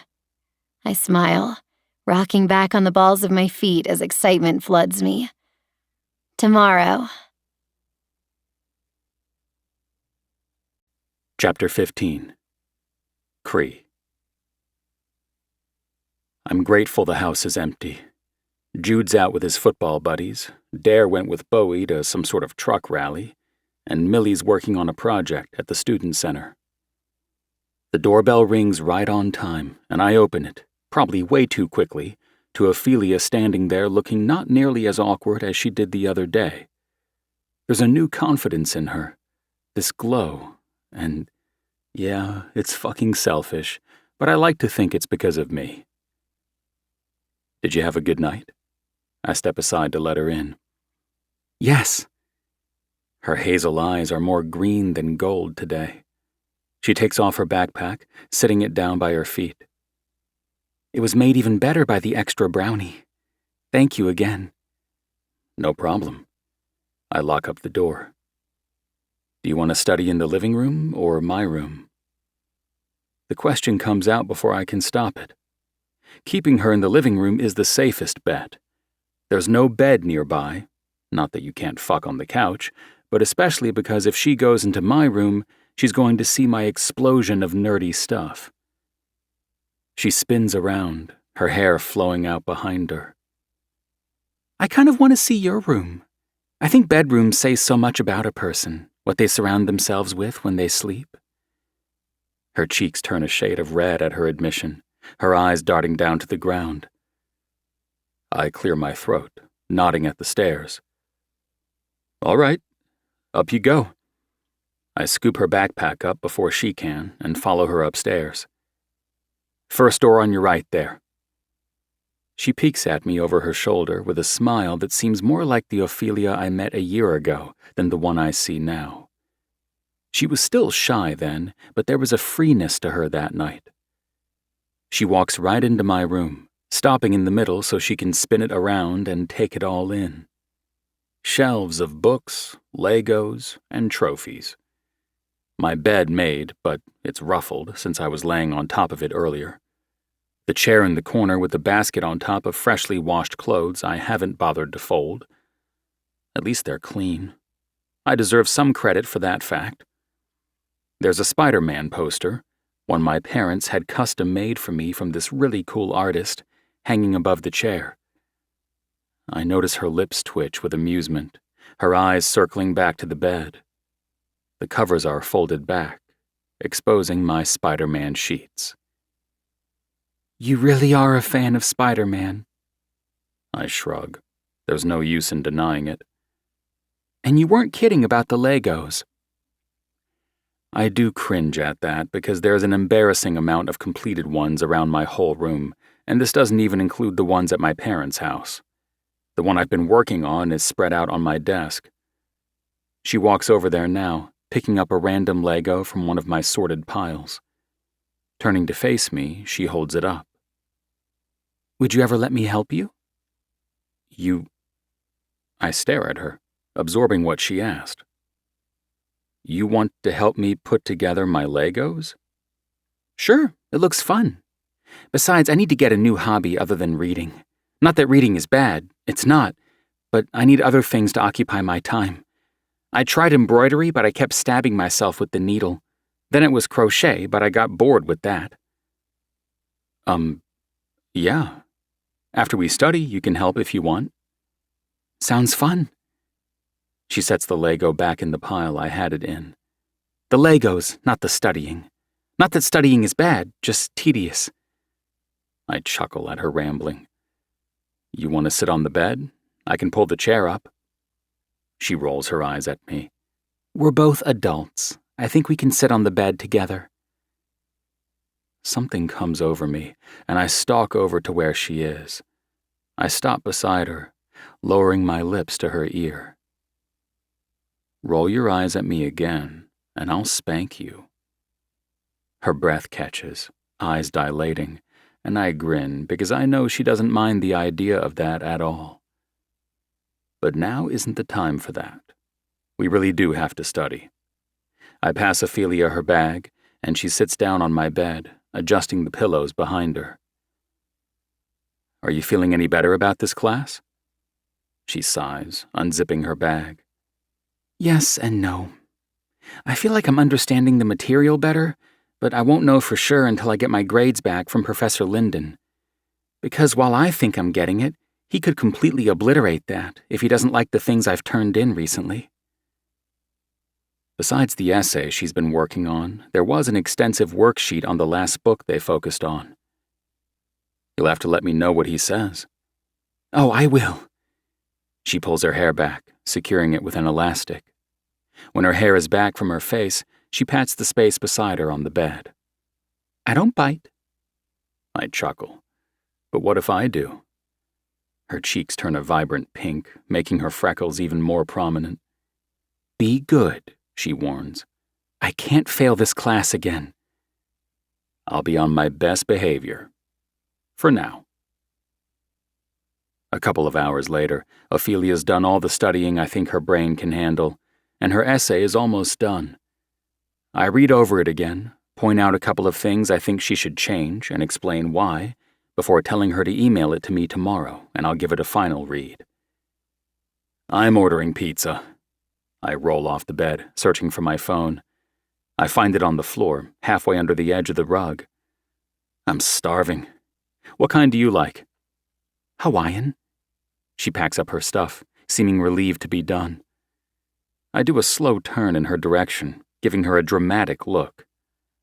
Not the fruit pizza. She points a finger at me. Don't you dare judge me. It's delicious, and everyone that's a hater hasn't tried it. It's difficult to hide my amusement. I love those moments when Ophelia sparks to life, her personality shining through. Fine, I'll withhold judgment. She wiggles her finger, pointing at me. Lies. The judgment is all over your face right now, sir. Sir, huh? I smirk, scrolling through my phone where I have the number saved. I like the sound of that. You're... Oh my God! I bet I can make you say oh my God again. I look her up and down with the phone pressed to my ear, letting her know with my eyes exactly what I mean. You're dangerous. You have no idea, babe. They pick up on the other end, and I place our order. Tossing my phone on the bed, I watch Ophelia. She's looking at some of the trophies on my bookshelf. I stuffed most of them in my closet at my parents', but there are some that are more special to me that I choose to display here. She turns around like she can sense the feel of my eyes on her back.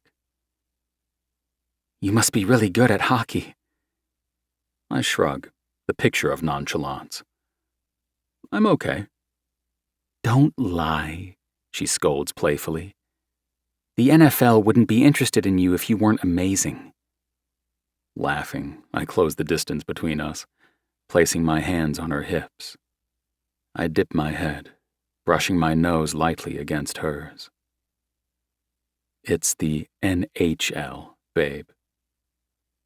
You've called me babe twice in the span of a few minutes. Do you not like it? I do like it. That's the problem.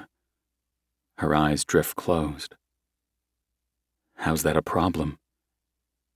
Her eyes pop on. Because you scare me. My brows furrow, offense tightening my shoulders. You're scared of me?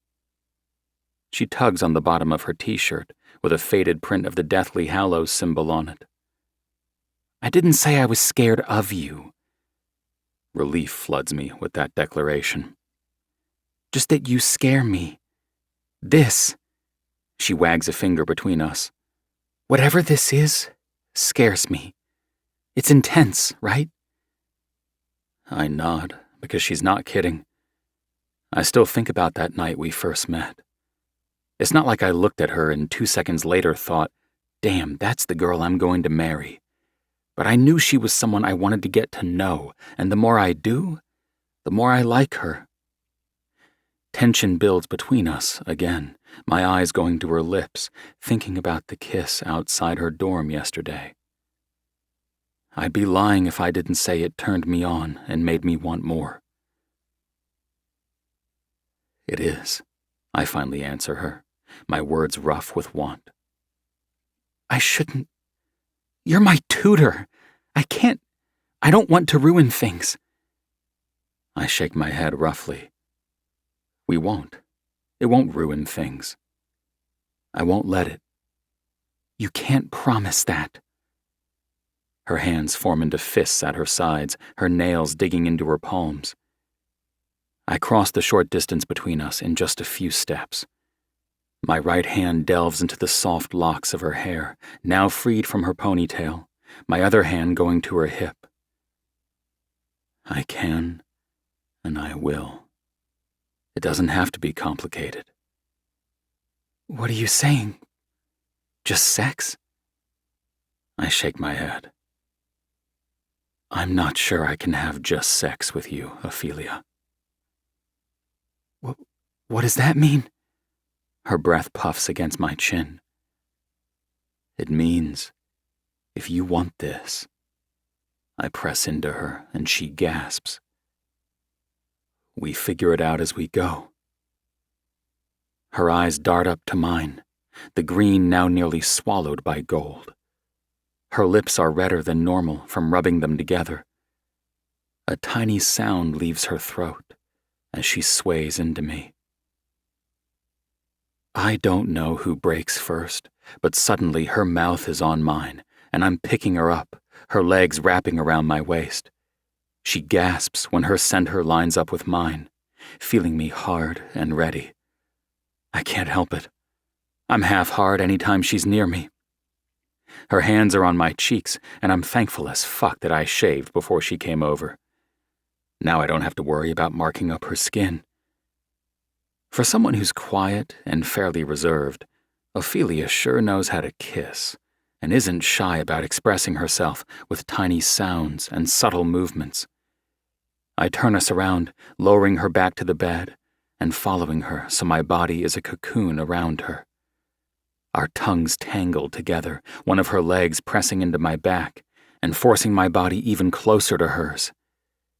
She tastes like the peppermint she sucked on earlier. Her fingers delve into my hair, tugging roughly. Breaking the kiss, I gaze down at her. She's panting to catch her breath. I'm winded too. No words pass between us, but she gives the tiniest nod, and it's all I need. I dive back in, capturing her lips with mine. My hand is on her cheek, guiding her head back. Then I'm kissing my way down her neck. She fists my shirt, yanking at it with desperation. You want to feel my bare skin? I murmur into her neck, feeling her nod. Greedy little thing, aren't you? I kiss the spot my mouth is near. I like that. My teeth bite into her flesh, and she cries out, not in pain, but pleasure. Cat got your tongue, sweetheart? I grip her face in my hand, my hold firm and commanding. Use your words, or I won't give you what you want. With a tiny little gasp, she says, Take your shirt off. Don't forget the please. I growl, biting her shoulder. Please. I hook my fingers into the back of my shirt and yank it off. It settles on the bed somewhere to my right. Her greedy little hands eat up my flesh, tracing every dip and curve of my abdominals. Every fucking hour I've put into honing my body is worth it for the way she touches me so reverently. Gripping her neck, I angle her head back and kiss down the slope, over her collarbone. I need more of her. This okay? I twist my fingers into the bottom of her shirt. She nods so fast, I'm surprised she doesn't get whiplash. I like that, I confess, nipping her chin. How eager you are. How badly you want me. I don't take her shirt off completely. Not yet, but I do ease it up her stomach, kissing the smooth skin there. She shivers, her hips rocking off the mattress. You don't even have to tell me you want me. I see it, Ophelia. I feel it. With my hand on her stomach, I feel the vibrations in her body, the hum of energy. But that doesn't mean I don't like to hear it. Cree, please. That's more like it. I move fast, shoving her shirt up over her breasts and then arms, using it to secure her hands together. Look at you. My eyes take her in, her small breasts straining with each breath behind the cage of her tiny pink lace bra. I'm going to mark every inch of your skin so you never forget this. Never forget me. A tiny whimper escapes her lips. If I kiss the skin above her navel. You want me to stop, or you're not comfortable with something. Like this. I tug on her shirt, wrapped firmly around her slender wrists. Then I want you to use a safe word. You have to pick it, and it has to be something you wouldn't say accidentally during sex. Specific. It has to be specific. Do you understand? She nods jerkily, her throat contracting with a swallow. She whispers something I can't hear. Louder, sweetheart. I stroke my finger over her cheek, down around her chin. Otter. Otter? My lips quirk in amusement. Like the animal? Another nod. It was the first thing that popped in my head. I don't care what it is, as long as you remember. Will you? I won't forget. I dip my head, kissing the swell of her breast. Her hands jerk like she wants to touch me, but with them bound, she can't. It's not that I don't want her to touch me. It's just so much more fun this way. Things aren't going to get too crazy this time. I speak into the skin between her breasts, grinning when goosebumps pimple her skin.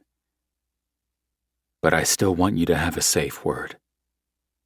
She swallows thickly, dipping her head in a nod. Can you please just... What, Ophelia?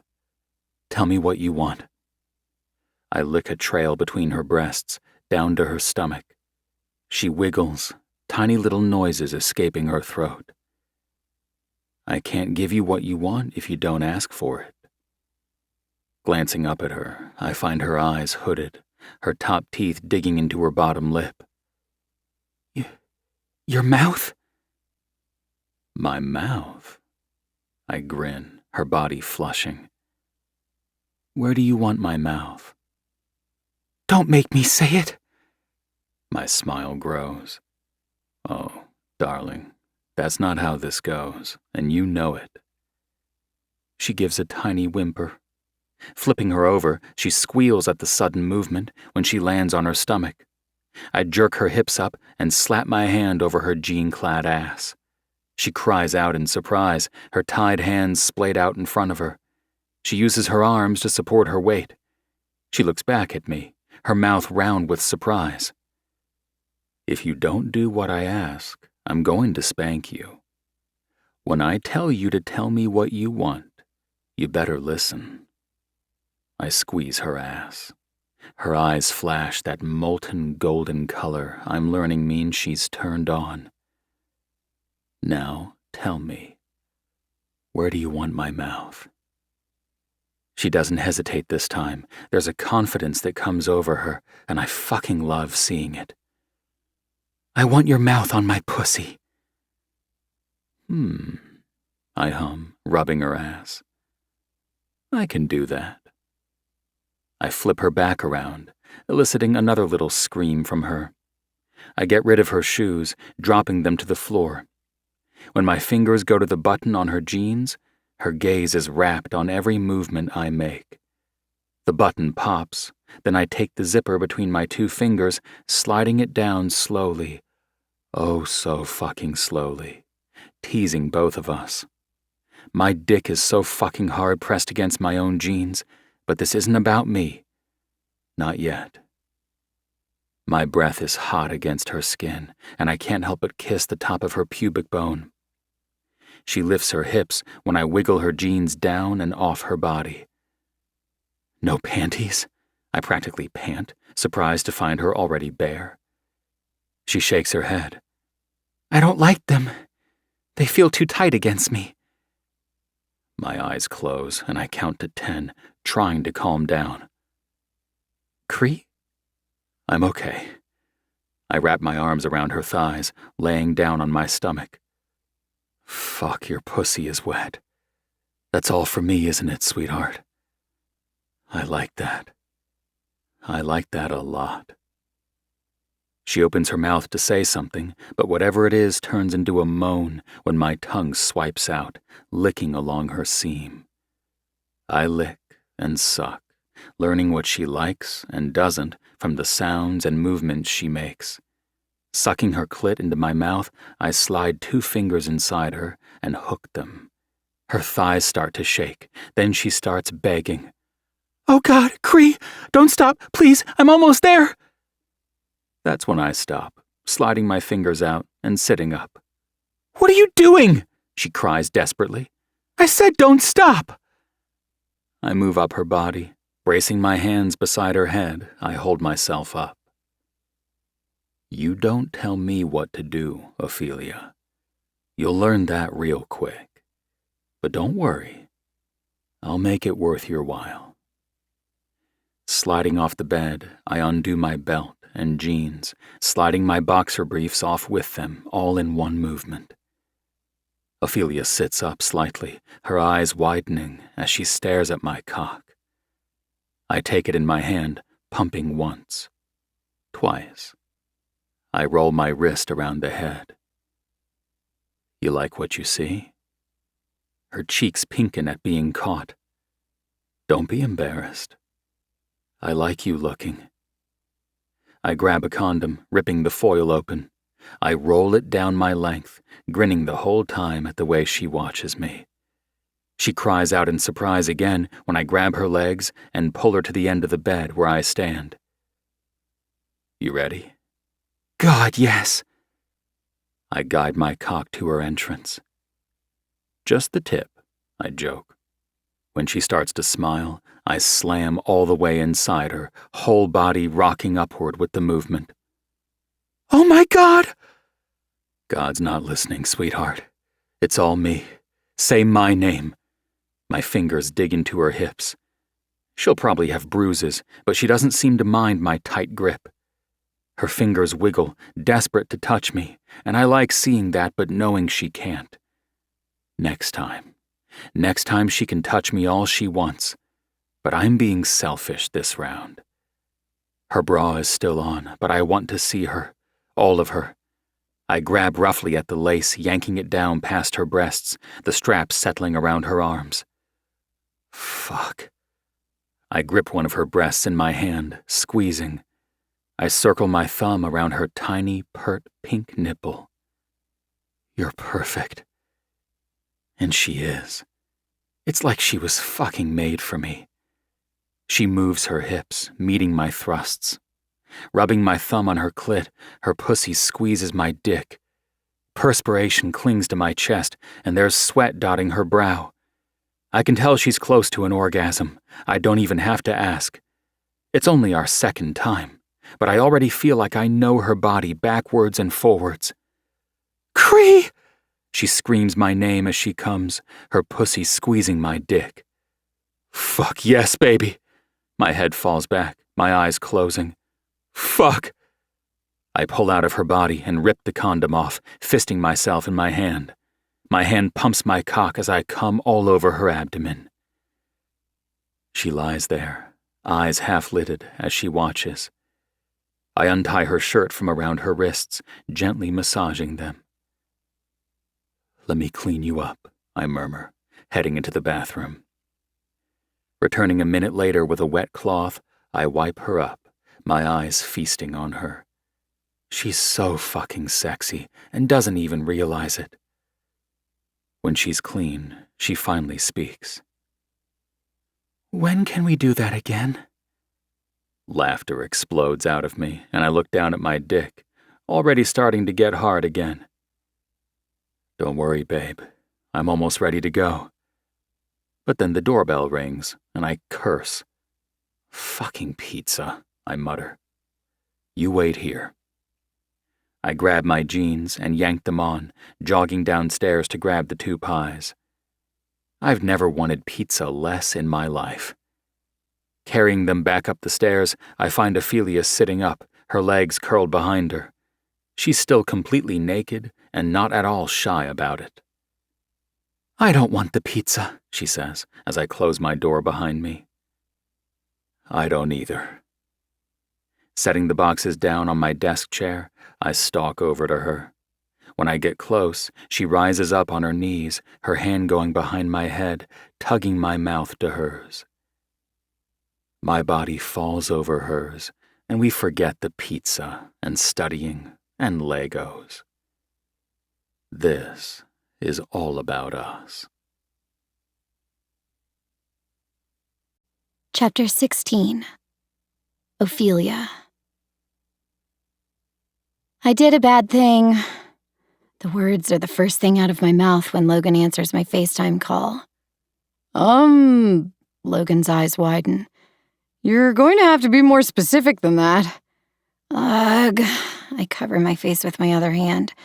I'm speed walking around campus like a complete and utter maniac. But after what happened yesterday with Cree, I'm full of restless energy and can't stop thinking about it. It doesn't help that every time I move, I feel traces of it in the soreness of my muscles. Don't make me say it out loud. Philly, why'd you call me then, if not to tell me this really bad thing that you did? I frown, looking around to see if anyone's eavesdropping. They're not. No one cares what I did except me. I slept with my tutor. Logan gapes at me in astonishment. You did what? I know. I cringe. I told you it was bad 3 times. This happened 3 times and you're just now telling me? All of it happened yesterday. Logan shakes his head, sitting inside his car. A coffee comes into view and he takes a long sip. 3 times, huh? Dude must have some serious stamina. Be serious, Lo. I am. He's a hockey player, I end up saying by way of explanation. I think I need to take up hockey. You're not helping. What do I do? I think you're a bit late asking that, don't you? You already did the deed with the guy. Logan, I hiss. I called you for real advice. Do you like this guy? I only hesitate for a few seconds before I give a tiny nod. Yeah, I think I do. He's funny and nice, smart, too. He likes to read, and he makes me laugh. Not to mention he's hot, and the sex— Philly, he cuts me off. I love you, but I don't want to hear about the sex. Right, I blush. Who gives a fuck if he's your tutor? Have some fun. That's what college is all about. Don't put pressure on yourself. Logan, I hiss, pinching the bridge of my nose. You're supposed to talk me out of this. He grins. No can do. I'm the devil on your shoulder, remember? I have called him that once or twice, or 100 times. So, you don't think this is a bad idea? I didn't say that, but no one knows the outcome of certain things, and you have to find out for yourself. That's why I say have fun. Fun, I repeat. Right, I can do that. He chuckles, his laughter reminding me of younger days spent running around each other's houses, eating sweets, and falling into a sugar coma.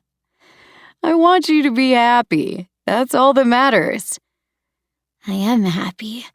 Happier than I've been. Good. I gotta head into class, but I miss you. All right, I miss you too. Later, Philly. He winks, ending the call. I tuck my phone into my back pocket. My next class isn't for another hour, and I don't feel like heading back to my dorm, so I go to the library instead. I'm caught up on everything, so I end up finding one of the big leather chairs in a secluded corner to sit and read. I don't think I'll ever forget the first time I picked up a book. At first, I wasn't all that excited. Pages and pages of words. Nothing about that seemed so great. But then my eyes took in the words, my brain formed the images, and I fell into worlds beyond my wildest dreams, all created with a variation of the same 26 letters. After that first book, I never stopped reading. I read everything I could get my grubby little hands on, and my parents were more than happy to indulge me. Setting my alarm on my phone so I don't get so lost in my book that I forget to go to class, I crack open the spine and start reading. Sure enough, my alarm goes off and I nearly jump out of my skin at the interruption. I quickly silence it and stuff everything back into my bag before throwing my backpack over my shoulder and hauling ass out of the building. Pushing the door open to exit the library, I nearly mow someone down in the process. So sorry, I mutter, ready to scurry on my way. Ophelia? I turn, taking in the girl who is immediately recognizable as my roommate. Oh, hi, Kenna. I'm really sorry about that. I have to get to class. I'm glad I caught you. She hesitates outside the door, clutching a book to her chest. Shuffling my feet, I fight all my instincts to run off since I don't want to be late to class. Leah and I are going out to dinner tonight with Rory. It'll be really low-key, promise. We want you to come. I hesitate, my thoughts ping-ponging around inside my head. Where are you having dinner? It's the place Rory waitresses. It's Italian. A tad bit fancy, but you don't have to dress up, and it's pretty quiet, not overly crowded. Rubbing my lips together, I nod. Okay, I can go. Great! The three of us can go over together from the dorm. See you later! She waves excitedly and rushes into the library. Hurrying down the steps, I make a mad dash for my next class, sliding into a seat just in time since the professor is a stickler on tardiness. I can't believe I agreed to dinner with the girls, but it's been a while since I've done anything with them. I think this will be good for me. I hope, at least. Lee and Kenna giggle as they get ready, dancing and singing along to a song about kissing other people. I'm much more subdued in my bedroom, scouring my closet for something to wear. My go-to tends to be a t-shirt and jeans, but I feel like putting on something a little nicer tonight. Deep in the back, I find a lavender dress with white flowers on it. I don't remember purchasing it. More than likely, my mom thought it was cute and slipped it in there. Right now, I'm feeling pretty thankful for that. Putting the dress on, I peek at my appearance in the mirror beside my desk. My red hair hangs down in its loose natural waves. I'm sure it would look better if I curled some of the pieces, but I don't care.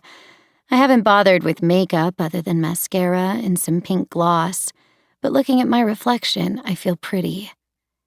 Opening the door, I peek out and spot Kenna and Lee in Kenna's room. Is this okay? I ask, tugging at the bottom of the dress. Both girls turn to me, twin O's forming on their mouths. Oh no, my eyes widen in horror. Is it really that bad? No, Kenna gasps, setting down the tube of red lipstick clasped in her hand. You look gorgeous. That color is amazing on you. Heat rushes to my cheeks. Really? You're so pretty, Ophelia. Lee gives me a reassuring smile. The dress looks great on you. I let out a breath I didn't even realize I'd been holding. Thank you for inviting me out tonight. Kenna crosses the distance between us, squeezing my elbow. You're always welcome to hang out with us. I know Kenna always extends invites to me, and I appreciate it so much, but I have a hard time believing people truly want my company, and it's not out of pity. Social anxiety can be crippling. But when someone keeps reaching out their hand, eventually you decide to grab it. Clearing my throat, I smooth my hands down the bodice. So, this is okay? It's great, Kenna assures me, taking a step back. She's dressed in a cute black dress, fitted to her body and ending just above her knees. Lee, on the other hand, has on a pair of leather pants, at least they look leather, and a white wrap top. I don't think I could pull off something like that, but Lee makes it look effortless. We're almost ready. Lee picks up a mascara tube. We'll head out in a few. I can drive. I volunteer, raising my hand like I'm in class. I lower it awkwardly when I realize what I've done. Both girls look at me in surprise. That way, if you guys want to drink, you can. I won't. I don't really like the taste of alcohol all that much. They exchange a look, and Kenna nods with a smile. That would be great. Thanks, Ophelia. I let them finish getting ready, leaving the door to my room open behind me. Swiping my phone from my dresser, I can't help the stupid, giddy smile that appears when I see a text from Cree. Cree. Sorry I couldn't tutor tonight. I'll make it up to you. If it's any consolation, I can't stop thinking about you. He had some sort of hockey obligation. He wasn't sure how late it would run. And frankly, I needed a break today from studying. If I cram too much information down, it'll get lost. Me. I suppose that does make me feel a bit better. Winky emoji. Cree. What are you up to tonight? Reading? Me. Actually, I'm going out with the girls. Cree. Going out? Where? Me. I don't know the name of the place. Kenna said it's the restaurant her friend Rory works at. Cree. I know Rory. Me. You do? Is that jealousy flaring in my chest? Cree. She's dating a friend of mine. And my jealousy melts away. Cree. Enjoy your night with the girls. Me. I'll try to, thanks. Hey, are you ready? Lee pokes her head into my room. Yeah, give me 1 second. I put my phone away, grab my bag and keys. The girls follow me out to my car and pile inside. I take a deep breath as the engine starts and smile to myself. I'm putting myself out there. Logan and Gus will be proud of me. I'm proud of me. The restaurant is decorated in warm tones with low lighting. It's pleasing, and, like Kenna said, it's nice but not too fancy. My eyes scan the room, taking in every detail. Skimming over the bar, my eyes swing back, stopping on a familiar form. Icy blue eyes take me in. A glass of something I can't identify clasped in his hand. The smirk on his lips when he knows I've spotted him sends a shiver down my spine. The ghostly caress of his fingers on my skin. The memories of yesterday invade my mind. Did he come here because of me? It seems like such a selfish thought, but I can't think of any other explanation. The hostess leads us to a booth, Kenna and Lee taking one side while I sit on the other. I eye the empty space beside me, silently worried that Rory won't want to sit by me. It's not like we know each other. I've only met her a handful of times. Kenna must notice my expression because she smiles gently. Rory's running a little late, but she's so excited you decided to join us. I nod, looking over the leather-bound menu that was placed in front of me. Choices extend down the page in an almost overwhelming number. Heat sears the side of my face, and I peek over at the bar, catching Cree watching me. I never knew someone's eyes on your body could feel like a physical caress, but his does.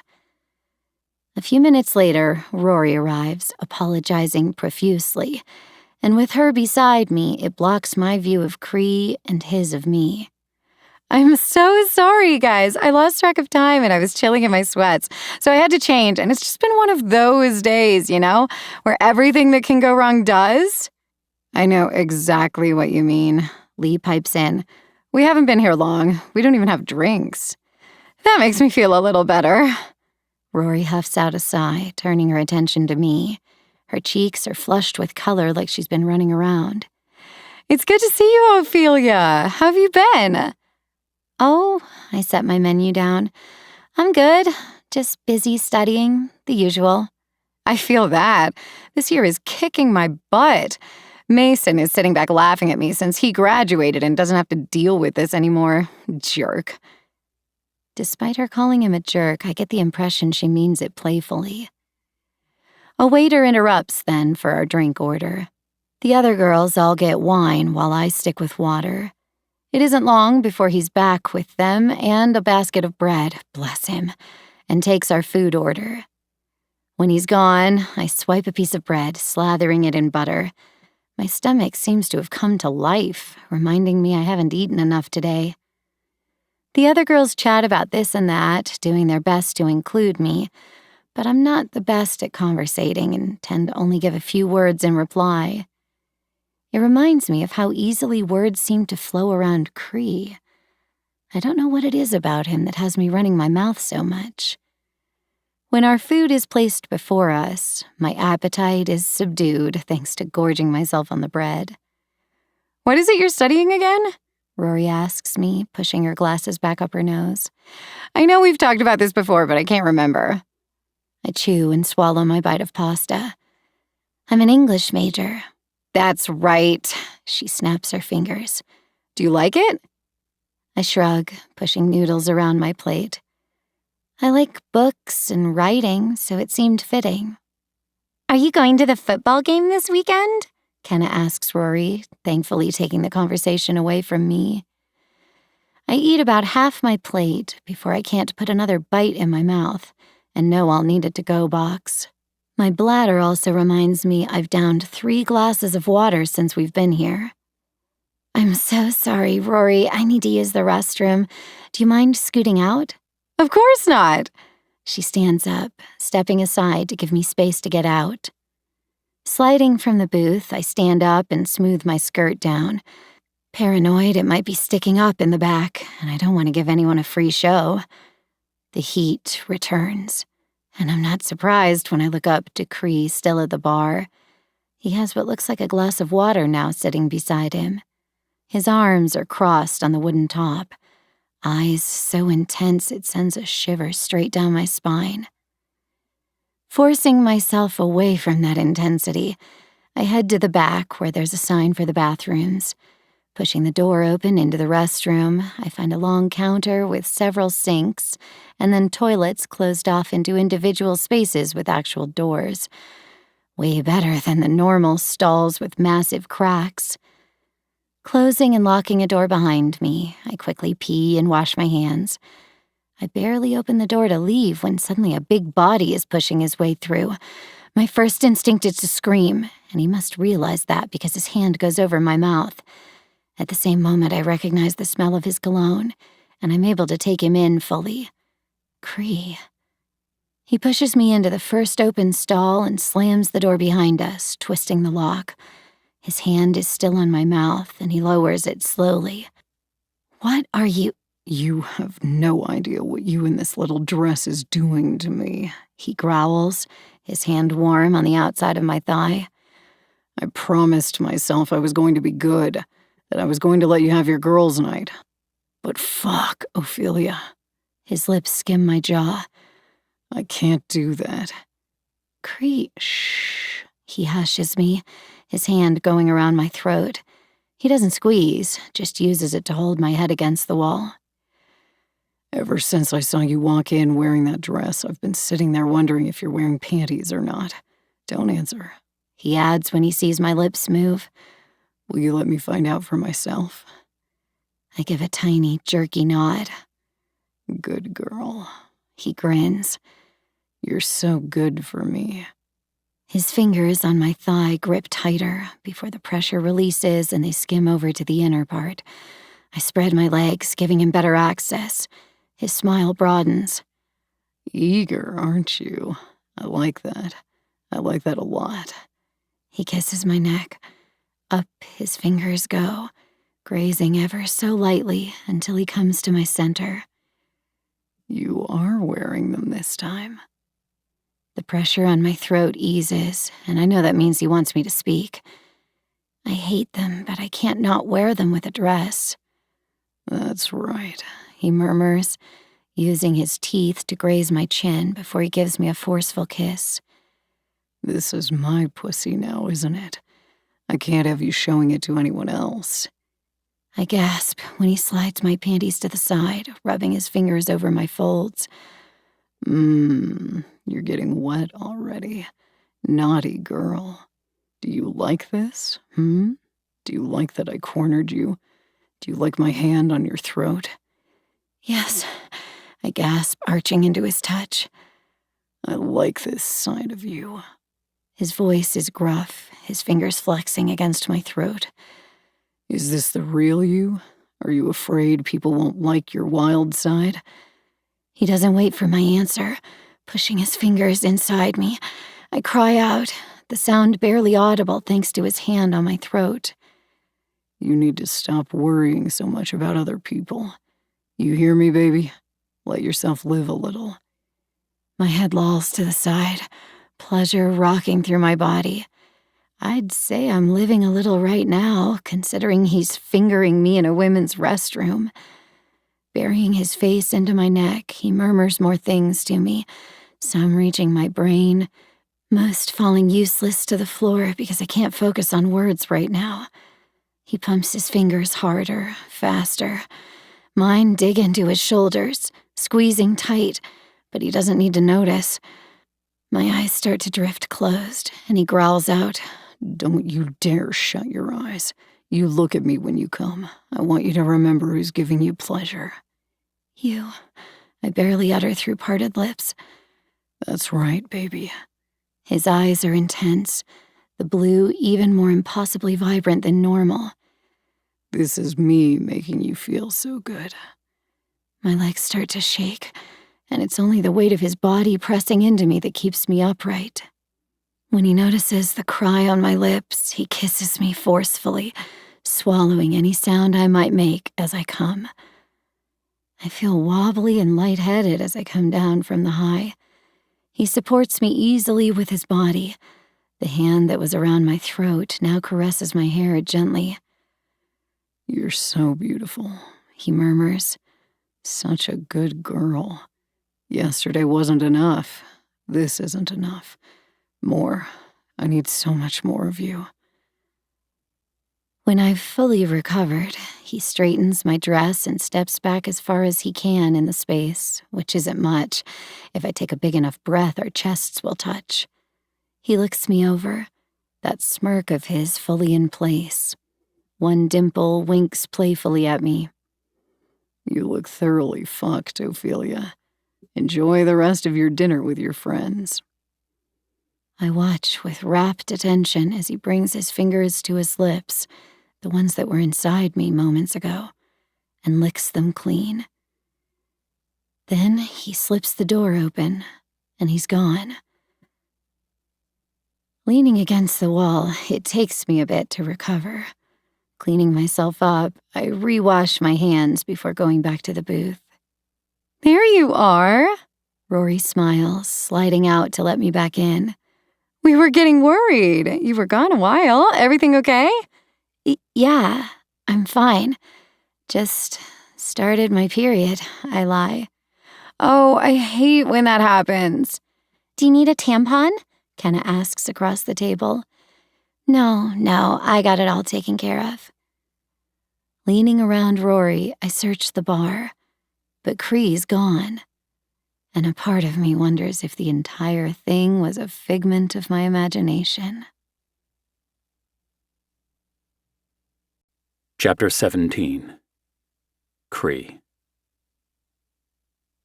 Covered in sweat, I get off the bench and towel the perspiration off my face.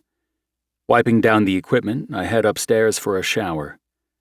I don't normally work out this late, but I had a hell of a lot of pent-up energy after what happened with Ophelia in the restaurant bathroom.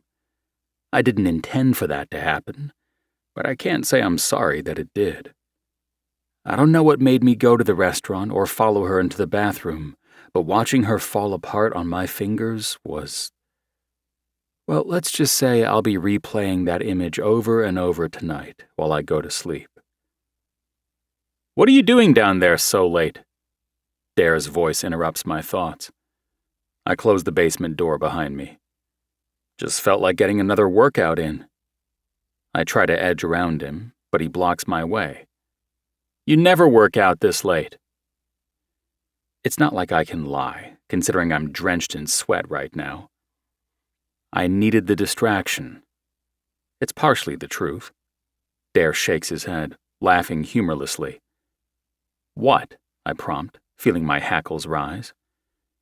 He rolls his tongue in his mouth, glancing to the side. "I just don't get it." "Get what?" "You're acting so weird." He tosses his arms in the air. "We've only had one party this year. You never want to go out much anymore. You're so fucking wrapped up in this chick, you can't even see straight. This has nothing to do with her. Are you really going to stand there and lie to me? I'm not blind, not stupid either. It's obvious what the difference is. I thought we were going to go all out this year. It's our last, and you don't seem to fucking care. College is going to be over. Real life is about to start." "This is real life," I argue. I don't feel like doing this with him right now. It feels like lately my best friend isn't my friend at all. I'm allowed to date if I want. It's not about dating, and you know it. I narrow my eyes on him. "If I had never told you about looking for the girl I hooked up with last year, would you still feel this way?" He opens his mouth, but I plow on. Otherwise, I might punch him in the face. "I spent all last year searching for her. Pining, if you will. And you never fucking noticed. So no, Ophelia isn't the only factor in this equation. It's the fact I told you. It just doesn't make any sense to me." He throws his arms in the air. "I don't get it, at all." "You don't have to. Let me live my life. I'm having fun." "Fun?" He laughs humorlessly. "All right, call it that if you want." "What's that supposed to mean? Haven't you already married this girl in your mind? You seem pretty delusional to me." I have no fucking clue who pissed in his Cheerios, but Dare is typically easygoing. He's the kind of friend who always has your back. "No, I haven't," I snap back. "You wouldn't get it, and I'm not stupid either, Dare. There's something going on with you that you don't want to talk about. That's fine, but don't take your anger out on me." Not bothering to give him a chance to respond, I jog up the stairs to my room, locking the door behind me. I shower, spending longer in there than normal trying to get rid of my frustration. It works. Somewhat. Stretching out in bed, I swipe my phone off the side table and unplug it from the charger.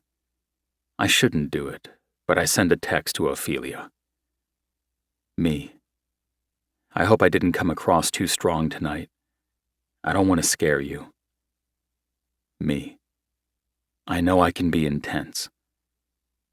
I have to wait a few painstaking minutes. Not even Tom Holland's Spider-Man playing on my TV can distract me, until I hear back from her. Ophelia. You didn't. Ophelia. I didn't say otter, did I? Me.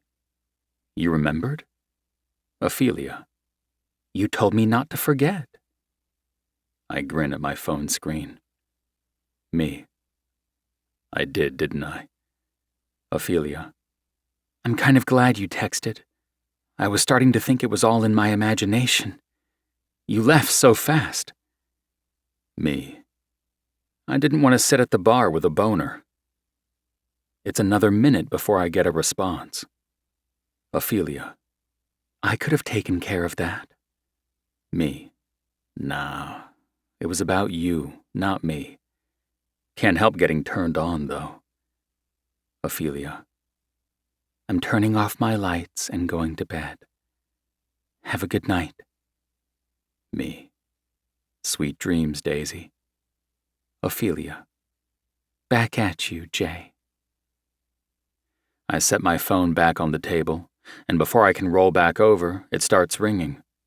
I grin, thinking it's Ophelia, but instead it's Teddy's name on the screen.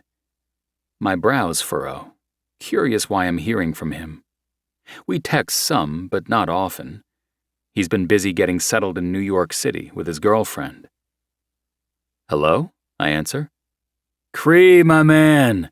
I need a favor. Huge. I'll owe you a kidney. What did you do? With Teddy, you never know what kind of shit he's gotten into. Sure, he settled down last year, and his girlfriend Vanessa has definitely helped him chill out. But at the end of the day, he's still Teddy. He chuckles at my question. I didn't do anything. Why do you always assume it's me? Because it usually is. Anyway, he plows on. I might need to crash at your place with my mom for a day or two, Friday and Saturday night. With your mom? He clears his throat, getting serious. Yeah, I finally convinced her to leave my dad, but she's scared of staying in a hotel in case he tracks her down, so I told her I'd come help her move out this weekend and see if I could find us a place to crash. I know my dad wouldn't think of your place. Wow. Yeah, of course. Your mom can take my room, and I'll crash on the couch. You'll have to sleep on the other couch. Teddy confessed to us last year what an abusive asshole his dad is, so I'm fucking glad as hell he's finally been able to get his mom to leave that dick. Sleepover! Fucking fantastic! Thanks, Cree. I shake my head. Anytime, bro. Is there anything else I can do to help? Nah, this is more than enough. I have movers scheduled to help too, but I know my mom is freaking out, so I want to be there to support her in person through this transition. I told her she could live with Vanessa and me for a bit, but she doesn't want to do that. Does she have a place figured out? She's going to stay in an apartment in Manhattan for a bit until the divorce is over. I'm paying for it, so my sperm donor of a father can't say shit about it. He's getting served the papers Friday afternoon, so that's why I figured it would be safer for her to be somewhere else for a bit before going to the apartment, since I'm sure he'll find out it's in my name. I'm still hoping I can convince her to stay with us for a week or two. I'd feel better if I could keep an eye on her. I'm not sure he takes a breath through his entire speech. That's harsh, dude. It is what it is. All that matters is she's leaving his ass. I guess so. Seriously, let me know if there's anything I can do. I'm sure the other guys would be happy to help too. I appreciate it. Mason is going to the house with me. I figure that motherfucker has one intimidating-looking scowl that scares most people. But my dad shouldn't be there anyway, since he's in California on business. He gets to the airport Friday afternoon, so that's when they plan to serve him, when he's leaving there. I'll see you Friday. Thanks again. I appreciate it. The sincerity in Teddy's voice gives me pause. He's so rarely serious, but I know this is a huge deal for him. He didn't tell us about his abuse for a long time. Of course. Stay out of trouble. Say hi to Vanessa for me. We end the call, and I plug my phone back in. Teddy's mom and Teddy himself under my roof for a weekend? This is bound to be interesting. Chapter 18. Ophelia. Hey, wait up, Ophelia. Callahan's voice echoes behind me, and I slow my steps out of the barn. Hey, sorry, how are you? I texted you. He comes to a stop in front of me, his chest rising and falling rapidly, trying to catch his breath from his jog after me. You didn't respond. I didn't? I don't remember getting anything. I rack my brain, trying to recall ignoring a text message. Maybe it was the wrong number. He reasons easily, using the bottom of his shirt to wipe sweat from his brow. I wanted to see if you were free to go out this weekend. Out? I mimic. Yeah. His smile falls the tiniest bit. On a date? With me? Oh! I shriek, probably a little too enthusiastically. That's right, date. Panic seizes my chest, fire burning my cheeks.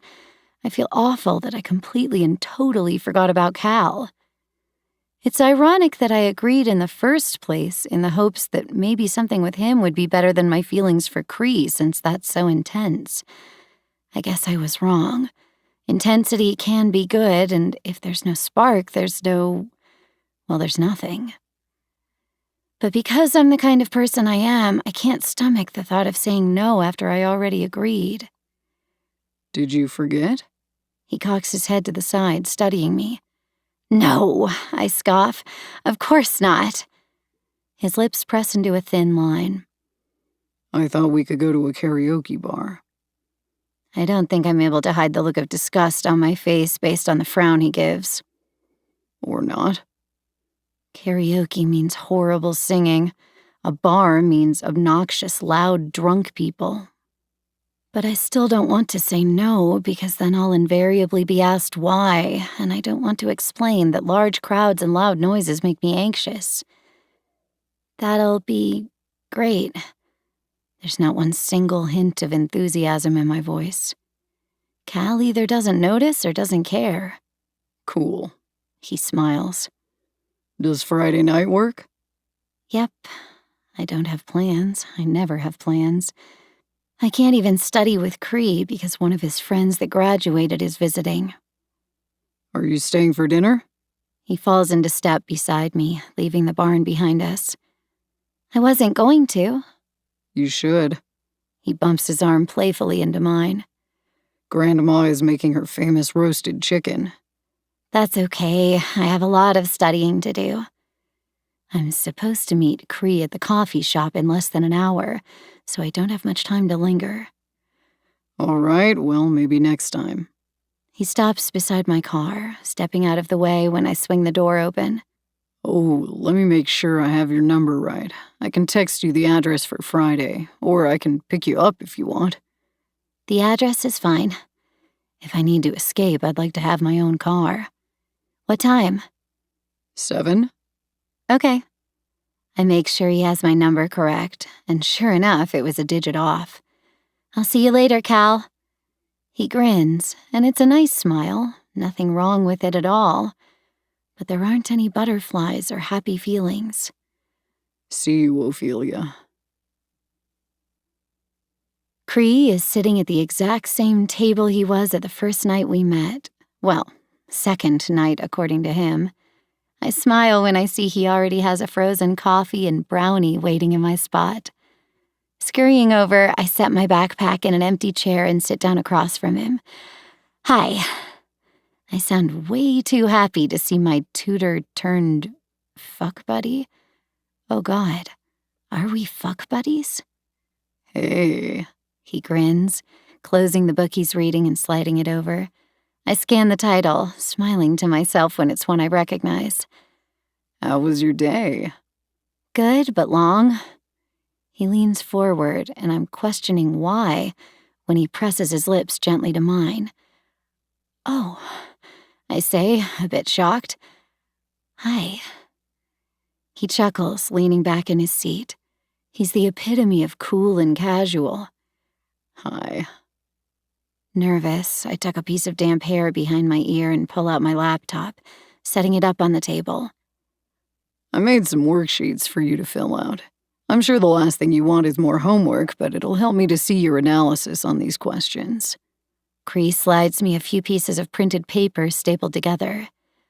You really take this tutoring thing seriously, I joke, pulling out a pen to begin answering them. He clears his throat awkwardly. Of course I do. I take a bite of brownie and read the first question. Cree chuckles when I wrinkle my nose in disgust.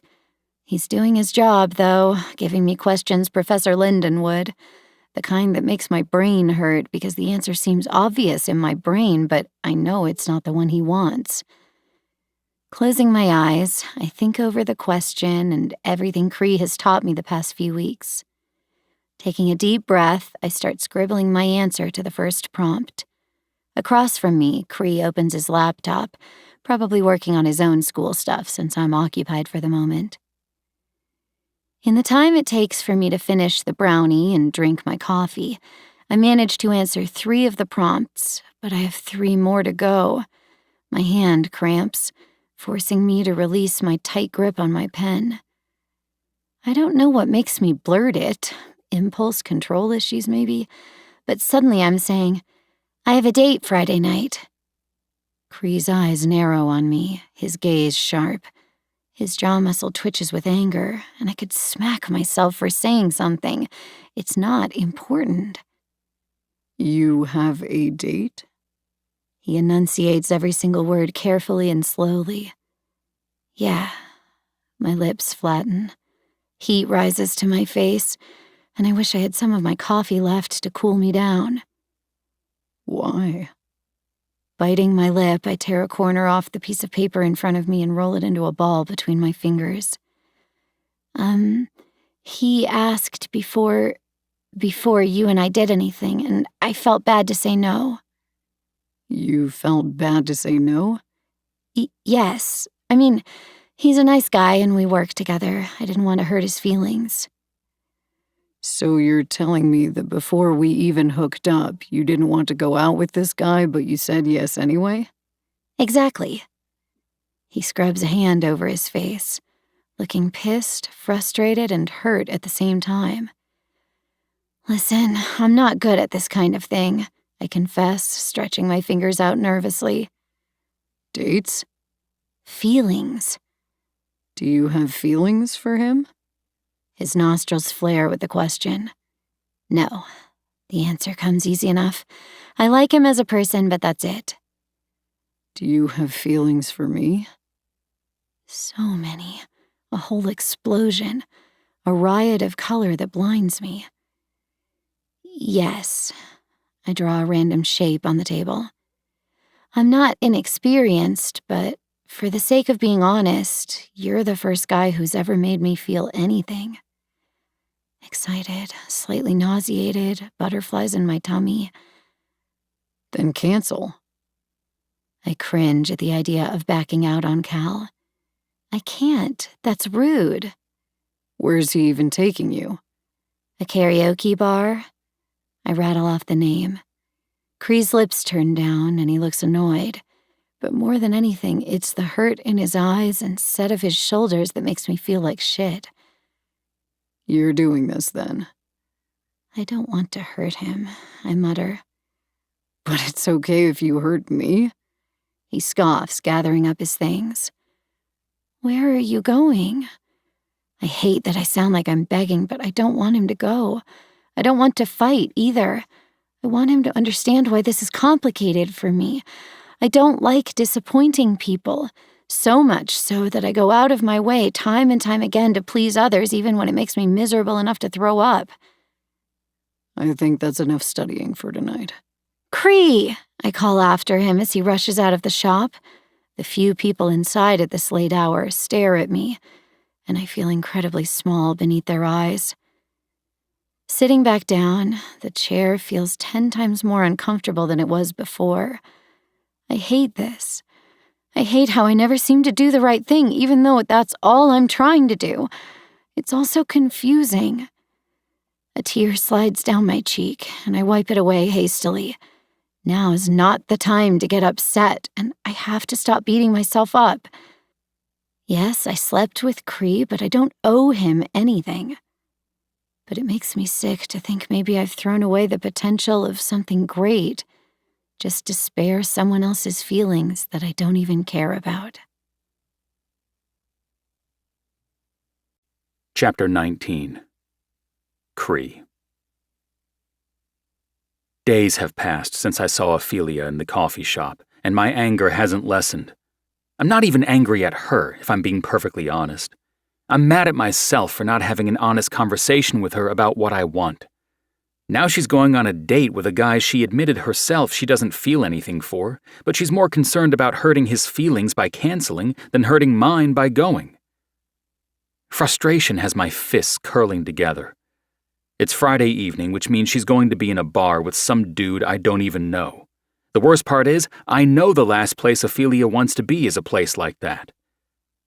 Stepping away from my bed, the sheets changed, I grab the shit I'll need tonight and make my way downstairs. Teddy is supposed to be here with his mom any minute. I gave Millie and the guys a heads up about what's going on. Jude already knows about Teddy's past, but I felt like Dare and Millie deserved an explanation. "Who's making dinner tonight?" Dare asks from the living room, his feet kicked up on the table and a game playing on the TV. "It's Jude's turn," I mutter, dropping my stuff on the armchair in the corner. "You sound annoyed." His brows furrow, watching me. "That's because I am, dipshit." "Hey, what did I do?" He holds his hands up, flashing an easy smile. He seems a little more like himself tonight. "Nothing." I sit back on the couch, crossing my arms over my chest. "Dude, spit it out. It's not cute when you play coy." Groaning, I tug at my hair. I seriously need to get a haircut soon. "Ophelia's going on a date tonight." The fucking traitor bursts out laughing. "Oh, that's amazing! I think I love this chick now." He claps his hands loudly. "What's going on?" Jude walks into the room from the kitchen, clutching a beer. Dare looks at him over the back of the couch. "Ophelia, the girl that has this one so moony," he tosses a thumb in my direction, "is going on a date tonight." Jude cringes. "Shit, dude, I'm sorry." I throw my hands up. At least someone feels sorry for me. Jude takes a swig of beer. "Hope you fuckers are okay with grilled chicken and salad, because that's what I'm making." "Sounds healthy," Dare grumbles. We all eat right for the most part. As athletes, we have to take care of our bodies.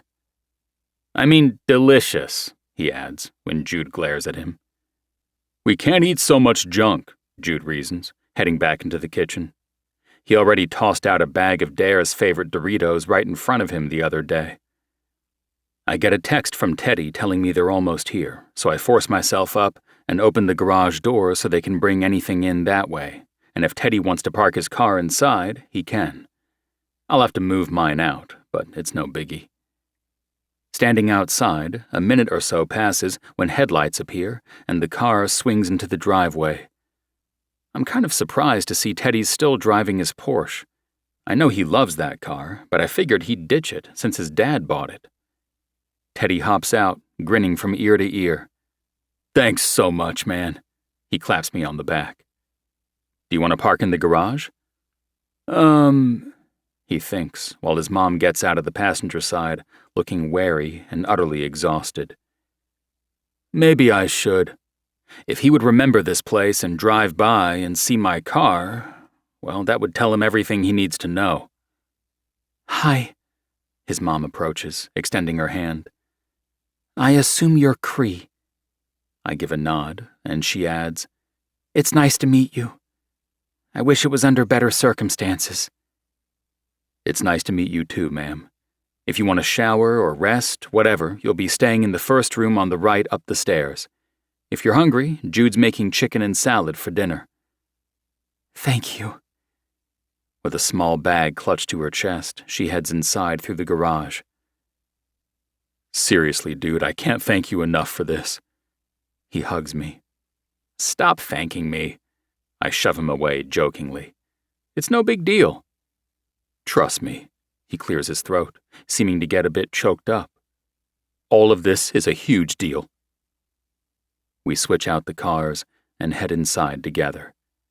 "My man Teddy!" Dare calls out, lifting a beer up and greeting from the couch. "Hey, Dare." Teddy bumps his fist against his extended hand. Jude pokes his head out of the kitchen and grins when he sees his former roommate. "Didn't think I'd be seeing you around these parts anytime soon." You know how it goes with family." Jude chuckles. "Oh, I do. How's Vanessa?" "She's good." Teddy shoves his hands in his jean pockets, looking around. "She gives me hell, but man," he shakes his head with a grin. "I love that girl. She's the best thing that ever happened to me." Before I can stop him, Dare launches into telling Teddy all about Ophelia. I can tell my best friend thinks Teddy's going to be on his side with this and believe I'm crazy. But after Dare finishes his soliloquy, Teddy shakes his head, chuckling. The love bug got you good too, didn't it? I wouldn't say love, I argue, but Teddy cuts me off. When you know, you know. It's instinctual, primal. You feel it in here. He slams a fist against his chest. It doesn't always happen the first time you look at someone, all that love at first sight shit, but it can build. Start out as a low rumble, and bam, the next thing you know, it's this big thing. That was me with Vanessa. Dare makes a disgusted face and turns back to the TV. I hate y'all. She's on a date tonight, I mutter under my breath. Your girl's on a date and you're standing around with us, sorry fucks? Teddy looks at me like I've lost my mind. Maybe I have. Get your ass out of here and go get her. You think? He taps the side of his head. I know. I pull into the lot of the bar Ophelia said she'd be at with her date, scanning the cars to see if I spot her Mercedes. When I see it, I let out a breath of relief. She drove herself. That's a good sign. I park as close to her car as I can get and head inside. As far as plans go, mine is non-existent. I'm winging this shit. Inside, someone sings a horrible rendition of Britney Spears' Toxic. I'm not too much of a man to admit I recognize the song. My eyes scan the tables, searching for vibrant red hair. It isn't long until I spot her, and it takes everything in me to fight my instinct to march over there and pull her away from the guy beside her who's grinning at something. I've never wanted to punch a guy more, not even on the ice. Something holds me back, reminding me that even though Ophelia said she didn't have feelings for this guy, she could be having fun, and I'd be a real prick if I pulled her away like some Neanderthal. So I choose to get a table where I can watch inconspicuously and see how things go. I'll give it 15 minutes. If she's enjoying herself, I'll leave. If she's not, I'm still leaving, but she's coming with me. I order a Diet Coke and a basket of fries, since I'm taking up space at a table, but don't plan on touching either. My eyes stay glued on the couple a few tables down from me. The guy seems decent enough, not pushy or gross, but Ophelia appears lost. Her eyes look around the room, never landing on any particular thing. Her shoulders curl up to her ears like she's trying to roll into a ball and escape. She doesn't look miserable per se, but she doesn't appear to be having fun either. I smile at the waitress when she sets my stuff down on the table and go ahead and ask for my ticket since I won't be here much longer. When she comes back with that, I slip her a 20 and make my move. I've seen enough. Stalking over to the table, people who are standing move out of my way as if they can sense I'm not to be messed with. Approaching the table, Ophelia spots me first. She can't stop the smile that overtakes her, shoulders flattening from their hunched turtle position. Her date notices her change in demeanor, and I can tell he thinks it's about him at first, but he quickly realizes she's not looking at him. His gaze swings my way, his lips turning down in a frown. Can I help you with something? His tone isn't unkind, but it's not exactly friendly either. No, but she can. He glances at Ophelia and back to me, eyes turning to slits. What's going on here? Well, you see, I begin, leaning against the table. Ophelia here felt bad to cancel on you, and I respect her need to be nice, even if it may have pissed me off at first. But now, she's fulfilled her duties, and I've come to collect my girlfriend. Girlfriend? The guy blurts, looking back at Ophelia. I didn't know you had a boyfriend. I didn't know either, she says softly. You want to be my girlfriend, Daisy? She blinks at me, blinks again. Then she shocks me, and I think herself too, when she practically leaps out of her chair and launches herself at me. With a laugh, I catch her, holding her tight against my chest. She leans back, hands on my cheeks. Maybe. Maybe, I laugh incredulously. That looked like more than a maybe to me with that reaction. Yeah, maybe. Her smile lights up her eyes. I have to keep you on your toes. She sticks her tongue out playfully. Good point. I rub my nose against hers, then skim my lips over her cheek, stopping at her ear. But it doesn't mean you're not mine. I can't believe this, the guy says, looking between the two of us. Ophelia lays her head on my chest. I'm really sorry, Cal. Seriously, so sorry. She looks up at me, her eyes bright with happiness. It's so different from when I first saw her this fall in the coffee shop. Then her eyes were sheltered, wary. All of that is gone now. There's a confidence growing in her. I don't know if she sees it, but I do. Can we get out of here? I ask, nuzzling my head into her neck. I feel her nod. Sorry, dude, I say to the guy, but let's be real. I'm not sorry at all. Leaving my arm around Ophelia, we head outside and over to her car. I can't believe you busted my date. She laughs, shaking her head. You're something. I was jealous. There's no point not admitting it, since it was pretty obvious. I could tell. She leans her back against the driver's side of her door with a little self-satisfied smirk. I can't help it when I lean in and kiss her. A groan rumbles in my throat, and I deepen the kiss, my tongue tangling with hers. It doesn't last long. She gives me a little nudge, and I break away. She's a tiny bit out of breath, and I can't help but feel satisfied at that fact. Us kissing is dangerous. And why is that? I prompt, rubbing my lips with my thumb. It's not enough to get rid of the taste of her. Because we end up having sex? My shoulders shake with laughter. She's not wrong. That's true. And since you ruined my date, she pokes my stomach, I think you owe me one.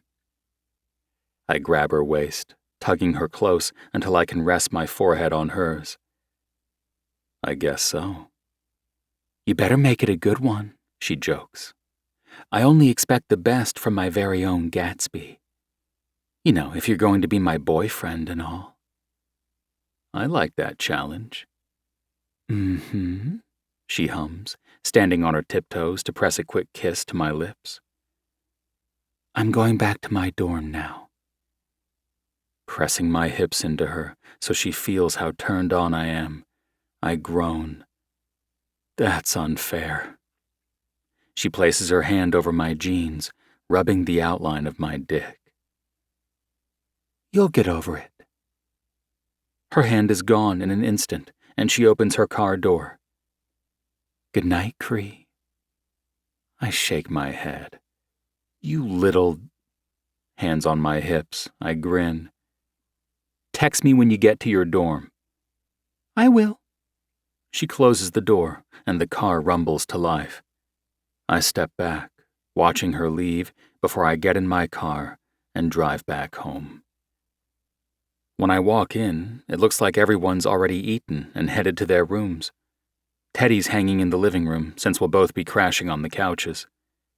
He mutes the TV when I walk in, sitting up curiously. How'd it go? Well, I got the girl, so mission accomplished. Excellent. He nods excitedly, holding his fist out for mine to bump. Do you know what the fuck is up with Dare? His sudden question takes me by surprise, since I thought I was the only one dealing with his attitude. Dude acts like something crawled up his ass. I shake my head.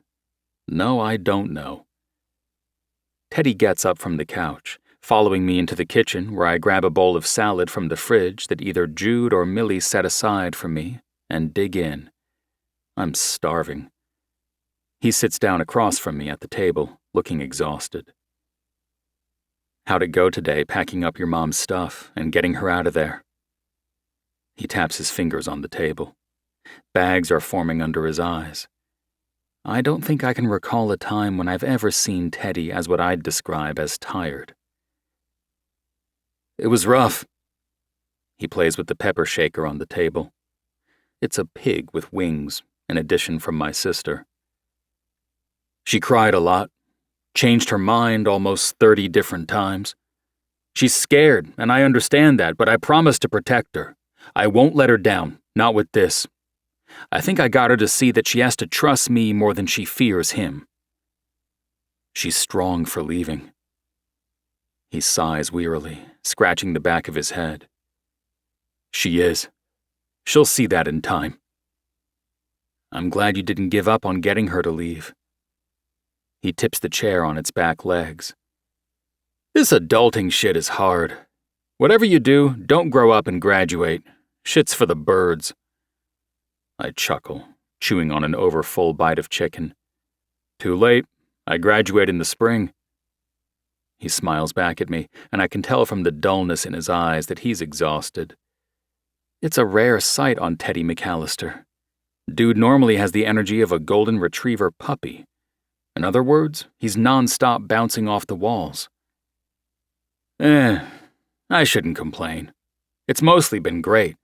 No dad to deal with, my own place, and living with the love of my life in Brooklyn? Yeah, forget what I said before. I laugh, shaking my head. Rinsing out the bowl, I stick it in the dishwasher. I don't know about you, but I'm ready to crash. Pining for a woman will do that to you. He winks, the chair almost tipping over with him in it.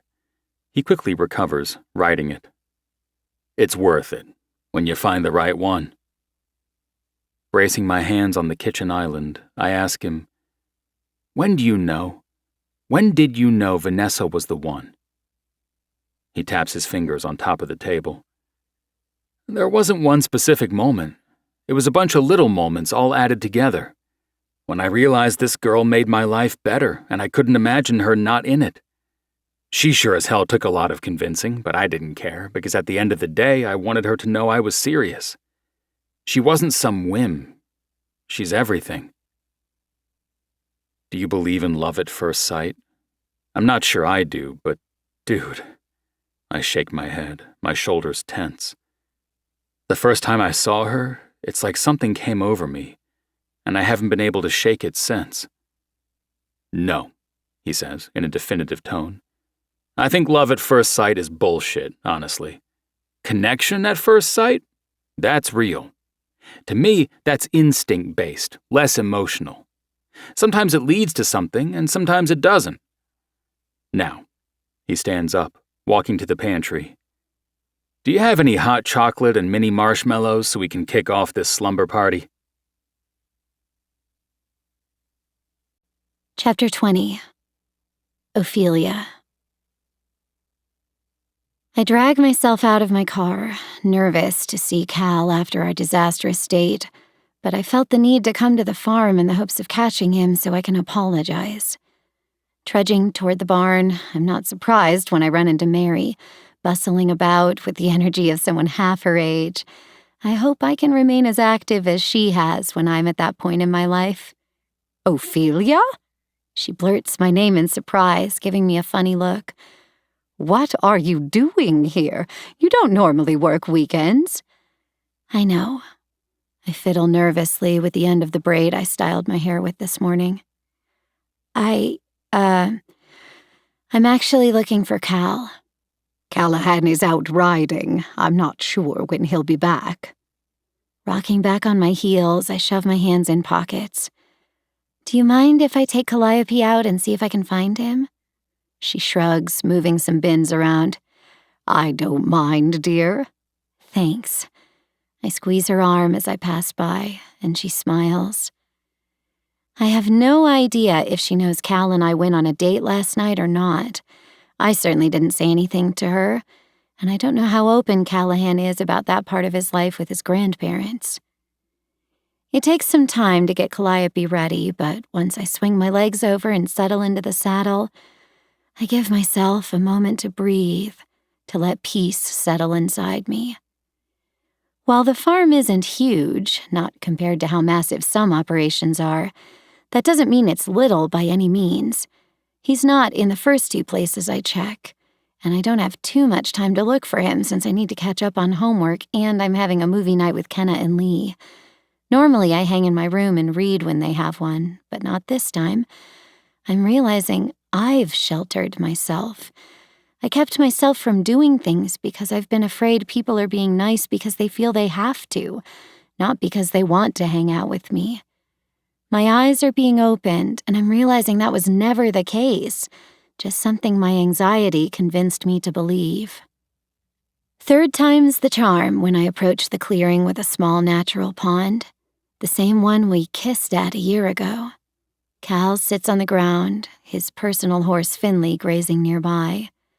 He looks over his shoulder when he hears my approach, and even from a distance I don't miss the way he winces. Slowing Calliope, I come to a stop and hop down, keeping her reins in my hand. Calliope can be a bit of a wild card, and I don't need her taking off. "Hi, Cal," I say softly as I approach, like I'm trying not to spook him. "Hi." His voice is glum as I come to a stop beside him. He pulls a tall blade of grass loose from the earth, wrapping it around his finger. Squinting from the sun, he tilts his head back to peer up at me. "Why didn't you tell me?" "Tell you what?" "That you were interested in someone else. I'm a big boy, Ophelia. I don't need a pity date." Removing his baseball cap, he shakes out his sandy hair before replacing it. "It wasn't pity." He makes a noise like he doubts that. "Listen, I agreed to our date before anything happened with Cree, and I wanted to keep my word, give you a chance. But it was wrong of me because I already knew my feelings for Cree are strong. I'm really sorry. I know that doesn't make it okay, and it was a shitty thing, and I'd be 1,000 times more upset than you are if roles were reversed. I can't make this up to you or make it right. I really wish I could." He sighs, one that rattles his whole body. "It's okay. I'm okay. My ego is a bit bruised." He rips the blade of grass into tiny pieces. "But I'll get over it." "Are we okay?" I point between the two of us. I don't want there to be unnecessary tension between the two of us. I'm not always the best at resolving issues, but I'm trying, so hopefully that counts for something. Cal holds out his fist for me to bump mine against. "We're good. Now get out of here, Ophelia. It's the weekend. Go enjoy yourself." "You're a good guy, Callahan." He mock winces, swatting his hand over his head. Not the kiss of death." I laugh, getting ready to mount Calliope. "The kiss of death?" When a girl tells a guy he's a good guy, it means he's good, but not for her. I pause, rubbing my lips together as I think. "You'll find your person, but I'm not her." "I know," he says, and seems sincere about it. "Now seriously, go enjoy your weekend with your boyfriend. Don't worry about my feelings. I'm a big boy." I shake my head, stifling a laugh. "You're my friend, Cal. Of course I worry." Settling onto the saddle, Calliope quickly accelerates from a trot to a gallop. "What movie are we watching?" I've showered and changed out of my clothes into a pair of sweatpants and an oversized shirt with our school logo on it. I watched a movie with the girls maybe 2 to 3 times last year. One of those times Rory and her friend Zoe came too. They usually stick with historical romances or sappy rom-coms. Not that I'm complaining, but if someone says it's going to be a horror movie, I'll be hiding under our small couch. Over the sound of popping popcorn, Kenna says, "We haven't decided yet. Do you have any suggestions?" "I'm sure whatever you want to watch is fine." I settle on the couch, tucking my legs beneath me. Kenna cocks her head to the side, studying me. "Ophelia, Your opinion is valid, and we want your input. Surely there are movies you love. I move my hair behind my shoulders. I love the Hunger Games movies. Ooh, those are good. Liam Hemsworth is a hottie. I personally prefer pita. She gives a small smile at that, removing the popcorn from the microwave and dumping it into a bowl. There's also a smorgasbord of snacks, candy, drink choices, some alcoholic, some not, and pizza. The bathroom door opens, letting out a cloud of steam. Lee pulls her hair up and off her neck, tying the damp black strands into a low bun. Did you pick a movie yet? Are you cool with the Hunger Games? Kenna asks her, adding more butter and salt to the popcorn. Ooh, yes. I haven't seen those in forever. Smiling at me, she adds, I'm so glad you decided to watch with us tonight. Me too. And I mean it.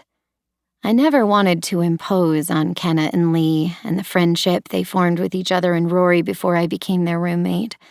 But I see now that I've kept them from truly getting to know me because I was protecting myself, not them. I've always had this fear that if I let people get too close, they won't like what they see.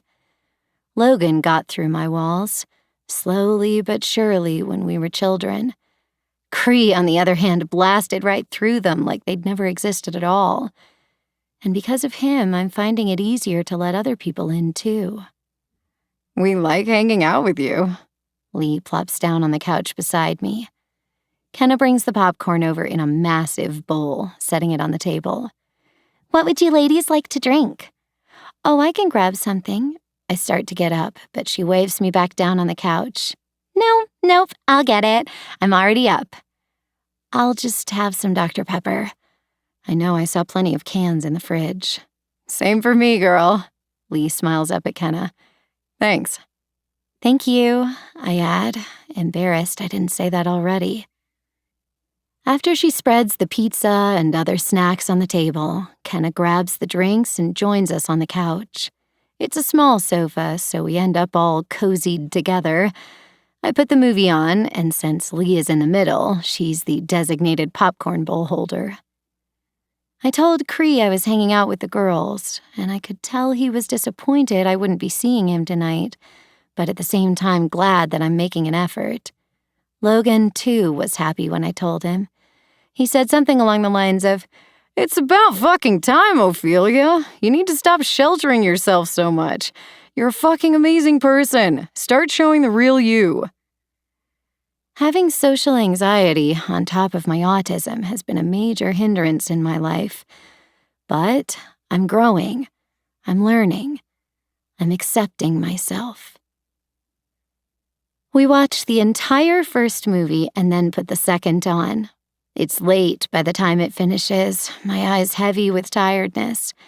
We all agree to call it a night and that we'll watch the final two another night. Somehow, all three of us, in a zombie-like state, managed to clean up our mess before heading our separate ways to bed. Climbing beneath my covers, I glance at the book I'm reading that rests on my nightstand. A grin I can't control breaks over my face. I didn't pick up my book once today because I was too busy with friends. I fall asleep with a smile still on my face. Chapter 21. Cree. The whole week drags by with classes and practice. I do get together with Ophelia a couple times to study, but that's all we do. I don't even kiss her because I'm trying to be on my best behavior, and I know if I kiss her, the chances are we'll both get carried away, and I want to give her a proper date first. Sure, I count our ice skating and lunch as a date, but I want something a little less casual and more special. And I might have spent my entire week planning it. I know taking her to dinner wouldn't be enough. Is it a proper date? Sure. But I want to do something different for Ophelia, something unexpected that she'll never forget. It took me a little while to get my thoughts in order, but now everything is set up and ready. I just have to pick up the girl. Jogging down the stairs, I swipe my keys from the table I always drop them on when I come in. You look nice. Where are you going? Millie peers at me over the back of the couch with narrowed eyes. A date. Ooh, with the girl you're tutoring? She wags her brows. Yes. Be good tonight. I point a warning finger at her. She rolls her eyes, fighting a smile. Yes, Dad. Where's Jude? I know Dare is out, but I thought Jude was still here. Right here, dude. He sits up from where he was laying on the couch, and I couldn't see him. I hesitate in the foyer. Are you guys hanging out? Jude pales, but my sister snorts. We're watching Vampire Diaries. This dude got me sucked into it. She points at said dude. I know I can't grumble too much if that's truly all they're doing, but a big part of me doesn't trust Jude with my little sister. I know he'd never mistreat her, but he's a man whore, so the last thing I want is him screwing around with her. Don't you have a date? Jude prompts when I linger too long. I narrow my eyes on my friend. Be good. He raises his hands as if he's showing me he's keeping them to himself. Millie tosses a throw pillow at me that I dodge easily. I can't afford to get hung up on thoughts of Jude and my sister, not tonight. Pushing the button for the garage, I hop in my Bronco and crank the engine. The drive over to campus takes longer than I'd like since it's a busy hour, but eventually I'm parking outside of Ophelia's dorm. I shoot her a text that I'm on my way up, and she replies with a heart emoji. Taking the stairs up to her dorm, not in the mood to wait around for the elevators, I knock on the door of the room she gave me. It opens not much later, and Kenna pokes her head out. Hi, Cree. She's almost ready. You can wait in here. She steps aside and lets me in, pointing to the couch for me to sit. You're helping her get ready? I ask, surprised. Ophelia's mentioned a few times her lack of friends and trouble making them, even with her roommates, who she says are always nice. And since I know Kenna and Lee fairly well, I know she isn't lying, and they're some of the nicest chicks. I'm on hair and makeup, and Lee is on dress duty. I was so excited when she asked us for help with her date, and very surprised when I learned it was with you. She pokes my shoulder. You little hussies have been holding out on all of us. I chuckle. It's pretty new. No secrets, I swear. Mm-hmm, she hums doubtfully, giving me another playful shove. She'll be ready in 5 minutes. She opens the door to what I assume is Ophelia's room, but makes sure I don't get a peek inside. Sitting down on the couch, I rub my hands nervously over my jeans. I don't think my palms have sweated once in my life, but tonight they're damp with perspiration. Keep it together, man. It's just a date with a girl you've already been seeing. Chill out. Easier said than done. Even though Kenna said 5 minutes, I fully expected to wait longer, so I'm surprised when the door to Ophelia's room opens, and it's her that steps out, fully taking my breath away. Holy shit, she's fucking gorgeous. God damn, how is she real? How am I so lucky that she wants me? Her red hair is curled in waves, hanging halfway down her back. Some sort of little clip thing with tiny pearls holds her hair back on the right side. I don't know anything about makeup, but I know she's glowing, her skin shimmering a pale gold color where the light hits her. My eyes move to her body, taking in the pale purple dress she wears. It's silky looking, the straps thin on her shoulders, showing off every delectable freckle. Wow. I struggle to find the oxygen to form more words. You look stunning. I mean, you're always beautiful, but wow.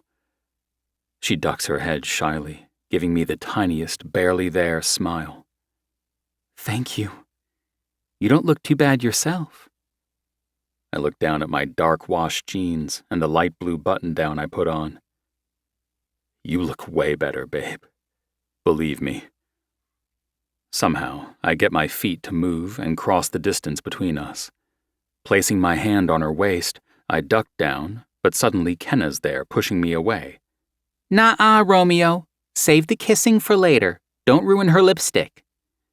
"But I really want to kiss her," I protest, Ophelia giggling at my admission. "Save it," Kenna bosses. "You heard the woman. Save it." Ophelia pokes my chest lightly. "I can't thank you guys enough." She turns to her roommates. "Girl, it was so much fun. You have nothing to thank us for. We love hanging out with you." Lee comes forward, giving her a hug and an air kiss on each cheek. Kenna does the same, saying, "Have fun tonight." Grabbing my girl's hand, I lead her out of the dorm, this time taking the elevator to save her feet in the heels she's wearing. They're not super tall, but since I've never seen her wear anything other than sneakers, I have a feeling she's not that comfortable in them. Opening the passenger door for her to get in, I let out a curse at the sunflowers sitting on the seat. "I was supposed to bring these up with me," I explain, handing them to her. She gives them a sniff, even though I'm pretty sure they don't smell like anything. "Thank you."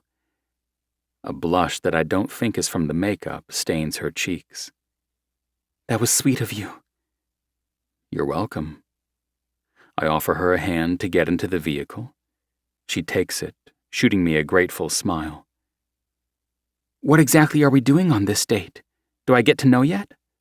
The question pours out of her the second I'm behind the wheel. Cranking the engine, I grin over at her.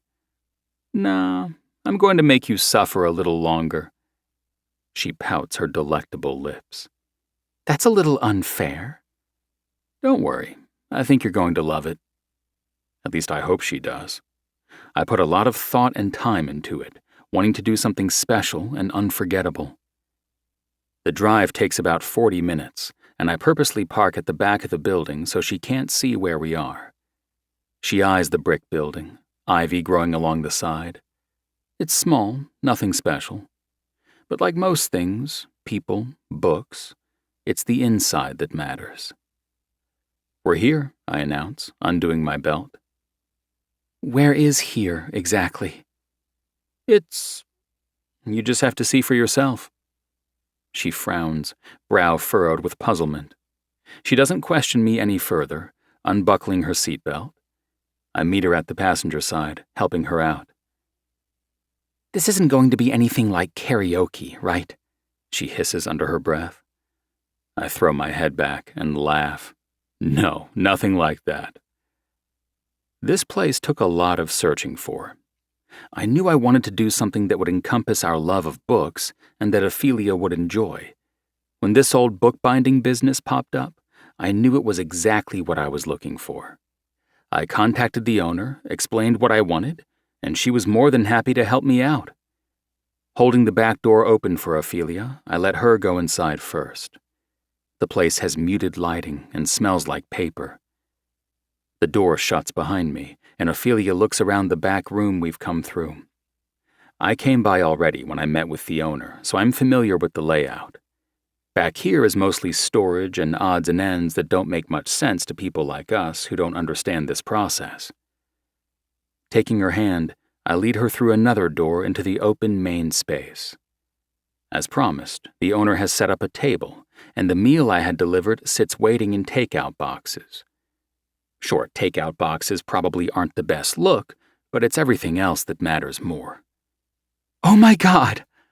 Ophelia lets go of my hand, spinning around to take in the piles and piles of books, stacked on shelves, the floor, tables, every available surface. In the middle of the room are printers and binding machines. "Is this an old-fashioned printer?" "Sure is." I shove my hands in my pockets, watching the look of pure joy on her face, knowing I made the right choice bringing her here. She continues to spin until she stops right in front of me. Her teeth dig slightly into her bottom lip, trying to contain her smile. "This is so much better than a karaoke bar." Laughter escapes me, and I'd feel bad for the other dude if he hadn't been encroaching on my girl. "I'm glad you think so. Let's eat, and then the owner, Betty, is going to show us how to bind a book." "Are you serious?" Her hazel eyes glow. "I don't joke about books." Which book do we get to do? Guess. I rock back on my heels. It's hard to contain my excitement. She taps her bottom lip, thinking. I really have no idea. I'm too happy to think straight. I grin, pleased by her enthusiasm. The Great Gatsby. Her smile turns to a quick frown, then quickly back to a smile again. Her reaction confuses me, but I don't call her out on it. That's so cool! She claps her hands, vibrating with excitement. I thought so. I guide her over to the table. Let's eat before it gets too cold. Pulling out a chair for her, she sits, and I scoot her in. Taking my place across from her, I start opening the boxes. I checked out the menus of restaurants nearby the printer before settling on one. There's everything we'll need: drinks, utensils, and napkins. Ophelia peeks inside the open boxes at what I got for us. I chose a little of everything so she'd have a choice, and figured if she wanted, she could try different things. This looks delicious. She eyes the spread of food. But who's going to eat all of this? Us, sweetheart, I joke, passing her a set of utensils. Eat what you want, it doesn't matter. Picking up a homemade mozzarella stick, she dips it into marinara. I'm starving, she admits, before taking a huge bite. I hope I don't drop anything on my dress. You won't, but if you do, I can afford dry cleaning. So can I, she says with a soft laugh. I have to admit all of this. She pauses, looking around again. I can't imagine a better date, Cree. Truly. This is so thoughtful. I'm glad you think so. I wanted it to be unforgettable. Trust me, there's no forgetting this. She gets a forkful of salad next, smiling after she's chewed and swallowed. One bite of salad totally cancels out the mozzarella stick, right? Absolutely. I take a bite of salad, too. We chat about anything and everything as we eat, things we haven't talked about yet, and expounding on things we have. Again and again, Ophelia tells me she's not normally this chatty with people, like she's somehow embarrassed by that fact. But I fucking love that I bring out her words. I've only really known her almost 2 months now, but the change in her has been obvious. I know I can't take credit for all of it, because this is just who she's always been.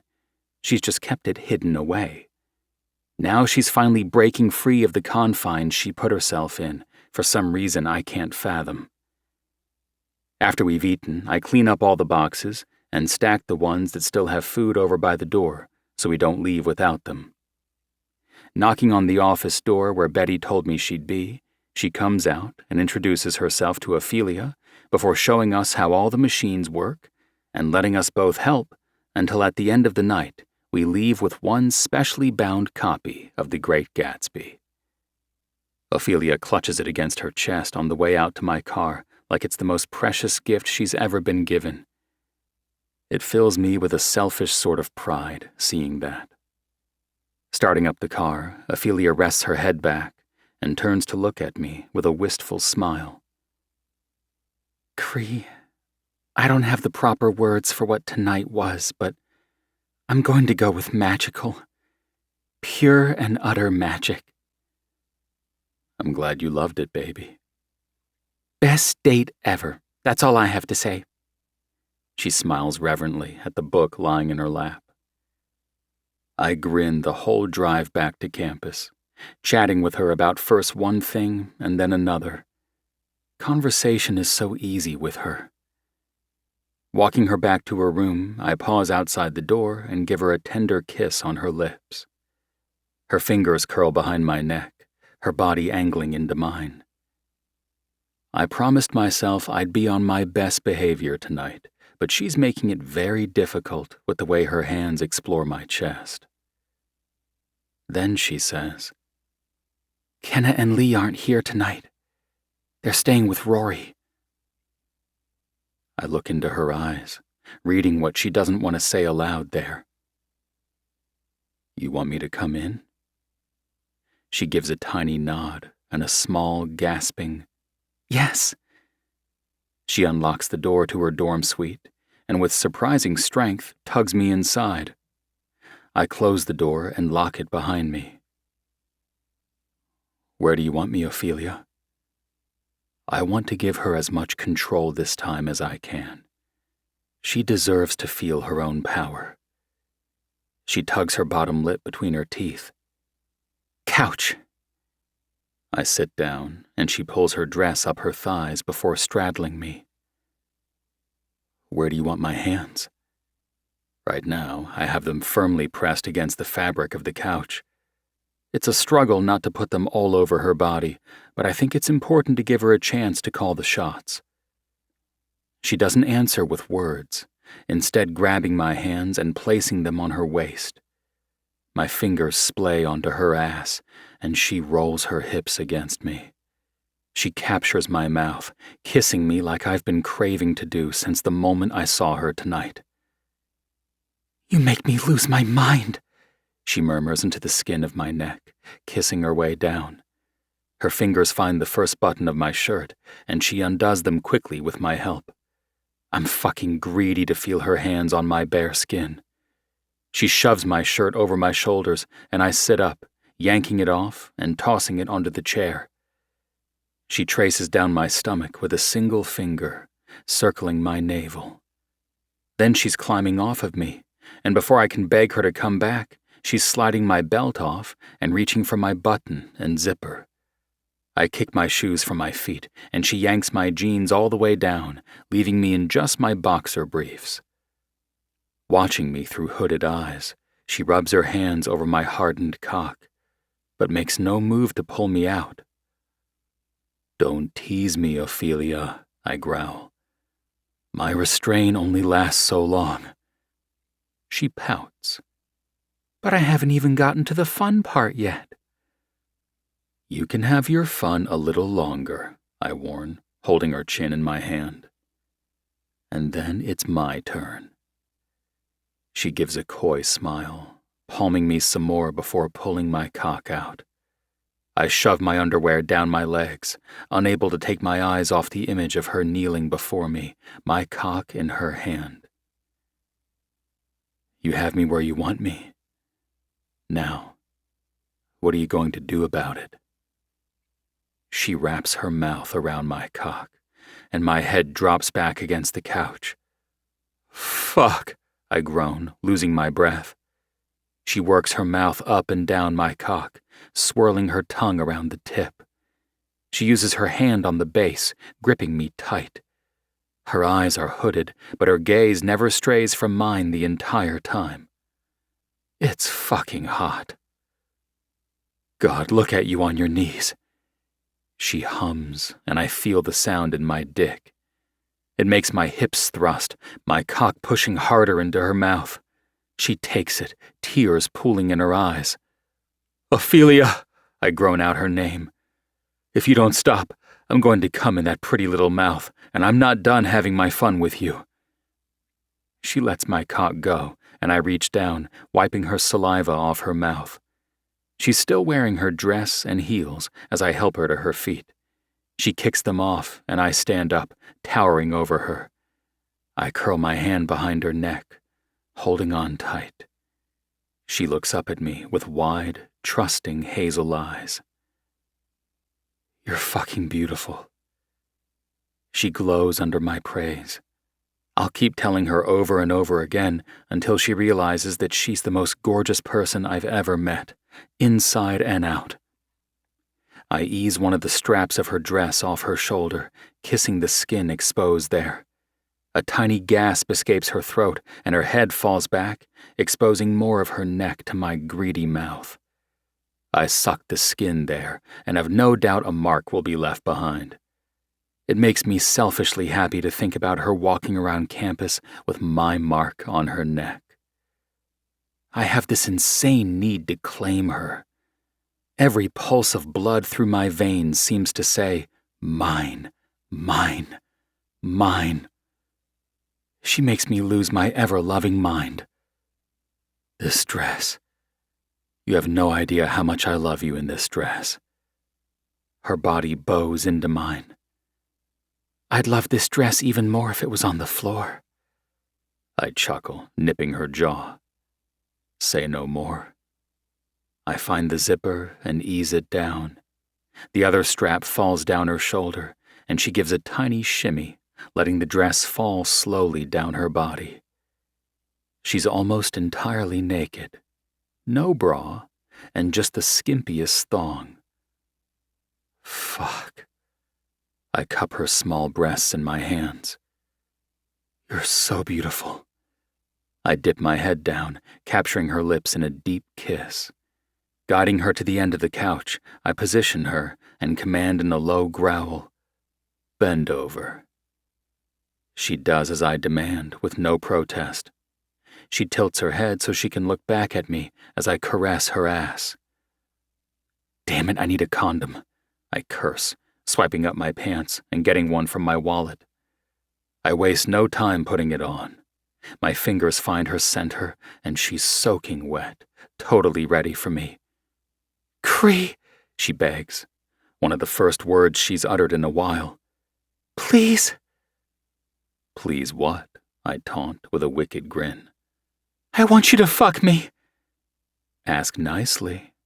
I smack her ass, and she rocks forward, her fingers gripping the couch cushions. "Fuck me, please." That's more like it. I massage the ass cheek I smacked and plunge inside her. She gasps, the sound quickly turning into a moan. Holding onto her hips, I fuck her hard and fast. I don't have it in me to take this slow or to even have some fun. This is all about getting us both to a hasty release. Reaching between us, I rub her clit. Her pussy squeezes me tight, and the need to come is almost too much, but I want her to orgasm first. "Come on, baby." I press my lips against her back. "You're almost there. I can feel it." "Yes, yes," she pants. "I'm so close. She falls apart, and I let go, moaning as I come. Spent, I collapse over her, holding her against me, and bracing my other hand on the couch so I don't crush her. I press a tender kiss to the smooth skin of her back. "You were fucking made for me. You hear me?" She gives a nod. Me and me alone. Pulling out of her, I get rid of the condom, and she goes to the bathroom. We settle in her bed, her naked body wrapped around mine.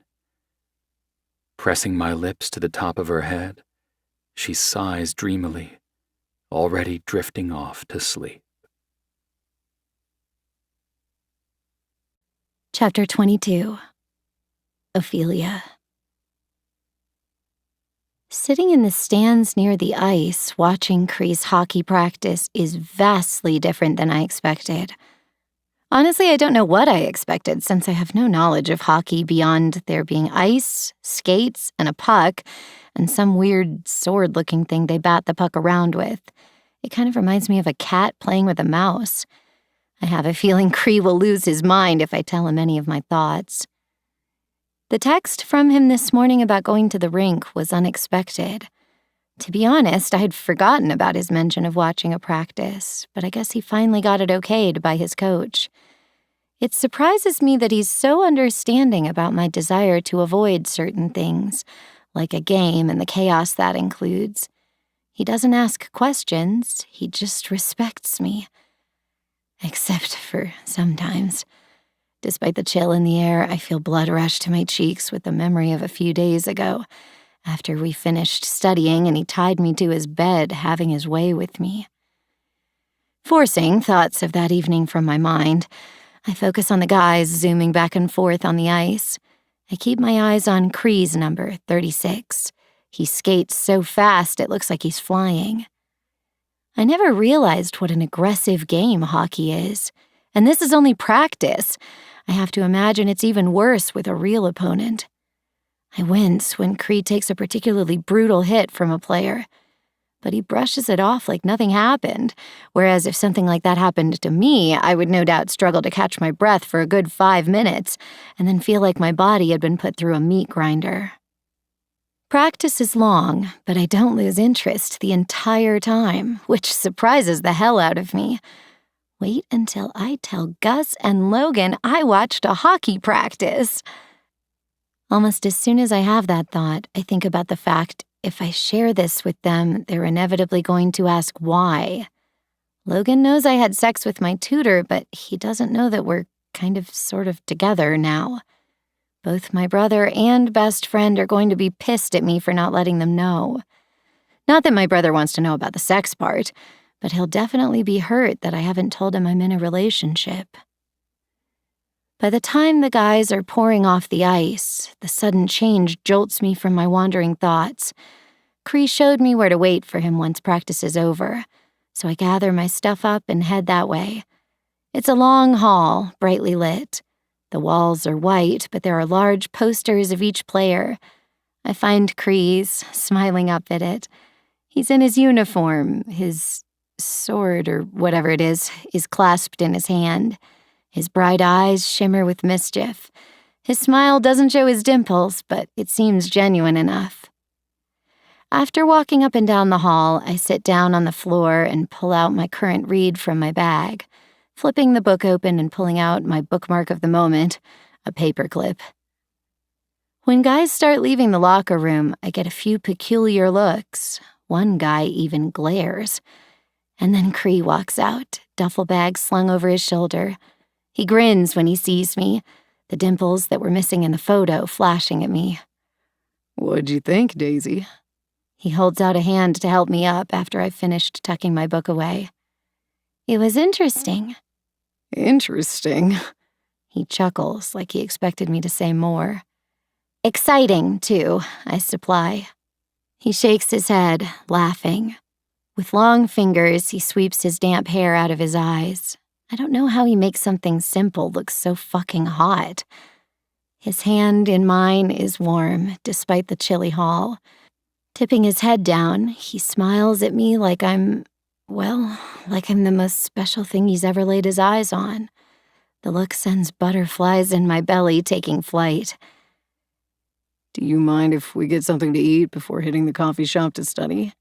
Please, I practically beg, letting him lead me toward the exit where it's nearly dark already. The days have grown so much shorter. I'm starving. We head up the dining hall for dinner. Cree gets fish and veggies while I opt for mac and cheese. Lately, it's been one of my go-to foods. I get these random cravings for things and eat them often until I'm sick of it.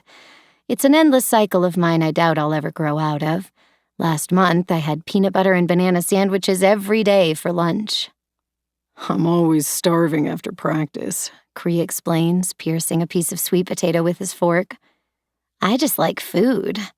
I point at the mac and cheese. The cheesier, the better. Can't argue with that. Cree eyes my dish like he'd enjoy nothing more than swiping it out from under me, but he takes a bite of fish instead. How was class today? He knows I had my critical approaches to literature class today. Better than it used to be. I actually participated in the discussion because I felt confident enough to engage in it. His eyes light up with pride. That's fucking amazing. He holds out his fist for me to bump.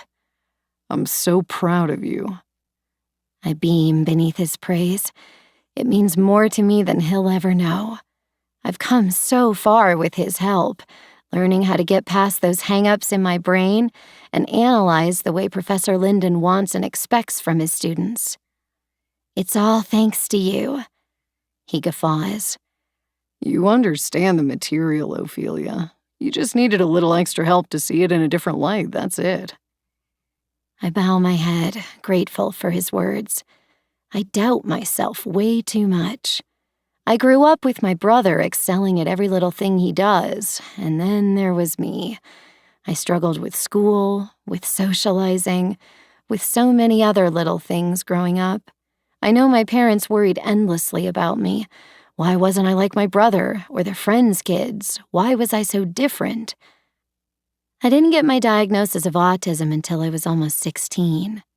It was a relief to my parents, I think. Finally, a label that explained why I was me. For me, it felt like a label I didn't want. There's nothing wrong with being autistic. I like who I am, and I don't care. But that doesn't mean that other people don't hear that word and automatically assume something, and that's not fair. It's why I keep closed-lipped about it. I haven't even told Cree. Do I think he'd care? No, I truly don't. But that doesn't mean that tiny kernel of fear doesn't hold me back. I wish I could silence that little voice that whispers at me, but I haven't learned how yet. What are you thinking about? Cree brings me back to reality. Nothing, just drifted off, I lie. He cocks his head to the side. Ophelia, I know when you're lying to me. Out with it. I swallow past the lump in my throat. I hate that there's a part of me that's terrified he'll be mad or run screaming from the building. If he did, that would say way more about him than it does me. Wetting my lips, I open my mouth and decide to put it out there. There's no sense in keeping it a secret. That's stupid. Everything always has a way of coming to light eventually. There's something I haven't told you. I bite my lip nervously. He arches a brow, his fingers stilling on the table like he knows this is serious. What is it? He sounds hesitant. The reason I needed a tutor, why I have trouble with some things and social settings can be awkward. Out with it, he begs when I trail off. You're worrying me. I brace my shoulders, holding my chin high.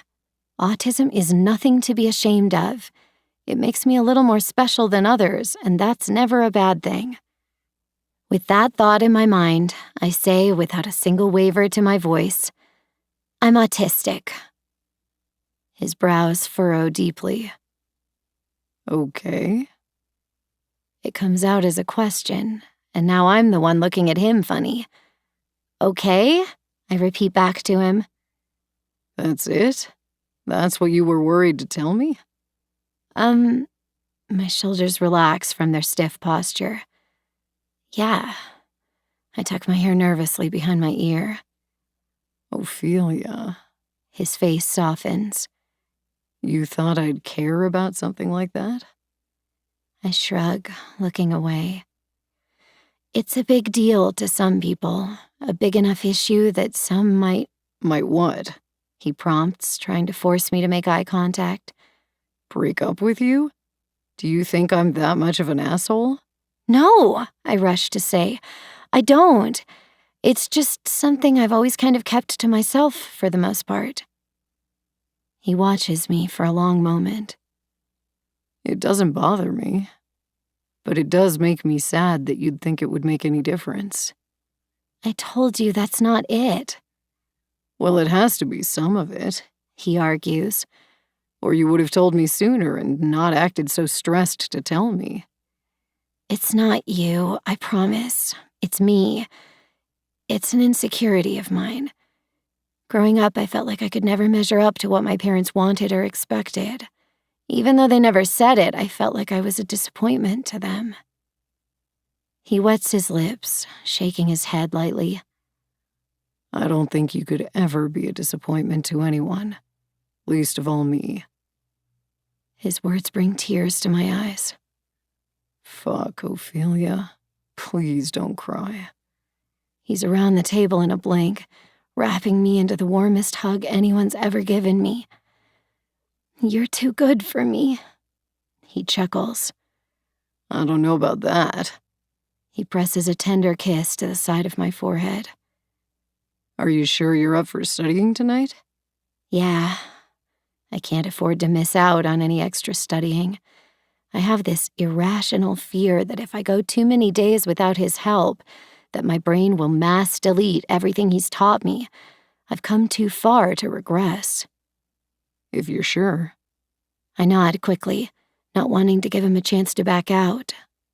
Besides, I need my brownie. It's not a lie, either. I've been looking forward to my chocolate brownie with rainbow sprinkles all day, and after this talk, I need it more than ever. He chuckles, finishing the last of his veggies. I should have known. It's really the brownie that's most important here, right? He winks, letting me go so he can return to his previous spot. Absolutely, I joke, sticking out my tongue at him.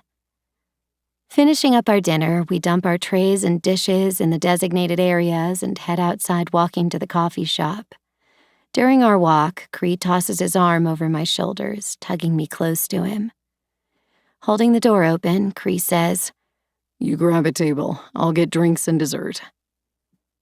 I pick a table in the quietest corner and set everything up. I figure if we get in a good hour of studying, then I'll feel like we accomplished something. Cree approaches the table a few minutes later. "For milady."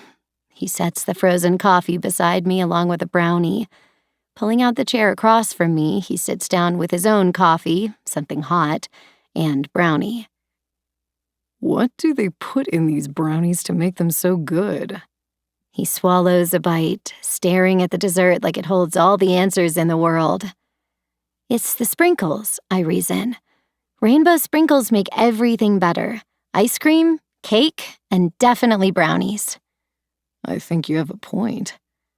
Reaching across the table, he swipes the corner of my mouth, coming away with a bright blue sprinkle. He sticks it in his mouth, humming. "Mmm. You stole my sprinkle." He grins, dimple flashing. "You'll get over it." He's right. It's impossible to be peeved with him over anything. It's annoying, really. He's too cute for his own good. Cree has this wholesome sweetness to him, but then there's this other side of him, the one that comes out in the bedroom, that is impossibly dirty and sexy. He sobers, growing serious, but doesn't say anything. Is something wrong? I put my hand on top of his on the table. "No, I just wanted to ask you something." He clears his throat, sitting up straight. He flips his hand over beneath mine, holding on. "My parents are coming to visit." "Okay," I prompt when he doesn't say anything more for a few beats. "I'd like to introduce you to them as my girlfriend." He looks at me beneath long lashes, his blue eyes questioning, like he thinks his question might send me running. And maybe it used to would've, but not today. That would be... I pause, searching for the right word. Nice. "Are you sure?" He squeezes my hand lightly. "I don't want to do anything you aren't comfortable with." I'd like to meet them. I mean it, too. Cree speaks often of his family, and obviously I've met Millie several times. When are they coming? "This weekend." That's perfect for me. It doesn't give me too much time to overthink and stress about it. Can't wait. I smile, and he returns the gesture. When I sit back and we start going over the material, I realize I am actually excited to meet his parents. I can't help but feel a tiny bit proud of myself for that fact. Chapter 23. Cree. I wasn't surprised when my mom called to tell me that she and my dad had decided to come visit and attend my first game of the season. I didn't think they'd be able to hold out until the holidays to see us. I'm not complaining. I know Millie and I are incredibly lucky to have parents who care so much and are involved in our lives. Pulling up outside Ophelia's dorm, she's already walking out the door in a green sweater dress and brown boots. Her hair is loose but tucked behind her ears so she can't hide behind it. Millie leans up from the back between the two front seats. "Your girlfriend is so freaking cute. I don't know what she sees in you." I put my hand on her face and shove her into the back. "Shut up, Mills." Ophelia opens the passenger door before I have a chance to hop out and get it. "I was going to get the door for you, babe." "Babe? You called her babe? Aww," Millie taunts, and I turn around to give her my best brotherly death glare. Ophelia climbs in, shutting the door. With a small laugh, she looks back at Millie. "Hey, Millie." "Hi, Ophelia," she replies back. "I was just telling my idiot brother here that I don't know how he landed you." Ophelia's lips turned down. What do you mean? Just that you're way better than him, clearly. Millie rolls her eyes, but her tone is entirely joking. Ignore her, I tell Ophelia, reversing out of the parking space. She's in rare form today. Our parents are staying in a hotel downtown with a nice restaurant, so that's where we're meeting them for dinner. Do you think your parents will like me? Ophelia's question is soft, barely uttered at my side. Millie snorts from the back. Are you kidding me? They'll love you. You're kind, sweet, smart, and beautiful. Like I said, way too good for this one. She was asking me, I gripe at my little sister. She huffs from the back. Are you telling me my answer is wrong? No, but that's what I thought. Ophelia laughs, shaking her head. You two bicker like I do with my brother. I can't help it. Millie leans forward again. I've been stuck with him for my entire life. Right back at you, Millicent. Blech. She pretends to gag. Cut the Millicent crap. Only Mom and Dad call me that sometimes, and our grandparents always. It makes me sound like an old lady who owns 1 million cats. I shake my head, trying not to laugh at my sister. Steering the conversation in a different direction, I ask Ophelia, "What are you reading lately?" I need to start a new book. I didn't finish the last one I read after the hero said he hoped her birth control failed and he could knock her up. She gags over the idea. Forced pregnancy is not sexy to me. It ruins the fantasy of it all. Nope, no way. She shakes her head rapidly. That is not my kink. Millie giggle snorts from the back. What is your kink, then? Then she gags. Oh, God, forget I asked. You're dating my brother. I don't want to know. Why did I ask that? I hate myself. Ew. Cree, take me home. I feel dirty. I need a shower. One hot enough to melt my skin off. Can you stop being dramatic for 5 seconds? I practically beg. We have at least 10 more minutes before I get to the hotel. I'd like to endure it without crashing my car when I decide to strangle my sister. And I'd preferably not like to take out Ophelia along with the two of us. Me? Dramatic? She mock gasps. Do you hear this slander, Ophelia? I'm never dramatic. I'm hurt that you'd think so, brother. This time I'm the one rolling my eyes. I turn up the volume on the radio, drowning out my sister's nagging. The hotel doesn't have any public parking, which means I'm shelling out a ridiculous amount to be able to park in the garage on site.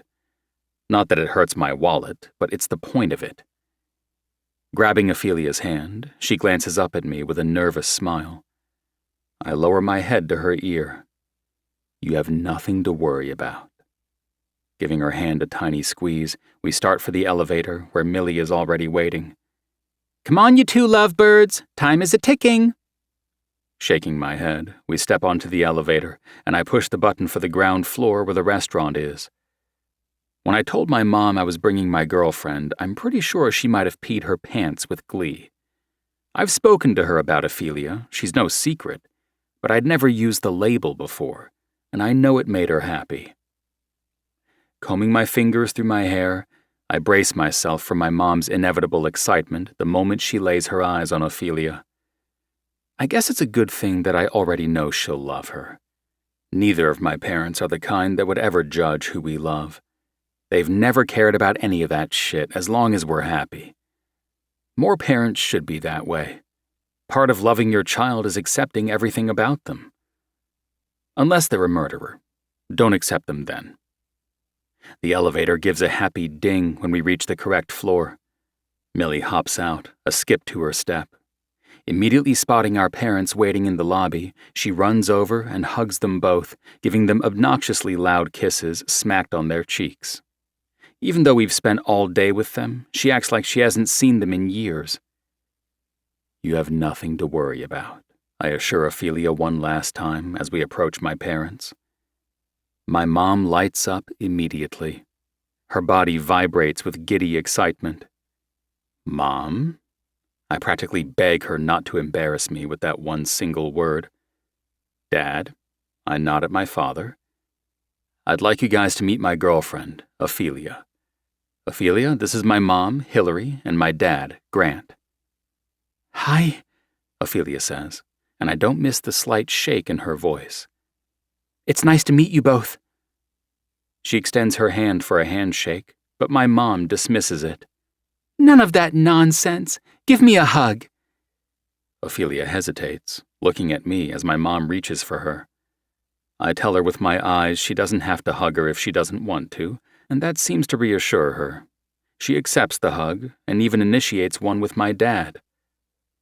Are you kids hungry? He rubs his stomach, signaling that he's hungry and wants to move this along. Starved.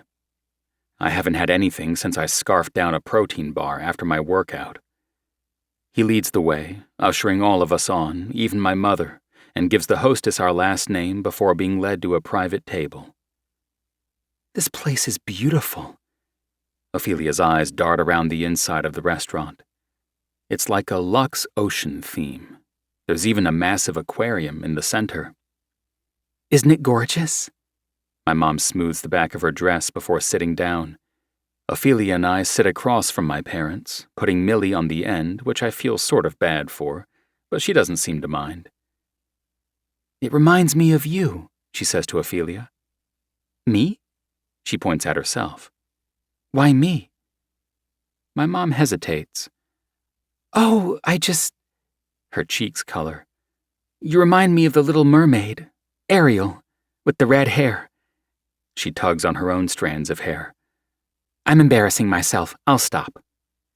Ophelia tosses a small smile her way. It's okay. I get that a lot. I'm not going to lie. Thanks to the movie, I was certain I would sprout a fin as soon as my legs touched the water. I spent months afraid of a bath or shower. It was a nightmare for my parents.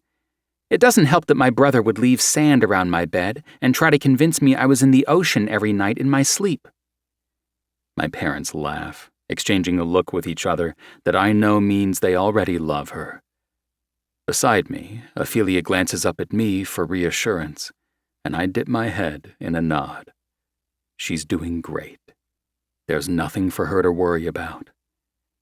We order dinner and dig in. Conversation is easy, my parents asking her about school and her dreams of the future. At the end of the evening, we say goodnight to my parents with them heading up to their suite. We've hardly pulled out of the parking garage when a soft snore comes from the back of the car. I glance back briefly to see Millie with her head pressed against the glass, snoozing away. Ophelia turns to me with a happy smile, and I'm so fucking relieved that tonight went so well. I knew it would, but that doesn't mean there wasn't some stress involved. Your parents are great. Yeah? I turn out of the garage. It was really nice meeting them. I see why you're so great. I chuckle, amused. Careful. Keep complimenting me and it'll go to my head. Ha ha, she mocks. Back to your dorm? Or... I let her finish the thought. You want me to stay over? I shrug. Why not? She thinks for a moment. I'll stay with you. I try and fail not to show how pleased her answer makes me. Good. Chapter 24. Ophelia. There's something different about standing in the center of Cree's bedroom knowing I'm staying the night and not here to study. There's a new Lego project spread on his desk that looks distinctly Harry Potter related. I pick up one of the pieces, turning it over in my fingers before replacing it in the exact spot I found it. Cree bounds into the room with bottles of water, kicking the door shut behind him. It bangs closed, and he mutters, "Shit," at the loud sound, clicking the lock in place. He passes me a bottle of water. Thought you might be thirsty. Thanks. I untwist the cap and take a couple of sips. Do you mind if I shower? Sure, yeah, go ahead. Are you nervous about me staying the night? I've never seen Cree so unsure of himself, and I kind of like it because it means he's affected by me as much as I am by him. No, he scoffs, rubbing the back of his head. Maybe a little, but what if I kick you in my sleep? I've woken up to the covers shoved off the bed more than once. Then I'll kick you right back. He laughs, relief flooding him. I'm worrying for nothing, I know. He leans in, pressing a tender kiss to the corner of my mouth. Let me grab you something to change into. Rifling through his dresser, he procures a t-shirt and passes it to me. It's a hockey shirt with Aldridge University hockey on the front and his last name and number on the back. Admit it, you just wanted to get your name on me. Guilty. He picks a Lego off the floor, looks at it, then the piles, before putting it where it belongs. Thankfully, it's not the one I checked out earlier. With his shirt in hand, I lock myself in the bathroom, because I truly just want to shower. Kenna did my makeup again, and while it looks amazing, I'm still not used to the feel of wearing so much and want more than anything to scrub my face clean. When I get out of the shower, the mirror is fogged over with steam. I wipe it away and use some of Cree's toothpaste on my finger to swipe over my teeth, rinsing my mouth out with water. I slip his shirt over my body and find that it hangs to the middle of my thighs. Folding up my clothes, I open the door and find Cree lying on top of the bed in nothing but a pair of sweatpants, one arm behind his head, the other cradling a paperback. I don't think I've ever seen something so hot in my entire life. I couldn't have even conjured something so perfect from my mind if I'd bothered to try. I set my clothes down on top of his dresser and head for his bed, pulling the sheets back. Are you sleepy? He slips a bookmark, a real one, into his book and closes it before setting it on the bedside table. A little. Only a little. He smirks, reaching over to trace a circle on the side of my bare knee. A very, very little. His chuckle is husky and warm, full of promise. Good. I haven't had my dessert yet. I squeal when he flips over suddenly so he's on top of me. Hi. My voice is a tiny squeak. Hi, he repeats with a laugh. I want to try something. Are you game? Try what? Nothing too crazy. I won't need a safe word? You always need a safe word. In my humble opinion, even with vanilla sex. That way you always know if someone's comfortable or not. But I'm trying to ease you in over here. Ease me into what? The kinkier stuff. Kinkier than tying me up? Eventually, yes. I love how he says it like it's a definite. And honestly, the way my thighs clench together, I'm not opposed. I'd like to handcuff you. He rubs my wrists as if to drive home his point. Gag you. Bring you to the edge over and over again until you cry, begging for me to let you come. He kisses my neck as I moan. That's just the tip of the iceberg, baby. Now, he eases off of me. For what I want tonight, you need a book. A book? I stutter in surprise, missing the loss of his body heat when he gets off the bed. Mm-hmm, he hums, crossing the room to his bookcases. Something dirty, I think. He crouches down, scanning the spines. Aha. He pulls one out, flips through it. A smirk forms on his full lips. This will do. He crosses the room and extends the book to me.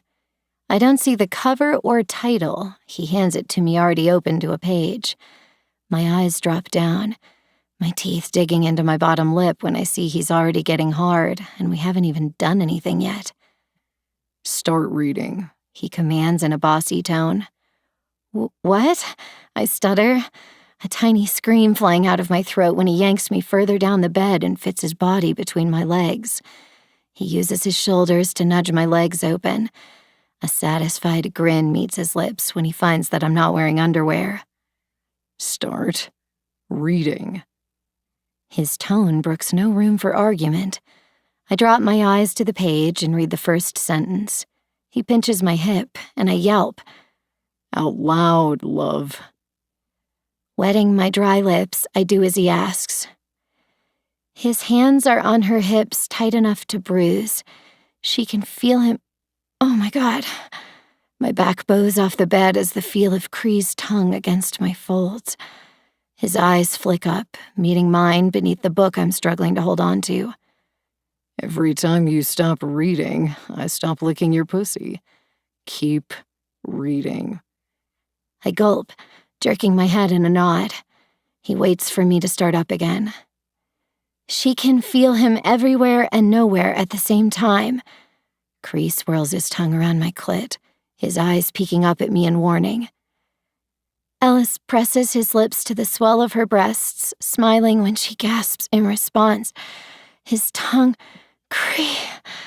I nearly dropped the book on my face, overcome with the feelings of pleasure stirring inside me.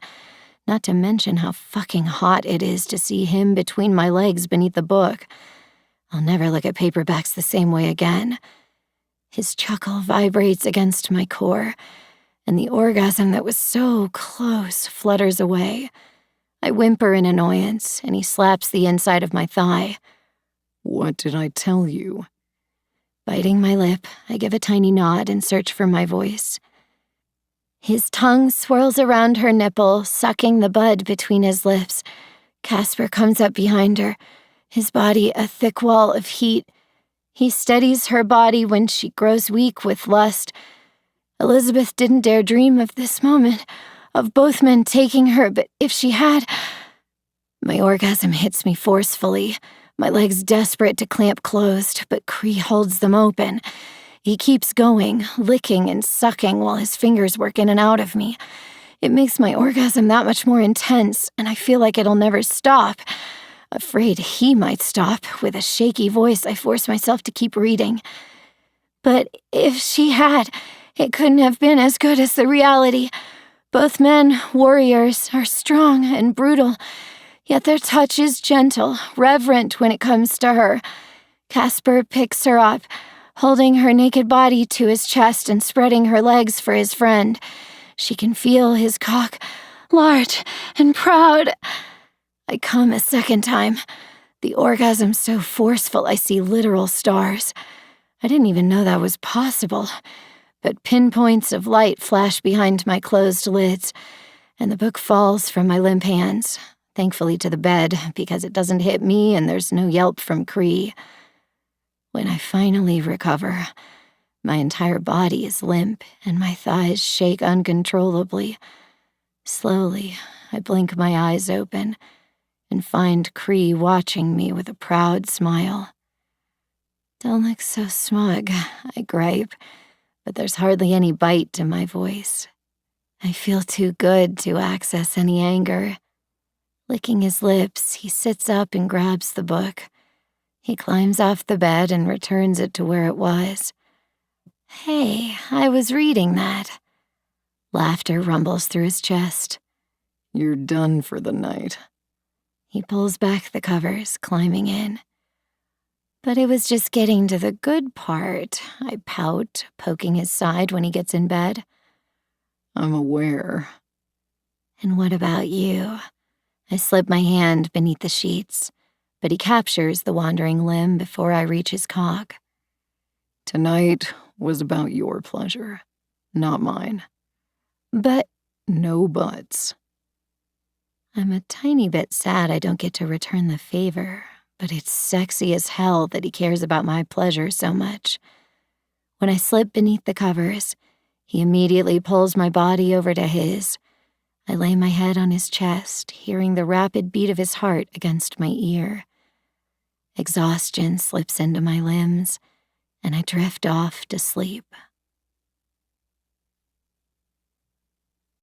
Chapter 25. Cree. The first game of the year has me on a fucking high. It's the final period, and we're up by 2. The team has been working together flawlessly, and even though Dare has been a pain in my ass during practice, he hasn't brought that same attitude to the real thing. My parents are somewhere in the crowd with Millie. I extended an invite to Ophelia, but I wasn't surprised when she turned it down. It didn't take long to figure out that she doesn't like loud spaces or lots of people, and a hockey game is definitely both of those things. When the buzzer sounds, I let out a whoop of joy at our first win of the season. Dare skates up to me, and I'm shocked as hell when he tosses an arm over my shoulder and shouts, "We fucking did it, man!" The whole team is on a high from our win as we pile into the locker room. But Coach doesn't let us celebrate for long. Before we head for the showers, he comes in, hands on his hips, and starts off telling us everything we can do better next time. But he finishes his speech with, "You did good, boys. You could do better, but good is better than bad. This is a strong team, a good unit. Let's make this our best season yet." He gives me a significant look, and I know what he's communicating. I need to be on top of my game. The NHL is watching me. I've been unsure going into this season if I wanted to enter the draft. The sport is hard on your body, and oftentimes players don't last long. But fuck, I think I'd regret it for the rest of my life if I didn't try. "Madison, come talk to me after your shower." "All right, Coach." Stripping off my gear, I head to the showers. It feels good to wash away the sweat clinging to my body after the vigorous game. Exhaustion is starting to slip in, but I have to keep going. I need to talk to Coach and then meet my parents for dinner since they're leaving early in the morning. I yank on a pair of jeans and pull on a sweatshirt, telling my boys I'll see them later. Coach's office is down the hall, so I head there, giving a short knock on the door. His gruff response to come in is immediate. I let myself inside, shutting the door behind me. "Hey, Coach." Coach Rogers is in his early 50s, almost entirely gray now, and looks like a chill guy. But looks can fool you, because he's anything but chill when he thinks we're fucking up. He lives and breathes hockey. Folding his fingers together, he leans over his desk. "I hope to fuck you've made up your mind on what you plan to do, kid. Now's not the time to fool around and bullshit things. You need a solid goal to work toward, whether that's professional hockey or not. It'd be a shame to waste your kind of talent on the ice. Coach." I cut him off, and he looks ready to throttle me for that fact. I was unsure if going pro was for me, but I know if I don't at least try to get drafted, I'll regret it for the rest of my life. The sigh of relief he releases shakes his whole body. "Thank fuck, Madison. You had me worried. I hate seeing talented players walk away. I know the professional world isn't for everyone, but it would have been a shame if you didn't go for it." I chuckle. "Of course, sir." "Well, I guess I don't need to go with the rest of my speech then." He gives a solid belly laugh. "If you see Anders out there, will you send him in?" "Yeah, of course." I push myself up from the chair. "Oh, and Madison," he calls back, just as I reach the door. I look over my shoulder at him. "Mm-hmm." "I've enjoyed coaching you." I laugh. "Thanks, sir. This year isn't over yet." "Keep playing like you did tonight, and it's going to be our best year yet." I dip my chin in acknowledgement and slip into the hall. I check the locker room for Dare, but don't see him, so I shoot him a text that Coach wants to talk to him. It shows he's read my text almost immediately, but he doesn't acknowledge it. I try not to let it bother me, but the sting lingers. I shoot off another text to my parents, asking where they are. "Mom, we're in the parking lot. Do you want to ride with us or meet us at the restaurant? Is Ophelia coming? We'd love to see her again before we leave." I mentioned dinner to Ophelia earlier today, and she wasn't sure if she'd be able to or not. "Me. I'll meet you guys there. I'll call Ophelia and see if she's free." Ophelia answers after only a few rings. I'm helpless to stop my grin at the sound of her voice when she answers. "Hey, I'm walking out of the arena now to meet my parents for dinner. Do you want to go, or are you studying?" "Ugh, I can't study another second. What are you guys getting for dinner?" "Burgers," I reply, heading toward my car in the distance. It's my favorite place to go after a game. How can you think about a burger after a game? She sounds absolutely disgusted. I burn a lot of calories. I'm starving. But I wouldn't be opposed to burning some more off with you. Cree, she admonishes, and I know if I could see her in person, she would be blushing. It's true. I unlock my car and slip inside. So, what do you say? She hums, thinking. I would like to see your parents before they leave. It was nice having dinner with them last night. Then it's settled. I'll swing by and get you. I'm in my pajamas. You better hurry then. I'll be there in 5 minutes. She hangs up without saying goodbye, and I chuckle, tossing my phone onto the passenger seat. Pulling up outside her dorm, I chuckle when I see her running toward the doors. She's tossed her long hair up in a ponytail, and she's wearing a fitted pair of jeans that make her ass look amazing, and an oversized sweatshirt with Winnie the Pooh on it. She dashes out the door and heads straight for the car. She swings open the passenger door, asking, Are your parents going to think less of me dressed like this? I look at her like she's lost her mind, because clearly she has. My parents don't give a shit what you're wearing. They just want to see you. She hesitates for a second longer before getting in the car.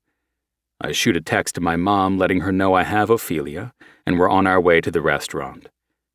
Restaurant is probably too nice of a word for the hole-in-the-wall burger joint, if I'm being honest. Ophelia bites her lip, wringing her hands together.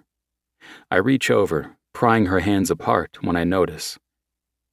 Were your parents annoyed I didn't come to your game? I snort. Why would they be annoyed about that? Because your girlfriend is probably supposed to be there. I mean, that would be the normal thing, but I really don't like loud places and all those people. She shudders. I mean, I wish I could be there, but it's just... You don't have to explain anything to me or to them. It's not a big deal, I swear. Honestly, when I'm playing, the crowd is the last thing on my mind. As long as I know I've got you to come back to, that's all that matters. And my parents don't care either, babe. A game is a small aspect of my life compared to everything else. Well, when you put it like that, she laughs lightly. It doesn't take me long to get there, and I park on the street in front of the place. My parents' car is down the way, and I assume Millie's with them. Inside, the place is shotgun style, narrow and extending straight back. My family has already snagged a table and waves us over. Ophelia, I'm so happy you could come. My mom stands and opens her arms for a hug. After a brief hesitation, Ophelia wraps her arms around her. Thank you for asking me to come. Of course, sweetie. My mom slides back into her seat, while Ophelia and I take our own. We wanted to see you again before we leave. Hey, loser. Millie pokes my arm. Good game. Thanks. I poke her back. Hi, y'all. What can I get you to drink? The waitress asks, notepad in hand. We all call out our drink orders one at a time, and she goes off to fill them. Ophelia scans the menu, pursing her lips and crinkling her nose as she reads off items. I already know what I want, just your basic, classic cheeseburger, so I don't even bother looking at the menu. Dad asks me how I felt about the game. Just because you win doesn't always mean it's a good time. And Mom chats Ophelia's ear off, with Millie joining them in conversation. The waitress carries our drinks out on a tray and manages to get each in front of the right person. I might be able to fly across the ice on thin blades, but I don't think I'd be able to balance a tray of drinks or food, and definitely not manage to get it to who it belongs to. When the last drink is set down, she tucks the tray under her arm and pulls out her notepad again, taking everyone's order. It won't be too long, and I'll have those out for y'all. She heads to another table. There are only a few empty tables, and it seems like she's the only waitress. Teddy's girlfriend worked at a diner in town last year. I don't know how she balanced having to work as much as she could on top of her schoolwork. Sure, I have hockey, and that's plenty time-consuming, but I feel like there's a difference in choosing to do something versus working because you have to pay bills. I have to run to the restroom, Millie excuses herself. I'll be right back. Me too, Ophelia cries, practically leaping out of her chair and running after my sister. My mom smiles across the table at me, her eyes glittering with happiness. I love her. Where did you find her? I chuckle at her question. I'm not about to tell her about the night we met. She's great, isn't she? Cree, if I could have conjured a woman, she wouldn't have come close to how perfect she is for you. I'm so happy you found someone who compliments you so well. She's a little shy, but there's so much soul in her. And the way she looks at you, I couldn't have asked for more. Now I just need Millie to find someone. Both my father and I bristle, none too pleased at the idea of my little sister with someone. I don't think I'll ever stop being overprotective of her. It's my job as her brother. Millie's young.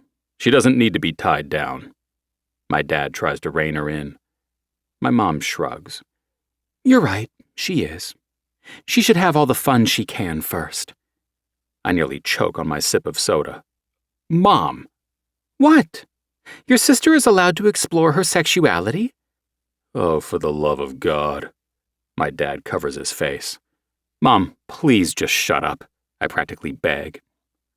All I'm saying is, women are allowed to express their sexual desires as much as men are. It shouldn't be so taboo.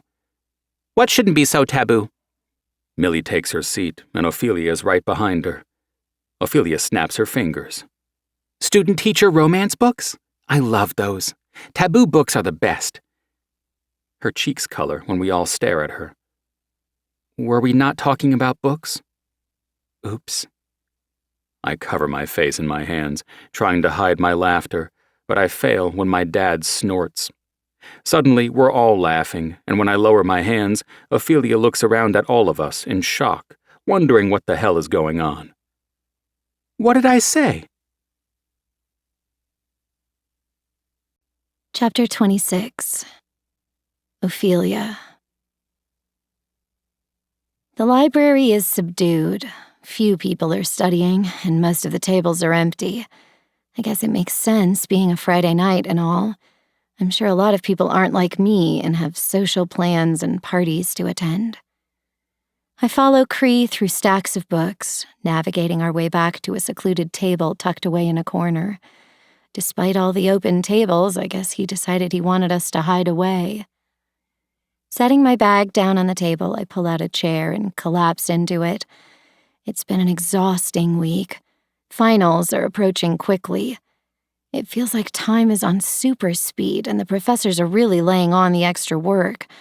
It's a lot to keep up with, and I'm worried about passing Professor Linden's class. So far, my grade is passing, but I can't afford for something to happen and fail it again. I would be devastated, and I can't stand the thought of telling my parents what a screw-up I am. It makes me feel physically nauseous. I know my brother would tell me I'm being overly sensitive, and I make a silent vow to call him soon. He always has a way of talking me back down when I get too worked up in my head. I'm scared, I admit to Cree, the words scraping my throat raw. I hate divulging that tidbit of information, even to him. Scared?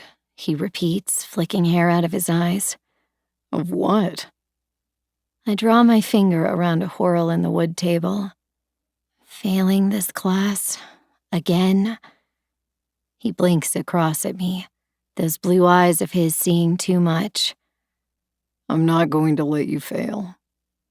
I hate to inform you. I tuck a piece of hair behind my ear, keeping my eyes on the screen of my computer and away from him. That when it comes down to it, you don't have much say. What if I panic and bomb my final? We've still got a few more weeks until that, so try to get it off your mind. He stretches his arms above his head, his sweatshirt lifting enough to give me a tantalizing peek at his abdominal muscles and the trail of hair from his navel that disappears into his jeans. I bite my lip, looking away. I can't afford to let myself get turned on right now. Cree has turned me into a sexual fiend, but I do need to study. He passes me a printed sheet of paper with questions Professor Linden will likely give us on our latest study of the classic play Romeo and Juliet. I've never quite understood the world's fascination with that story. Maybe it's because I'm obsessed with love stories and happy endings, but I just don't find myself enjoying such a pointless tragedy. 2 young deaths that could have easily been prevented if their families hadn't been so blinded by some stupid rivalry. Not to mention how quickly Romeo fell head over heels in lust with Juliet when he'd been at the party looking for her cousin. I personally didn't find anything appealing about the tale, which makes answering the questions Cree gave me even more difficult. While I go over those, he reads what I had written of my analysis so far. He closes my laptop, the lid snapping shut with a tiny clicking noise. I look up from the sheet of paper, setting my pen down. Is it horrible? My nose twitches with the fear that I'll have to start my paper completely over. I have the time, since I started it early, but I'd rather not have to scrap the whole thing. He stares at me with a blank expression, blinking slowly. Just hurry up and tell me if I need to start over or not, I plead, sliding my laptop over to me. You don't need to start over. I narrow my eyes on him. Then why are you staring at me like that? Because it's good, Ophelia. Great, even. It's what Lyndon will want to see, and I'm so fucking proud at how far you've come. I glow beneath his praise. Really? After struggling with this class for the 2nd year in a row, it feels amazing to hear him say that.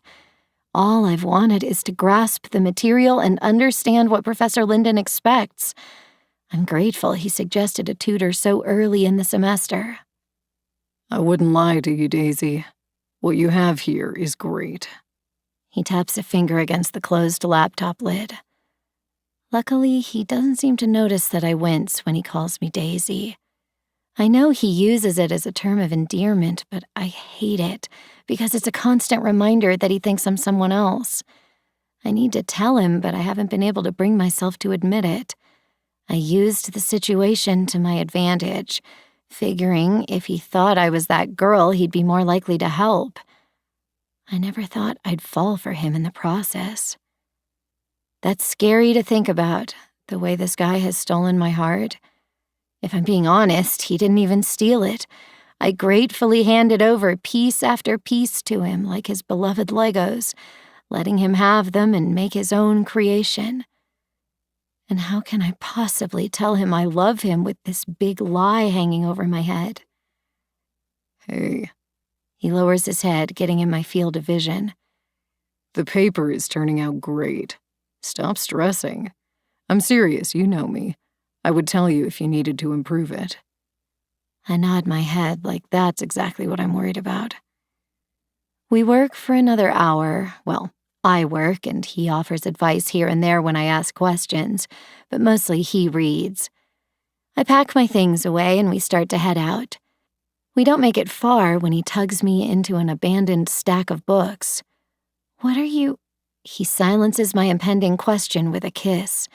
It's annoying how my worries melt away at the touch of his lips. His lips part from mine, and he gazes at me through lowered lashes. I can tell you're in your head. He presses a gentle kiss to my jaw, skimming his lips up to my ear. Get out of there.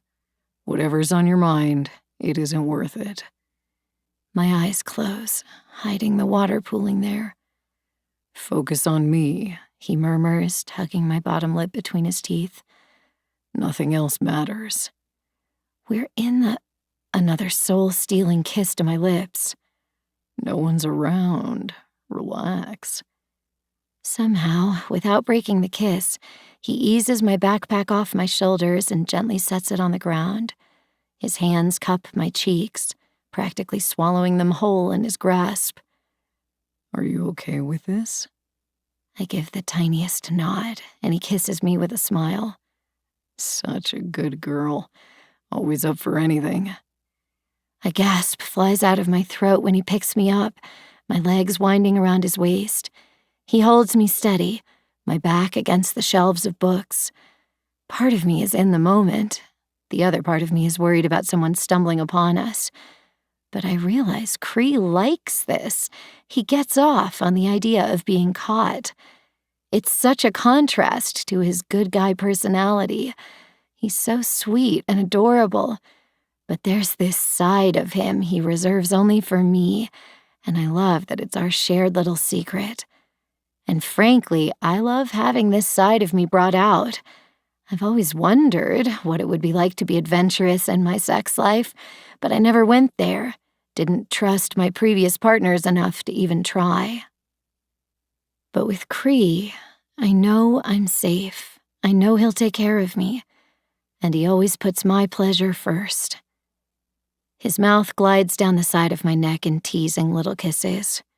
It's so fucking unfair how I always want you, He growls lowly. Do you have any idea how crazy I am for you? I think I can tell. I roll my hips against his hard cock, pressing against his jeans where he rubs against me. No. He stops what he's doing, holding me captive with a hand on my chin. He makes sure I'm looking at him, listening, when he says, I'm not talking about sex, Ophelia. It's fucking great with you, yeah, but I'm crazy about you. I love your kindness, the way you read more books than anyone I know. I love how you smile when you think no one's looking at you. I love that you're shy, but there's this fire in you anyway. And when you let it out, fuck, baby, it's everything. He pauses, swallowing, his eyes still glued to mine. I love when you're feeling sassy or playful and stick your tongue out at me. I love... He wets his lips, his chest moving rapidly with every breath. I love you. You love me? Yeah. He nods. I do. I grab the back of his head and kiss him with every ounce of passion I have in my body. I love you too, I murmur against his lips. I've fallen fast, so fast for him, but it's been the greatest fall I've ever experienced. This isn't a defeat, it's a conquering of us, of myself. Because I haven't just fallen in love with him, I've fallen in love with myself too. Cree has opened my eyes to a special kind of love, one I thought only existed through 26 letters on the pages of novels. I thought it was something that existed in words, not feelings. But I was so wrong. I love you, he says, because he wants to, because he can. I love you, I say, because I want to, because I can. I love you. I love you. I love you. I love you. We sink to the floor. And in the middle of the library, between stacks of books and numerous worlds, we show each other the magic of that love with the language of our bodies. What the fuck? Cree curses, turning onto his street that's parked up with cars everywhere, some even on the lawn of his house. What's going on? I have no idea. He parks in the first free spot he finds, shutting off the engine. People spill out his house into the yard. There's a beer pong table set up outside, and despite the chilly weather, the girls gathered around it are barely clothed. Alcohol seems to be flowing freely, if the red Solo cups are any indication. What the fuck? Cree repeats, looking around in confusion. We hop out, and he takes my hand, heading inside. He spots someone he knows pretty quickly. Bowie, what's going on? He asks a tall, broad guy I've never met before. What do you mean, dude? It's a party. I can see that, but who threw it? Impatience bleeds into his tone of voice. You didn't? The guy named Bowie responds with a raised brow. I thought it was you. I mean, you threw parties all last year. I thought it was weird you only did it once this year before now. So I figured when Dare said there was a party tonight that they were back on. He takes a swig from the cup in his hand. Fucking Dare. Cree curses, his hand flexing in mine. What the fuck is up with this asshole? I don't think his question is meant for me or Bowie, because he doesn't wait for an answer before tugging me through the downstairs of the house in search of his friend. We find him in the living room, the furniture all shoved against the wall. He sits in one of the chairs with a girl draped in his lap nursing a beer. His eyes are bloodshot, and he looks sad, maybe a little scared and stressed, too.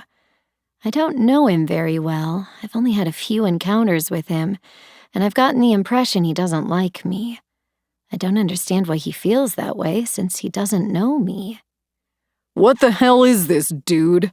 Cree shouts at him, smacking the cup out of his hand. It goes flying, the full cup soaking people around us before landing on the floor where the rest spills out. What the fuck does it look like, creature? It's a party. Mellow out. You've had a stick up your ass ever since you got shackled. Shackled? Cree repeats with a snort. Do you hear yourself? You've had an issue almost this entire semester, and I've been your friend long enough to know something else is up and you're being an ass because that's what you do. You take your anger out on everyone around you instead of dealing with it like a man. Like a man? Dare screams, jumping up. The girl who was on his lap tumbles to the floor, but he doesn't even notice. She literally crawls away, and I give her a sympathetic look, which she returns with a glare. I don't understand why she's pissed at me. I'm not the one who dropped her on the floor. Dare shoves at Cree, and he stumbles back. What about you, huh? Me? Cree laughs at him, but I can see the pain in his eyes as he looks at his friend. Why is it always the ones we care about the most that hurt us the most? Oh, come on! Dare tosses his arms out wide in a mocking manner. I highly doubt you've told her the truth. He looks at me, and my brows furrow in confusion. Is he insinuating Cree hasn't told me something? I guess it doesn't really matter, does it? At the end of the day, we're all liars. Me, you, Jude, Millie, and I bet even your girl there has lied about something. Dare spins in a circle, hands cupped around his mouth. I bet everyone in this fucking room is a goddamn liar. Dude. Jude appears from out of nowhere, tugging on Dare's arm. You're drunk. Shut up. You'll regret this in the morning. Someone's arm brushes against mine, and I turn to see Millie beside me, arms crossed over her chest. She looks pale, worried. Are you okay? I whisper to her. And I realize that the room has gone so silent that I do have to whisper if I don't want to be heard. The music has been turned down, and everyone is tuned in to what's going on. Are you sick? She gives a tiny shake of her head, and when she spares me a brief glance, I see the panic on her face, the tears in her eyes. Don't tell me what to do, fucker! Dare pulls away from Jude, nearly tripping over his own drunken feet. I thought stuff like this only happened in movies. I never thought I'd bear witness to such a public meltdown. Are you all listening? Dare spins again, wanting to make sure everyone in the room is looking at him. In the process, he steals a cup from some guy's hand and makes a big show of gulping the liquid down before dropping the empty cup to the ground. I think it's time for some lies to come to light. You want to know why I've been such an asshole? He slurs at Cree, poking him roughly in the chest. Because all you care about is your little girlfriend. He tosses a look my way before refocusing his hazy eyes on Cree. And I needed you. Turns out your boy is a dad. He laughs obnoxiously, but there's real pain behind the sound. Had no fucking clue until I saw the kid, and then I just knew he was mine. The whole room gasps at his admission, but he keeps going. Oh, and guess what? I'm fucking hitched now. He shoves his hand in his pocket, rifling around until he pulls out a ring and slips it on his finger. Not even the correct finger at that. And no, not to the baby mama. She is a professor and a real bitch because she didn't tell me she was pregnant. She really thought she could keep him from me, but I won't let her. No, sir. He beats a hand on his chest, and actual tears escape his eyes. So now I'm married to Rosie. Yeah, you know, that girl I can't fucking stand. Because, well, that's not important. His hands fall to his sides.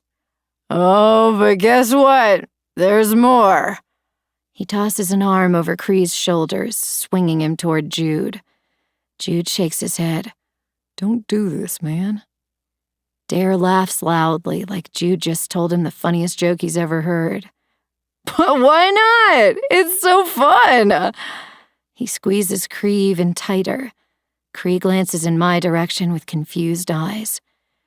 Are you listening, buddy? Dare's mouth is practically on Cree's cheek. This is a big one. Are you ready? Cree shoves him away, but Dare only laughs. He's crazed, totally wasted. A pin could drop in the room. That's how silent it is. What? Cree's question is a hushed whisper. It's directed at Dare, then his eyes slide to Jude questioningly. Well, what is it? Dare's eyes slide to Jude, and he must think better of what he was going to say. It's not important. I think it must be for you to be putting on this whole fucking debacle. Cree tosses his arms out at his sides. Jude dips his head, looking at his shoes. Oh, don't be so quick to jump to conclusions, my dude. It's not like you're some holy saint. Nah, you like to think you're a good guy, but you're a liar just like the rest of us. And here's another little secret. Good guys don't lie. Your sins might not be as shitty as the rest of us, but a lie is a lie is a lie. I wet my dry lips with my tongue. My heart pounds in my ears, and I feel faint. This night started off good, great even, and I feel like everything is going to hell. Dare's drunken eyes meet mine, and he smiles, but there's nothing kind in that expression. Good old boy Cree here wasn't supposed to be your tutor. Bet you didn't know that? Nah, he's spent a year looking for you, and apparently you mistook him for your tutor, and this fucker used that situation to his advantage. Shut up, Cree shoves his friend. Just shut your fucking mouth, dude. You need to sober up. Jude tries to grab Dare, but he darts away, surprisingly light on his feet for a drunk guy. He giggles, actually giggles, like a little girl. He's so completely amused by this whole thing, but dropping his friend's truth bombs and his own as well. He doesn't care that he's imploding people's entire worlds right now. But something tells me he'll regret this in the morning.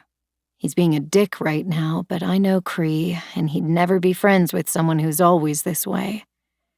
Seriously? Dare shoves Jude away from him. You're going to act like I'm the bad guy right now? That's all you. Cree looks like he doesn't know who he should be mad at. And I'm standing there thinking about the fact that he was never supposed to be my tutor. He wasn't supposed to be my tutor, and the only reason he stepped in is because he thinks I'm this Daisy chick. Oh God, I think I might be sick. He lied. I lied. Dare's been lying. It seems like Jude and Millie are hiding something. We're all a bunch of fucking liars. Every last one of us.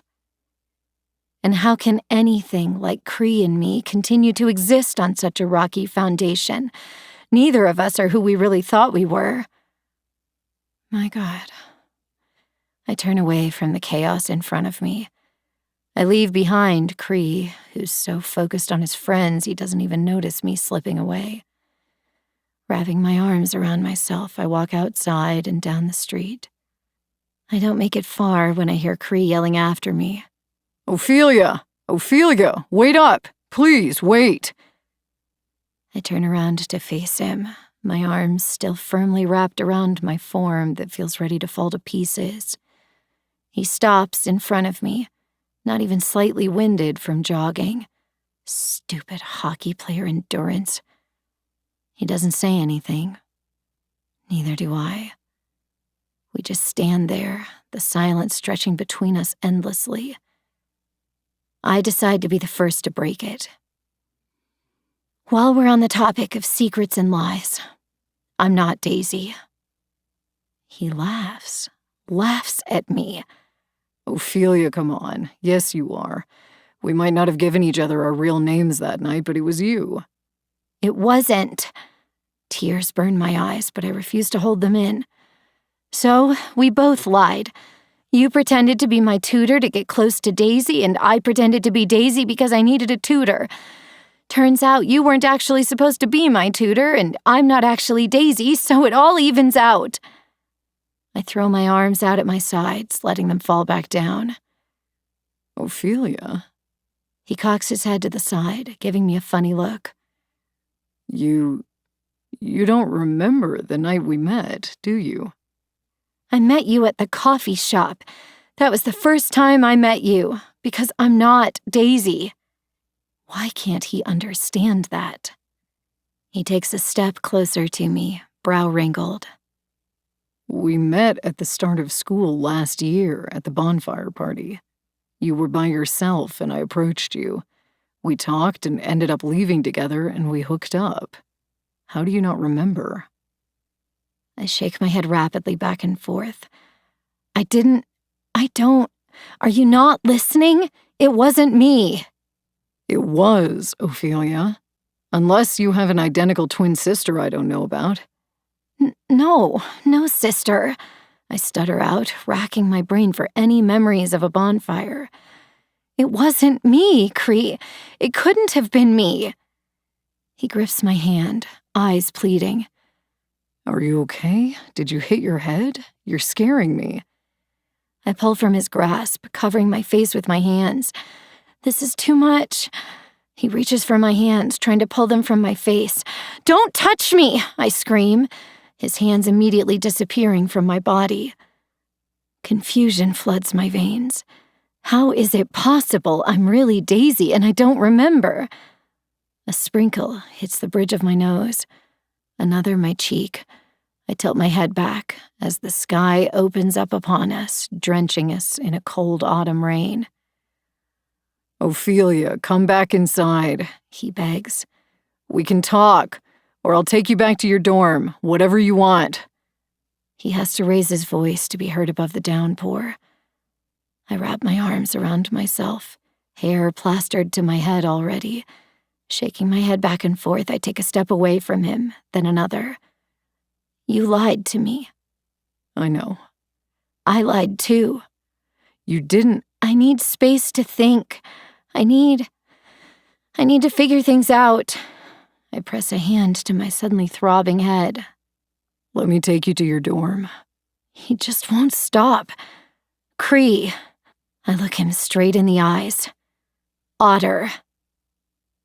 His lips part in surprise, and I see slight amusement in his gaze that quickly turns to horror when he realizes what I'm saying, that he needs to let it go. Let me go. Ignoring his distraught expression, I turn my back on him and walk away. Chapter 27. Cree. Watching Ophelia walk away from me in the rain is single-handedly the hardest thing I've ever had to do. It kills me to let her go, but I know it's what I have to do. Lacing my fingers together behind my head, I yell into the night, "Fuck!" Soaked to the bone, I walk down the street back to my house. Inside, the party has started back up, but not with the same energy or loudness as before. My voice booms as I call out the order. "Party's over! Get the fuck out of my house, now!" A few people turn to me with a questioning look, but go on dancing and drinking. Storming through the house, I find the main Bluetooth speaker in the kitchen and turn it off. The music cuts off and there's a chorus of disappointed sounds through the house. Cupping my hands around my mouth, I shout again, "Party's over! Grab your shit and get out now!" It takes way too long to get everyone out, and when I do, I'm left with a drunk Dare passed out on the floor of the living room, and Jude and Millie are nowhere to be seen. They could be upstairs, but I have no idea. I'm pissed off and exhausted. This night started off so good and ended in disaster. Collapsing into a chair, I eye my drunk friend. I kick his booted foot, but he doesn't even move, just gives a loud snore in response. I don't even know what to feel, what to focus on. So many truth bombs were dropped tonight. I can't even wrap my head around them. Only the band still on Dare's finger, the wrong finger, serves as a reminder that all this shit really did take place. Apparently, Dare has a kid and married Rosie of all people.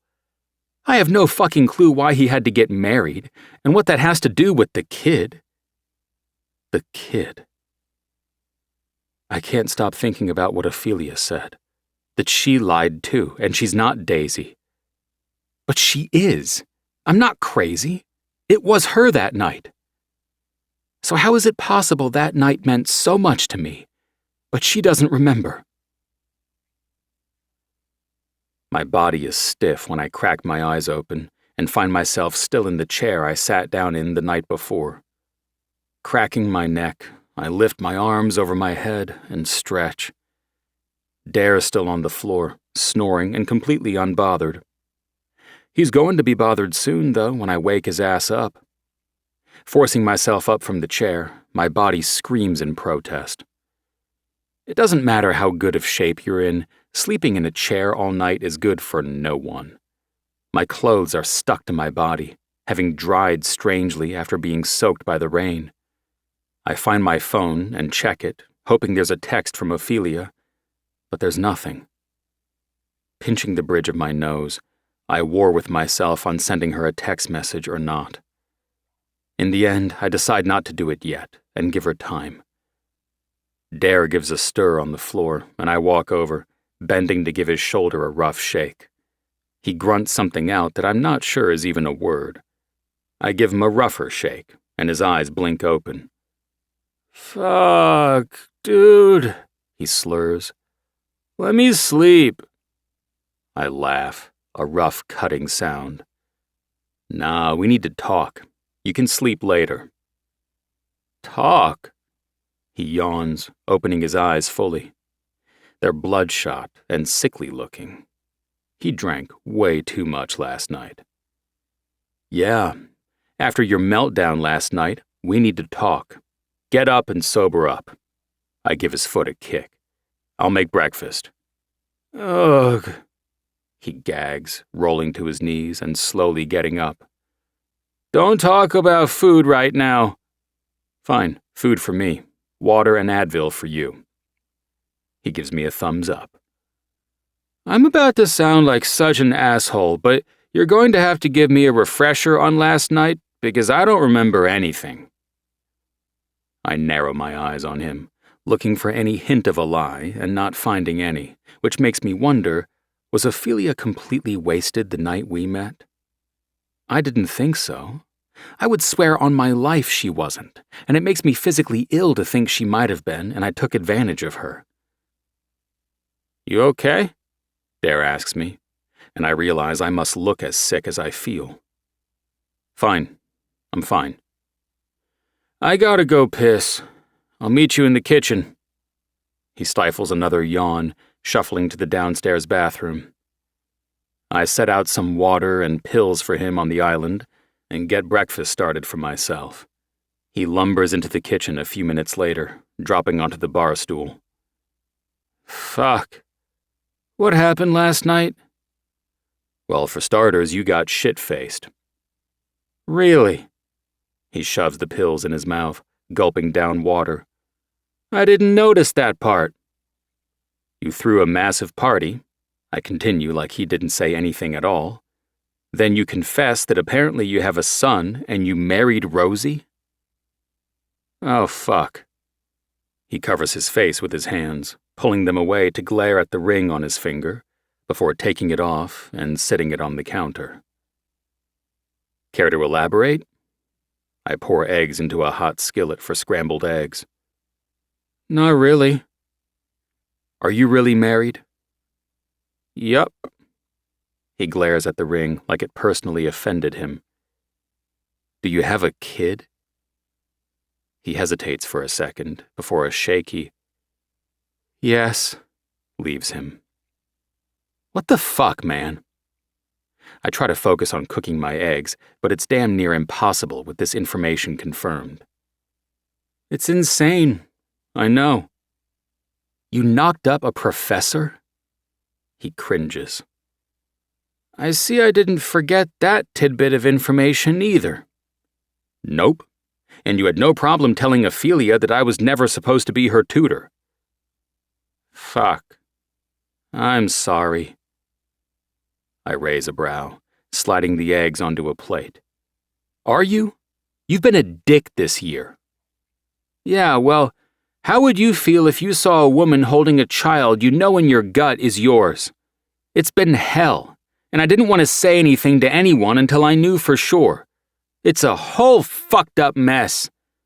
I'm sorry I took my anger out on you, but it felt like my life was imploding while yours was, I don't know, heading in a different direction that took you away from me, I guess. I'm a selfish friend. There, I said it. He drinks the rest of the water while I slather butter on my toast. Did I, spill any other beans last night? No. I pause, staring at my plate. You alluded to something with Jude and my sister, though. He looks out the back door. Care to elaborate on that? Not at the moment. He slides off the bar stool and refills his water. Turning around, he props himself against the refrigerator like he can't hold himself up without it. I really am sorry about that, telling Ophelia. Are you? Well, mostly sorry. Is she pissed at you? I don't know, I admit, sitting down with my breakfast. She seemed hurt, confused, but not pissed. I shake my head, unsure if I really want my eggs now. But, dude, she doesn't remember the night we met. Like, at all. And fuck, it's killing me to think maybe she was drunk, and that's why. You know me, I would never take advantage of a drunk girl. That's fucking wrong. Dare's lips turn down in a frown. That's odd. Right? I shake my head, my confusion growing. I don't really know what to think about it. Are you going to talk to her? I give him a funny look. Of course I'm going to talk to her. She's my girlfriend. Right, he drawls slowly. I have a girlfriend, I repeat, getting his attention, and you have a wife. A wife?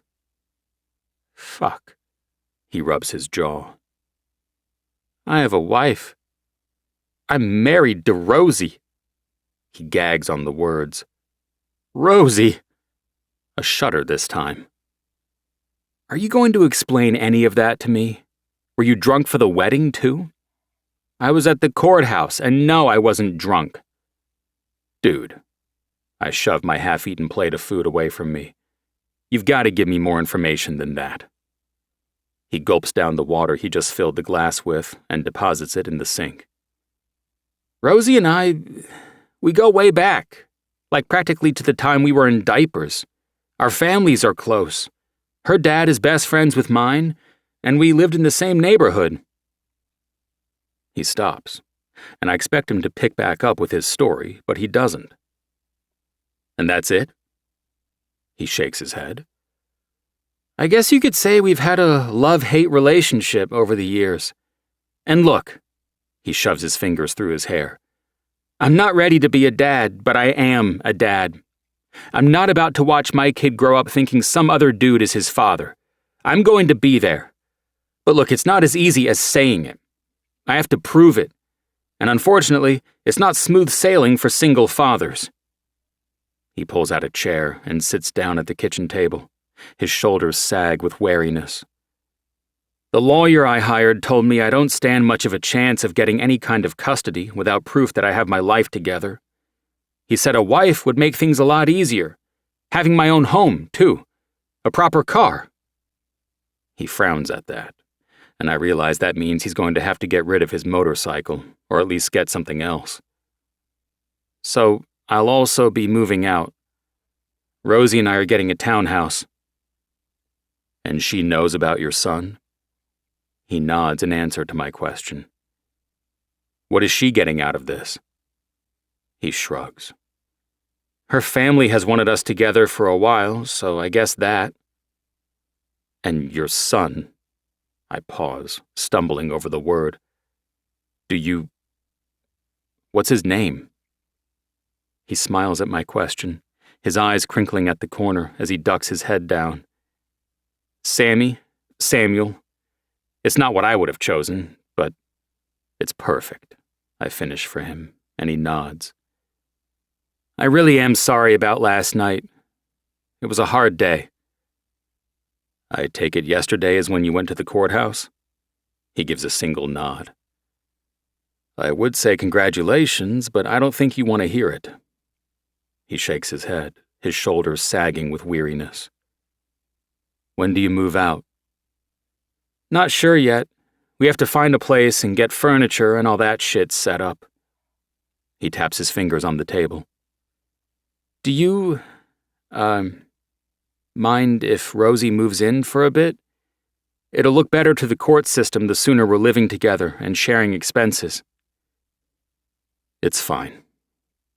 I don't know how fine it'll truly be, but if my best friend is doing all of this to have rights to his child, then I won't stop him from doing what he can to get there. Thanks. He runs his fingers through his hair, getting up to make some fresh coffee. I know I don't deserve you being nice to me right now. I haven't been a good friend. I should have told you what was up. Why didn't you? He sighs, adding a filter and grounds. You were all wrapped up in Ophelia, and I guess I convinced myself that you wouldn't care about my shit, and that made me angrier. I shake my head, shoving his shoulder before I grab a coffee mug from the cabinet and pass it to him. Sounds like you were jealous. Of monogamy? Never. He gags. I arch a brow. You're married now, dude. Get used to it. He sighs, watching the coffee pot fill up. No sex for me. Not with my wife and not with anyone else. Living the fucking dream, man. But when he looks over at me, pouring his coffee into the mug, and smiles, I know he'd do it all over again for that kid. I'm going to go shower and then try to talk to Ophelia. Good luck. Thanks. I hope I don't need it. Chapter 28. Ophelia. I wake up to tears dried on my cheeks and pillow. The events of last night caught up to me once I got back to the dorm. Somehow I bumbled around and yanked on my pajamas before crashing into bed and crying myself to sleep. I'm hurt, confused, and a little bit mad. Getting out of bed, I grab my shower stuff since I've heard both girls already take theirs. I'm deterred when I open the door, and Kenna gasps when she sees me. Oh no, what's wrong? Huh? She bites her lip, setting her cereal bowl down on the coffee table. Uncurling her legs, she stands from the couch and comes over to me. You look like you've been crying. You have, haven't you? Who made you cry? Was it Cree? Did he break up with you? I swear I'll rip his dick off if you want me to. Her questions bombard me, but her final statement manages to get me to laugh. That won't be necessary. So it wasn't Cree? Who was it then? Something had to have happened. She grabs my hand, forcing me to put my things down as she tugs me over to the couch. Spill. Why? The word rolls off my tongue, perhaps too quickly based on her frown and furrowed brow. Because we're friends, and friends tell each other things. We are? She looks surprised by my question, which makes me feel like shit. Yeah, of course we are. Why wouldn't we be? It's just, I flounder, looking down at my worn pajama bottoms with a hole in the knee. I'm not good at making friends or keeping them. I'm sorry, it's nothing personal against you or Lee or anyone else. It's entirely a me thing. Why would you think you're not good at making friends? You're fun to be around. I am? I give her a funny look. I always feel like I'm raining on people's parades. I've lost count of how many times she's asked me to go to Harvey's, and I always say no because a loud bar is the last place I want to be. Yeah, I mean, you're quiet, but that doesn't make you an awful person. There's nothing wrong with being a little bit timid. Trust me, my mom wishes I was bashful. She reaches for the blanket and wraps it around my shoulders. Do you really think we're not friends? I bite my lip, deciding that honesty is the best policy. If last night proved anything, it's that. Playing with the hole in the knee of my bottoms, I let it all out. It's not that I don't think we're friends. It's that in the past I would think I was friends with people only to realize that they were friends with each other and I was an outsider. I have autism, and sometimes it makes it hard for me to fit in or to understand social structures, and I think after being hurt repeatedly, I just stopped assuming and sheltered myself. I wrap my arms around my body. I have one friend from my childhood, and that's it. And I've been okay with that for the most part, I add, forcing myself to meet her eyes. I notice that Lee has stepped outside her room and is listening. It's been easier to keep a close circle and not get hurt than to put myself out there.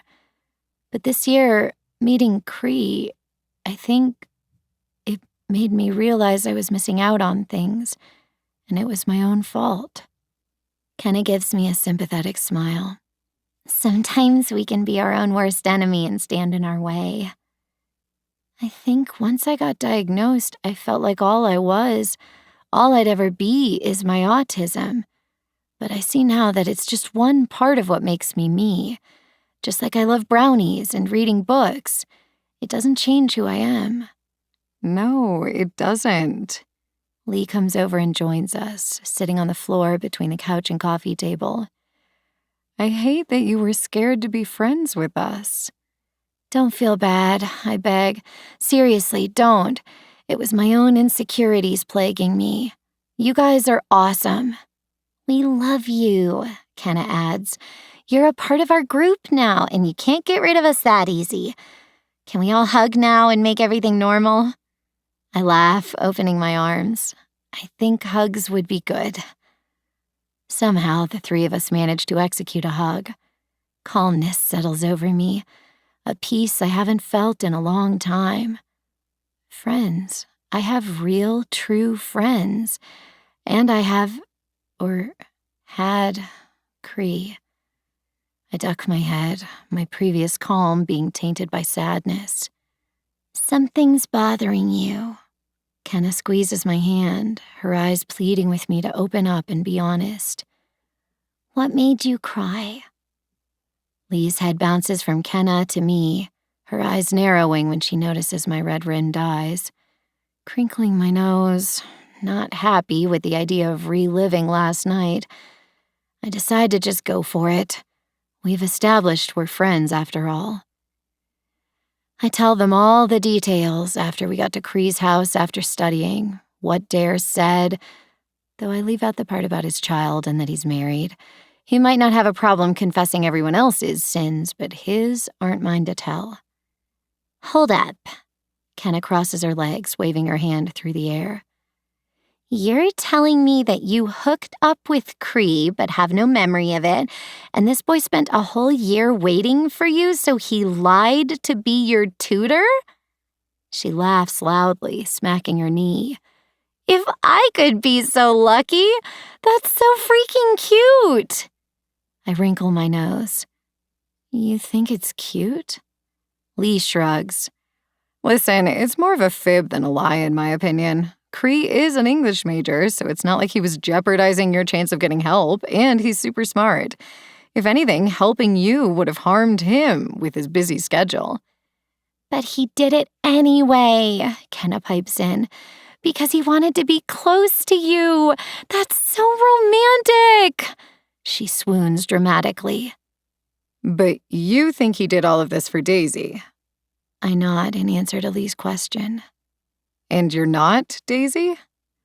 He says I am, but I don't recall that night at all, even being at the bonfire. You were there. Kenna gives me a funny look. You came with us. Hold on, I have a picture on my phone. She gets up and unplugs it from where it was charging. Her finger flies across the screen as she scrolls through her photos. Aha, here it is. She taps on something and passes her phone to me. Sure enough, there's a photo of the three of us, bonfire in the background. You were definitely there, but that doesn't explain why you don't remember.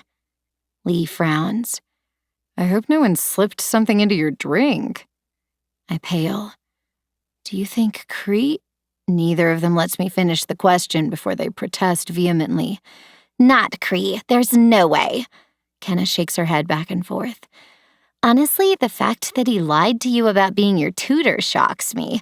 He's not that kind of person. Sighing, I unfold my legs and stand from the couch. I'm going to change and head out for a while. I have a feeling he'll show up here, and I need time to think before I talk to him. We understand. Do you want us to tell him anything if he does come by? Lee asks. I press my lips together, contemplating. Just tell him I'll talk to him later. That's it? I nod. I don't know what else to say right now. We have a lot to talk about, and frankly, I need a little bit of time before we do. Understandable. Kenna squeezes my hand. Go get ready and get out of here for a while. Get some coffee, eat a brownie. She winks. Chocolate always helps me when I'm feeling down. I feel tears prick my eyes again, but for an entirely different reason this time. They really are my friends. Gravel scatters beneath my feet as I trek over to the barn. When I got in my car and started driving, this is where I ended up. I should have known this is where I'd come. Whenever I'm sad or stressed or angry, it's the barn and horses I find myself drawn to. Inside, I spot Mary. She gives me a funny look. It's the weekend, honey. What are you doing here? I shrug, looking around. Just needed to be here. She gives me a sad smile, like she knows the confusion and pain in my heart. They always make it better, don't they? I nod, walking over to Calliope. I swear she smiles when she sees me. Hey, pretty girl. I pet her nose, leaning into her with my eyes closed. Instant calm spreads through my limbs. Mary's boots scuff over the dirt, and I feel her come to a stop in front of me. Opening my eyes, I find her watching me with a curious expression. Do you want to talk about it? I exhale a heavy breath, my shoulders sagging. I give a tiny nod. If there's someone I can talk to about this with no judgment, it's Mary. And I know any advice she offers will be genuine. She's a straight shooter. She doesn't sugarcoat things, and I like that about her. I hate it when people tiptoe around me. My parents are bad for that. Even if I know it comes from a place of love, I just want them to see me as an equal to my brother, not someone they constantly have to worry about. Come on. Mary twines her arm through mine. I made some fresh sweet tea. We can drink some of that and chat. Tom's not home, so we don't have to worry about his nosy ass turning up his hearing aid to eavesdrop on us. The visual of Tom sneaking around to listen in makes me laugh. Mary tugs me around to the side of the house, and we enter through the back door into the kitchen. As promised, she pours 2 glasses full of sweet tea. I'm not a huge fan of the drink, but for Mary, I'll tolerate it. She doesn't force me to talk. She waits until I'm ready, and then the words pour from me. With Mary, I start at the beginning, about my struggles growing up, how being around horses helped me to feel better. I tell her of my autism diagnosis and how my parents were relieved to finally have a label for me, but also worried because of what it could mean for my future, especially when their friends made it seem so much worse than what it actually is. I tell her about how I had to fight tooth and nail to actually attend college on campus instead of online. How my brother has had it so easy, but I've had to beg for normal things. I tell her about Cree, meeting him this year and falling so hard and fast for him that it's been a whirlwind. I even explain how sure he is that we met a year ago, leaving out the part about us apparently hooking up that night since Mary doesn't need that much information, but that I don't remember. When I finally stop talking, Mary just sits there. Her glass is empty, the ice melting. I worry I've broken her, but finally she says, "Wow, that's a lot to take in. Give me a moment to gather my thoughts." Wiping condensation off my glass, I do my best to be patient. It's difficult, but I manage to keep my mouth shut. Mary gets up and reaches for a tin on the kitchen counter. She pulls out 2 cookies and holds one out to me. "Here," she says, and I take it. "I think we both deserve a cookie after all of that." A small laugh bubbles out of me. Taking a bite of the cookie, I ask, "Do you think I'm completely crazy after dumping all of that on you?" "Crazy? No." She breaks her cookie in half. "But honey, that's a lot to take in." I nod in understanding. I dumped a lot on her, even more than I did with Kenna and Lee this morning. "Let's address one thing at a time, okay?" She waits for me to reply. Okay. "I'm terribly sorry you grew up feeling like nothing you did was good enough for your parents. I can't speak for them, but I can say, as a parent myself, sometimes I prioritized things in the wrong way. And while I thought I was doing or saying the right thing for my children, I really wasn't. Being a parent is a difficult thing. There is no instruction manual. You should sit down and have a long conversation with your parents about how you feel. I think it would be really helpful for you." She's completely right. It's something I've needed to do for a long time, but avoided because I hate confrontation. I will, I promise her. She gives a reassuring smile, squeezing my hand. "I'm too old to be giving you boy advice, but the memory thing, honey, did you forget about falling off Calliope last year?" She's nothing but sympathetic. And the fact of the matter is, I had completely forgotten about the fall. It wasn't a bad one, and we all take a tumble from a horse now and then. It just happens, so I dismissed it from my mind. "Remember, Tom and I took you to the hospital. They said you had a mild concussion and that it could cause minor memory loss. That's my best guess as to why you wouldn't remember that night. It sounds like maybe that was a day or so prior to when you would have fallen." "Oh." A tiny gasp leaves me. "Oh," I repeat, a little louder this time. Her explanation makes complete and total sense. Now that she's brought it up, I remember the fall. I also recall the killer headache that came along with it. "What's wrong?" Mary prompts when she notices my frown. "What you said makes total sense, and I think you're right, but it makes me sad because that means I might never remember the night I actually met Cree for the first time. It's been over a year, and I still have no memories of that night, so it seems unlikely that at this point I'll ever remember." "Oh, honey." She clasps my hand, giving it a squeeze. "You love this boy, right?" I nod in response. "Then losing the memory of one night doesn't cancel out all the others you've made together.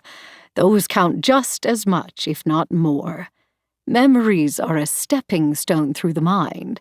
One missing piece means you stumble, you don't disappear." Wow, I never thought about it like that. She smiles, her eyes crinkling even more at the corners than usual. "I'm glad I could help, sweetheart. Tom and I care about you so much." "Thank you. You guys have been wonderful to me." She pulls me into a hug and I squeeze her back. I think I needed that hug more than I realized. She places her hands on my cheeks, looking into my eyes.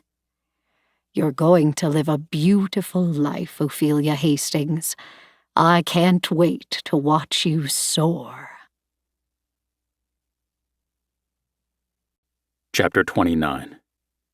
Cree. It's been a week since I last saw or spoke to Ophelia in person. I went by her dorm the day after everything happened, and she wasn't there. Kenna answered the door and said Ophelia wanted her to tell me she'd talk to me later. I wanted a more definitive answer than that. That's when I sent her a text message asking when we could talk. She responded an hour or so later. Ophelia, there are some things I need to take care of first. I need to talk with my parents about my feelings on some things, and I'd like to talk to my brother too, if I can. I want you to know I'm not mad at you. That was it, and I haven't heard from her since. It's been fucking torture not to text her back with each passing day, to beg her to talk to me. But I'm trying to respect her space and give her time to think. Dude, even after a fucking win, you can't get her off your mind? Dare shakes his head at me, walking out of the bathroom in our shared hotel room since we had an away game. Maybe I'm reading a text from my mom, I argue, putting my phone on the nightstand and plugging it in to charge. Are you? He raises an eyebrow, pulling the covers back on his bed. Normally he would be out with the guys, picking up a chick for the night, but now that he's hitched, he's stuck here with me. No. He chuckles, yanking the blankets up to his chin. I knew it. Our friendship has returned to normal, for the most part. There's a bit of awkwardness lingering since we've spent months with things being tense, but I'm the kind of person who believes when you forgive someone, you forget and move on. I'm not going to throw away an entire friendship with Dare just because he was going through some shit and didn't handle it in the best way. She hasn't said anything to me since last weekend. Dare doesn't reply for a few minutes. I'm sorry. Not your fault, I grumble out automatically. He laughs, his whole body shaking. It totally is, dude. Again, I'm sorry. That gets me to laugh, too. Fuck, you're right, you bastard. This is all your fault. She told you she wasn't mad, though, so what's the holdup with talking to you? I don't know. I pick up the book I brought with me, flipping to where it's bookmarked. I'm not sure I'm in the mood to read, but it would be a great distraction right about now. My thoughts drift back to the night of the bonfire when we met, and how she said using the names Jay and Daisy might be a bad omen. I've never believed in that sort of thing before, but now I can't help but worry she might have been right. Were we doomed from the very beginning? Cree, you're not even saying anything, and I can hear you worrying from over here. Dare sends a text and then plugs his phone in beside mine. I set my book back down, crooking my arm behind my head. I can't stop thinking about the fact that I might have lost her before I ever really had her, you know? You haven't lost her. He says it so boldly, without question, that I find myself rolling over and giving him a funny look. How are you so sure? He runs his fingers through his hair. Because anyone who looks at you the way she does isn't going to let something this insignificant ruin you guys. She looks at me a certain way? He rolls his eyes. Like you haven't noticed. Don't fish for compliments, this isn't a pond. I snort. Seriously though, how does she look at me? Like she's disgustingly in love, he gags. It's disgusting, and you're even worse. I laugh because he's probably not wrong. I hate not talking to her. Geez, I wish I could switch places. Why? Trouble with the wifey already? He groans, pressing the heels of his hands to his eyes. She won't stop texting me non-stop with pictures of plates and couches and fucking utensils and shit. It's exhausting. We don't even have a place to live yet, and she's furniture shopping and wants my opinion on every little thing. I've told her I don't give a shit and to get whatever she wants, but she wants the place to be home for both of us.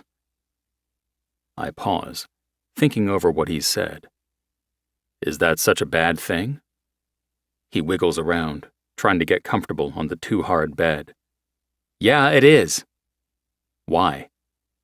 Because I don't want it to feel like home. If the place feels solely like Rosie, there's no chance of me getting attached. I let about 30 seconds pass in silence before I respond. What exactly is it you're worried about feeling like home? The home you move into, or her? A pillow launched like a missile at my face is the only response I get. Chapter 30. Ophelia. There's a light knock on my childhood bedroom's door, and my mom pokes her head inside. I sit on my bed, my legs tucked beneath me while I work on homework. I came home last Sunday, feeling like an in-person visit was necessary after my chat with Mary. The conversation I needed to have with my parents wasn't the kind you had over the phone. Now it's Saturday, and I've been here a week. I did my classes virtually while I've been here, and I need to head back to campus tomorrow. But it's been a good week, filled with much-needed and long-overdue talks, some tears, and a peace I haven't felt in a long time. It's amazing how just opening your mouth and being honest can get rid of such an immense weight you've been carrying. Hey, she says softly. I'm making omelets for breakfast. Do you want one? I close the lid to my laptop. Yes, absolutely. I'll never say no to one of her omelets. It's rare for my mom to cook. We've always had our housekeeper for that. But when she does, it's either omelets or her mom's fried chicken recipe. Can I help? She lights up at my offer. Of course. In the kitchen, she turns on some music, keeping the volume soft if we want to chat. We work together easily. I chop onions, green peppers, and mushrooms, and she cracks all the eggs she needs into a bowl. There's no weight on my shoulders like there used to be. No pressure to act a certain way. I'm free to be me. Where's Dad? I ask, realizing I haven't heard him moving around the house. Oh, she hesitates, glancing out the large window in the kitchen that overlooks the driveway. He ran out for a bit. He'll be back shortly. Did he have to go to the store? He had to grab something. I finish chopping everything up and slide onto one of the bar stools, resting my elbows on the counter. She starts assembling the omelets. The smell of the peppers cooking makes my stomach rumble. I'll be sad to leave in the morning, but I'm also looking forward to returning to campus. This time has been needed, though, to grow and repair and get things off my chest. When I told them I always felt like such a failure in their eyes, especially compared to Augustus, they were horrified. Both have apologized over and over for ever doing or saying anything to make me feel that way, and their sincerity is genuine. I feel bad that I never spoke up in the moment, but that's something I've always had trouble with. Defending myself doesn't come easy, and that has nothing to do with being autistic. A lot of people are that way. I don't like to rock the boat. Do you mind setting the table? She asks, nodding toward the cabinet where placemats are. Not at all. Is Dad going to be back soon? Should be any minute. Go ahead and set the table for 4. 4? I question, wondering who else is eating with us. Mm-hmm, she hums, avoiding eye contact, which worries me. What if they've only pretended to be agreeable and are forcing a therapist on me? Oh God, is this an intervention of some sort? We have a guest coming. I gulp nervously, but set out the placemats, utensils, glasses, and a pitcher of ice water and another of orange juice. She plates the omelets, and I take 2 to the table while she grabs the others. I turn toward the window at the sound of the garage door going up. My dad's SUV pulls into the driveway and straight into the garage. Sitting in front of my plate, I'm suddenly not all that hungry. Busying myself, I pour a glass of orange juice and wait, ears perked for the door into the house to open. The moment it does, I look over my shoulder, catching my mom's smile out of the corner of my eye. Then spot Gus walking into the house with an overnight bag slung over his shoulder. "Gus!" I cry, diving out of the chair and running toward my brother. "Oomph!" he grunts when my body collides with his. He hugs me back, and in that hug, all my worries melt away. There's no therapist showing up, no intervention. They got my brother to come up for the weekend because they knew I missed him. His chuckle rumbles through the touch of his hug. He sits me down so my feet touch the ground, ruffling my hair. I missed you too, sis. Sticking my tongue out at him, I stand on my tiptoes so I can return the favor and ruffle his red hair. Fixing the mess I made of it, he nods toward the table. Let's eat. I'm starving. Dad comes in, kisses Mom on the cheek, and smiles at the two of us. Are you surprised? His question is for me. Shocked. It's the truth. Gus showing up was the last thing I ever expected. We sit down at the table to eat, and for the first time since I got my diagnosis, I feel like a full family of 4, and not an outsider looking in. People can put us in boxes, give us labels, but we can also do the same to ourselves. It's crippling. But when you finally set yourself free, it's liberating. On the heated back deck, enclosed from the elements, Gus sits on the couch and I lie on the twin-size swing. I've started and finished many books in this exact spot. It's been quiet for a while, neither of us feeling the need to fill the silence, which is nice. I hate that I'm leaving tomorrow to go back to campus and we won't have much time together. But on the other hand, I'm grateful to have gotten to see him at all. Setting my book down, I roll over so I can see him. He must feel my gaze because he turns and looks almost immediately. What you thinking about over there? I smile at his question. It's one he's asked me a lot growing up. About how thankful I am that you came home. He shrugs, taking a sip of his drink. I'm always here for you, sis. I know I've done a shit job of showing that lately. School's kicking my ass. But I'm your big brother, and that's what I do. I take care of you. I really am lucky to have you. Mom and Dad, too. Gus smiles, shaking his head. Nah, Ophelia. It's us that are lucky to have you. I've had a lot of time to think this week about how much they've done for me that I didn't notice or thought they were doing because I was some sort of burden. The mind can lie to you, trick you into believing so many things that aren't true. I feel at peace now, stronger. I've grown a lot already the past few months, but now I feel like I can even more. When I get back to campus, though, the first order of business is talking with Cree. I hope he's not too mad at me for not speaking to him this week and asking him to wait. But I wanted to have time to clear my thoughts and figure out what I want to say to him, where we go from here.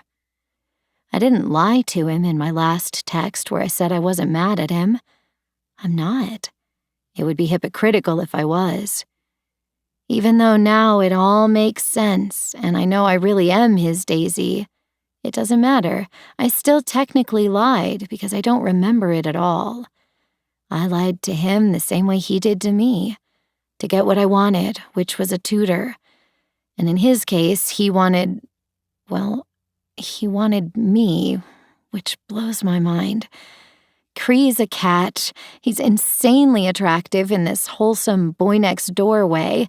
He's kind, caring, smart, and a talented hockey player. I really won the lottery when it comes to boyfriends. If he's still my boyfriend after my radio silence. But I needed this time. I needed to see my family, to get things off my chest, and to be on my own to see what I truly want. You want to talk about it? Gus's lips turn up into a tiny smile. I shake my head. There's nothing I want to say to Gus, because Cree is the one who deserves my words now. No, I reply, but I know I can. Good. I'm always here for you, sis. I love you. I mean, you did get on a plane to fly to see me for less than 24 hours, so I'd hope you do. He throws a pillow at me. Always a smartass. Chapter 31. Cree. We got back from our game early this morning, and I've spent most of the day trying to distract myself from the fact that I still haven't heard from Ophelia. Defeat is settling into my bones, along with acceptance that I might never hear from her again. Do I understand it? Yes. Does it fucking hurt? Unbelievably so. I wish she'd at least give me the chance to talk, to explain, but she's MIA. I'm back to never seeing her on campus. Poof! She's gone. I walk into the coffee shop, holding the door open for the girl leaving. She flashes a smile in thanks before I head inside to get in line. This place should just be a coffee shop, but now all it does is remind me of Ophelia. When I order, I get 2 brownies, not sure if I'll even eat one, but it feels like a goodbye of sorts. Sitting down with my coffee and brownies, I pull out the book I've been trying to read for the last week. I've made hardly any progress. Last night I read maybe 3 paragraphs before I gave up and turned the lights out. A throat is cleared, and I look up, shocked to find Ophelia standing in front of the table just like she did a few months ago. Only now she's smiling from ear to ear. Her red hair seems brighter, and her eyes glow with happiness. Despite my desolate feelings, I find myself repeating the same thing I said to her in this very coffee shop when she reappeared in my life after a year. It's only been a week, but the feeling of surprise at seeing her again is the same. I grin slowly, making sure she doesn't disappear from in front of me like some sort of mirage. I've been looking for you. Her whole being lights up as she smiles. Is that so? Jay, right?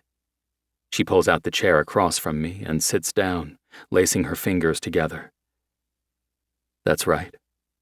I nod along, sliding a brownie toward her. For me?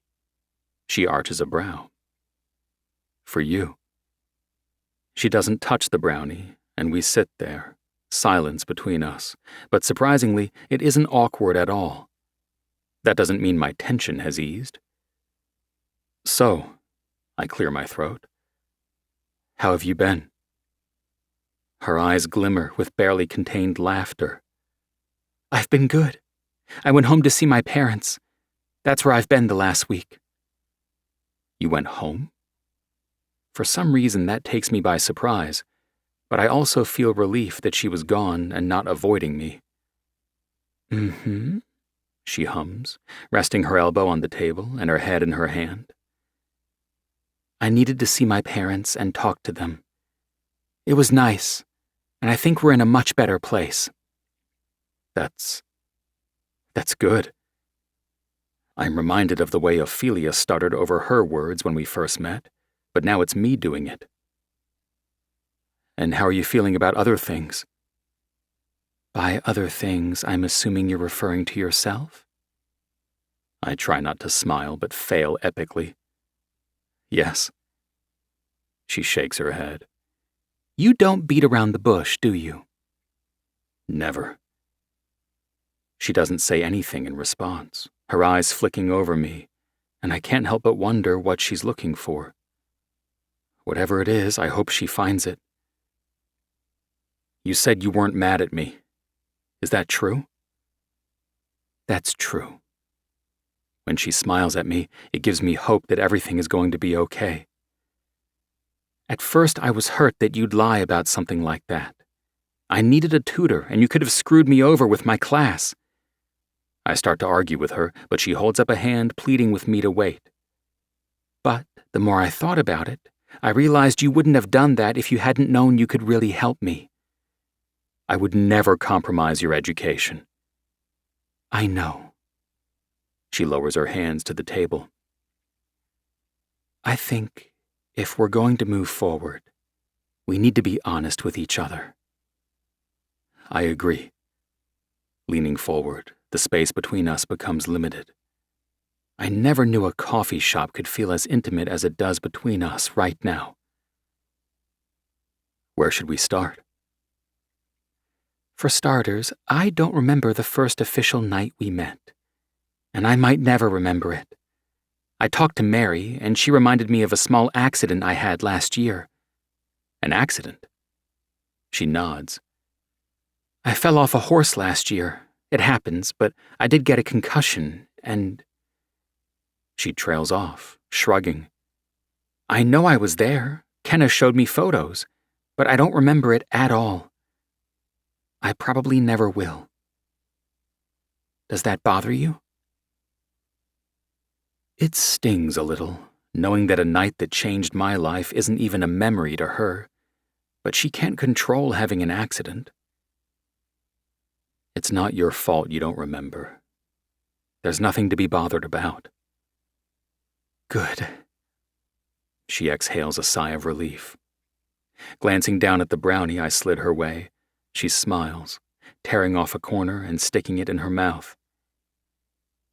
Are there any more confessions we should get out of the way? I mean, I give it some thought. My middle name is Richard. Not much of a confession, but it is embarrassing. Cree Richard Madison? When I nod, she laughs. That's kind of cute, though. Are we good, Ophelia? Really good? I want us to move forward and everything to be okay. We're good.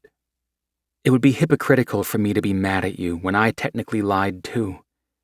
But from now on, moving forward, we need to be honest with each other. Communication is key if we want this relationship to work. Communication. I can do that. I'll be the most communicative person you've ever met.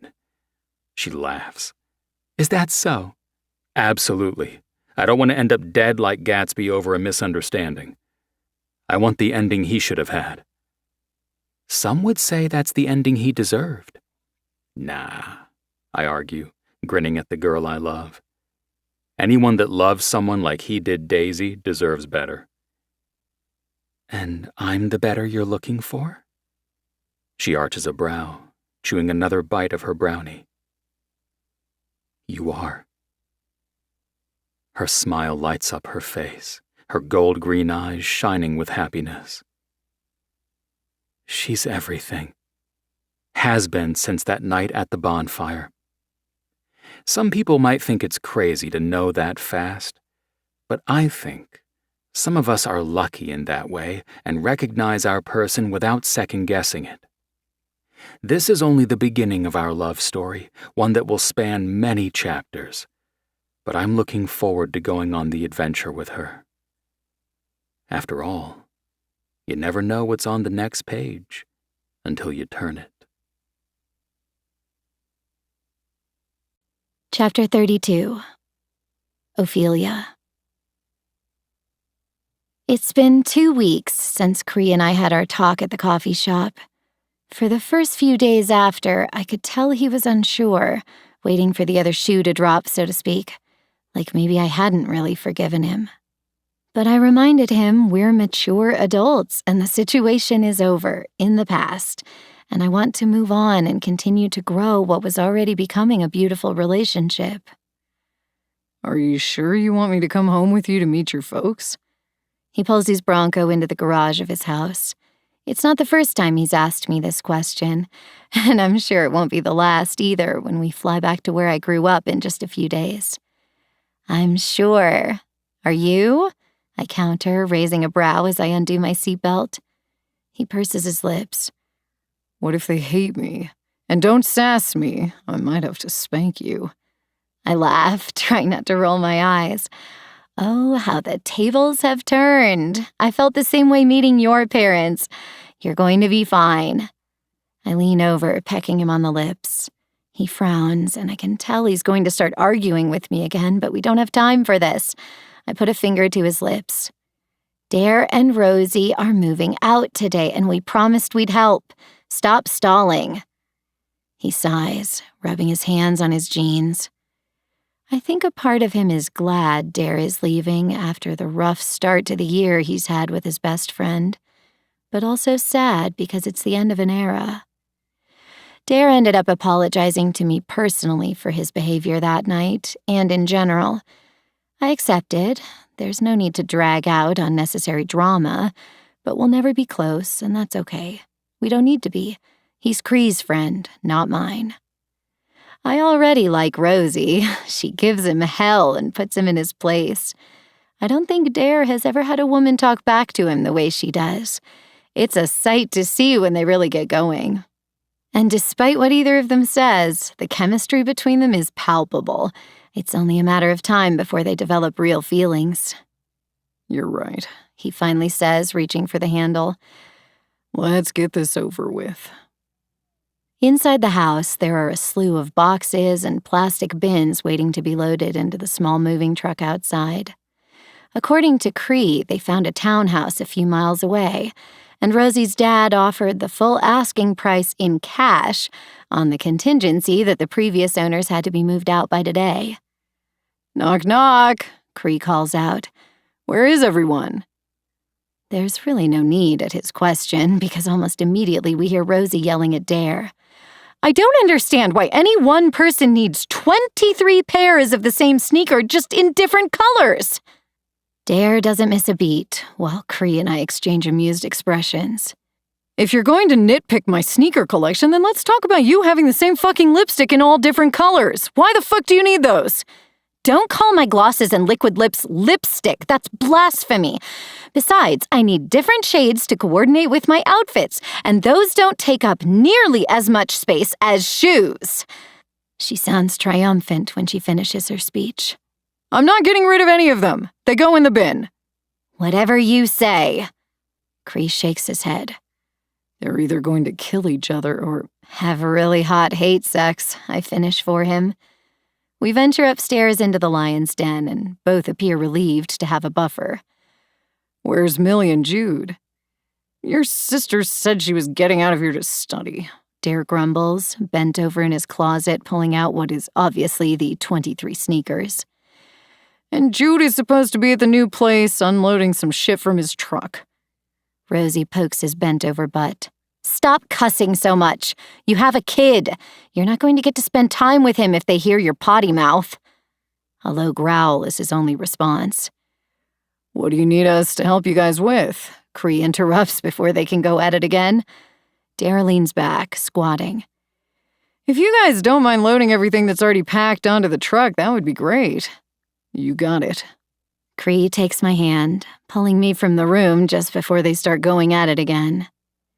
It doesn't take too long to get everything on the truck, and then Cree and Dare are taking the bed apart and putting it and the mattress on as well, which is the final thing to be loaded.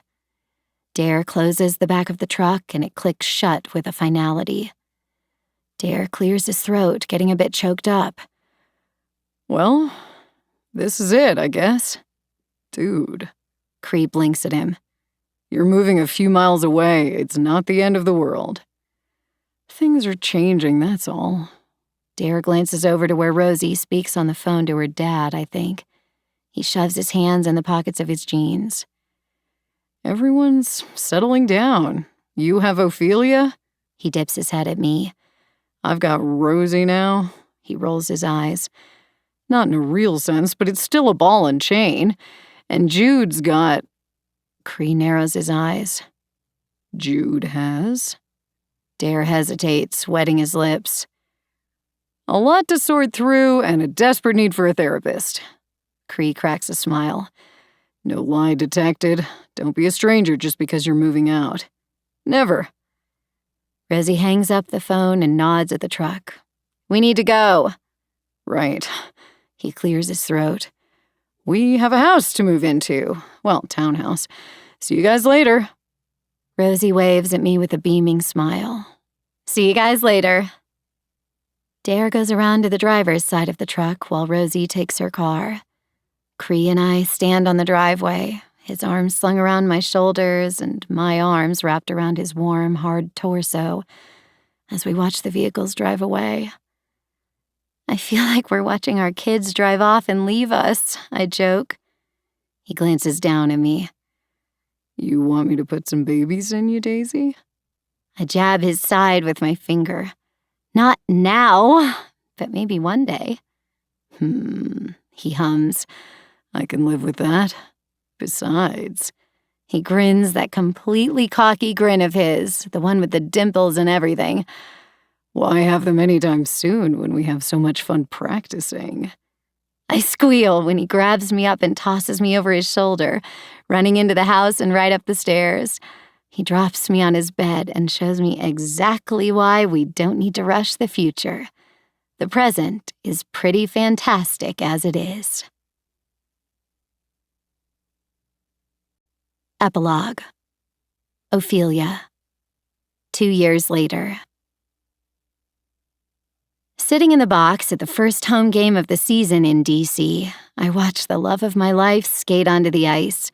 He pumps his fist in the air, riled up by the cheering fans. Look at him, Cree's mom says from beside me. That's where he belongs. She's not wrong. Nothing compares to seeing Cree on the ice during a game. Getting to sit in the box and avoid the chaos is a godsend for me. I get to enjoy the game without the chaos of chanting fans. He's all right, Millie says from somewhere behind me, probably nibbling on something from the food table. Cree's dad sits in a seat, eyes glued to the ice and completely ignoring us, despite the fact that the game hasn't started yet. After I graduated, I moved to Arlington, Virginia, taking up a teaching position at a local school. The location put me close enough to Cree that we moved in together. There's no telling if he'll stay in D.C. or where he could end up, but we'll figure that out together. There aren't any more lies between us. No half-truths, no hiding. When the game begins, I find myself on my feet the entire time. Never, ever did I think I'd turn into a hockey fanatic, but here I am.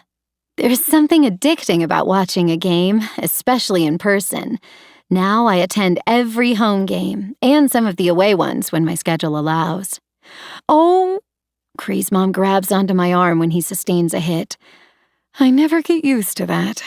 She releases my arm, letting the blood flow return. Me neither.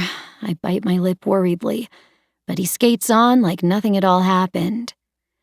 The game is an intense one, and by the end of it, my hands are sweaty, but we manage to win by 1 point.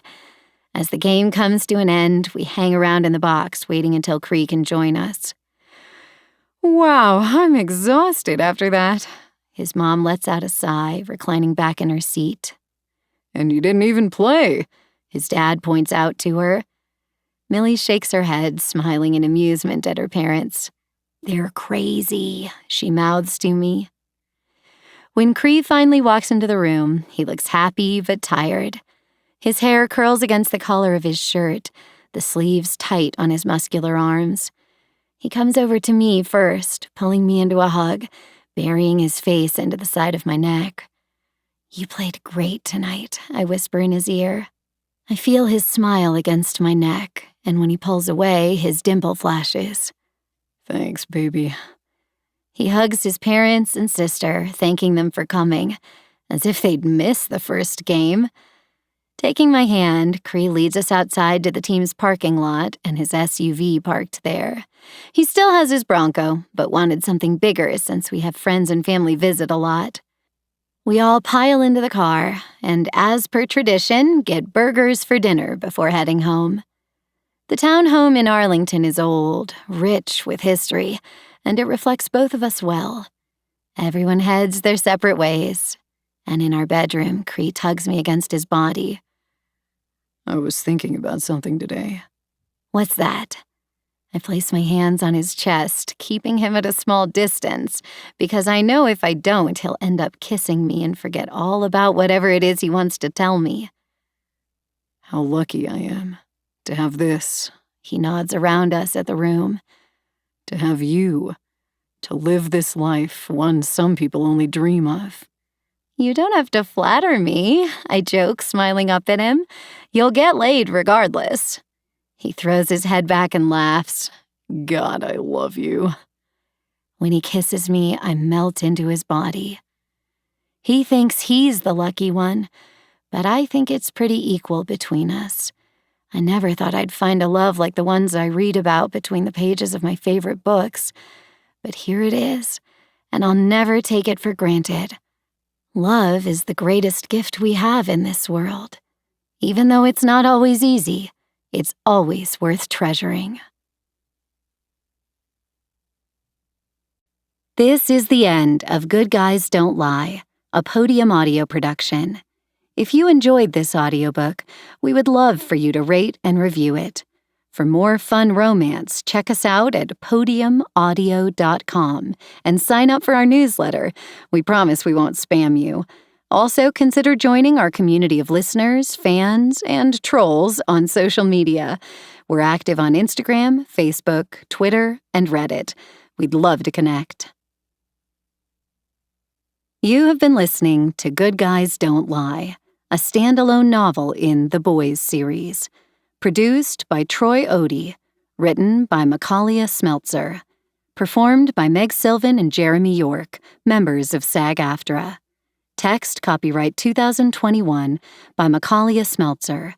Production copyright 2022 by Podium Audio. All rights reserved.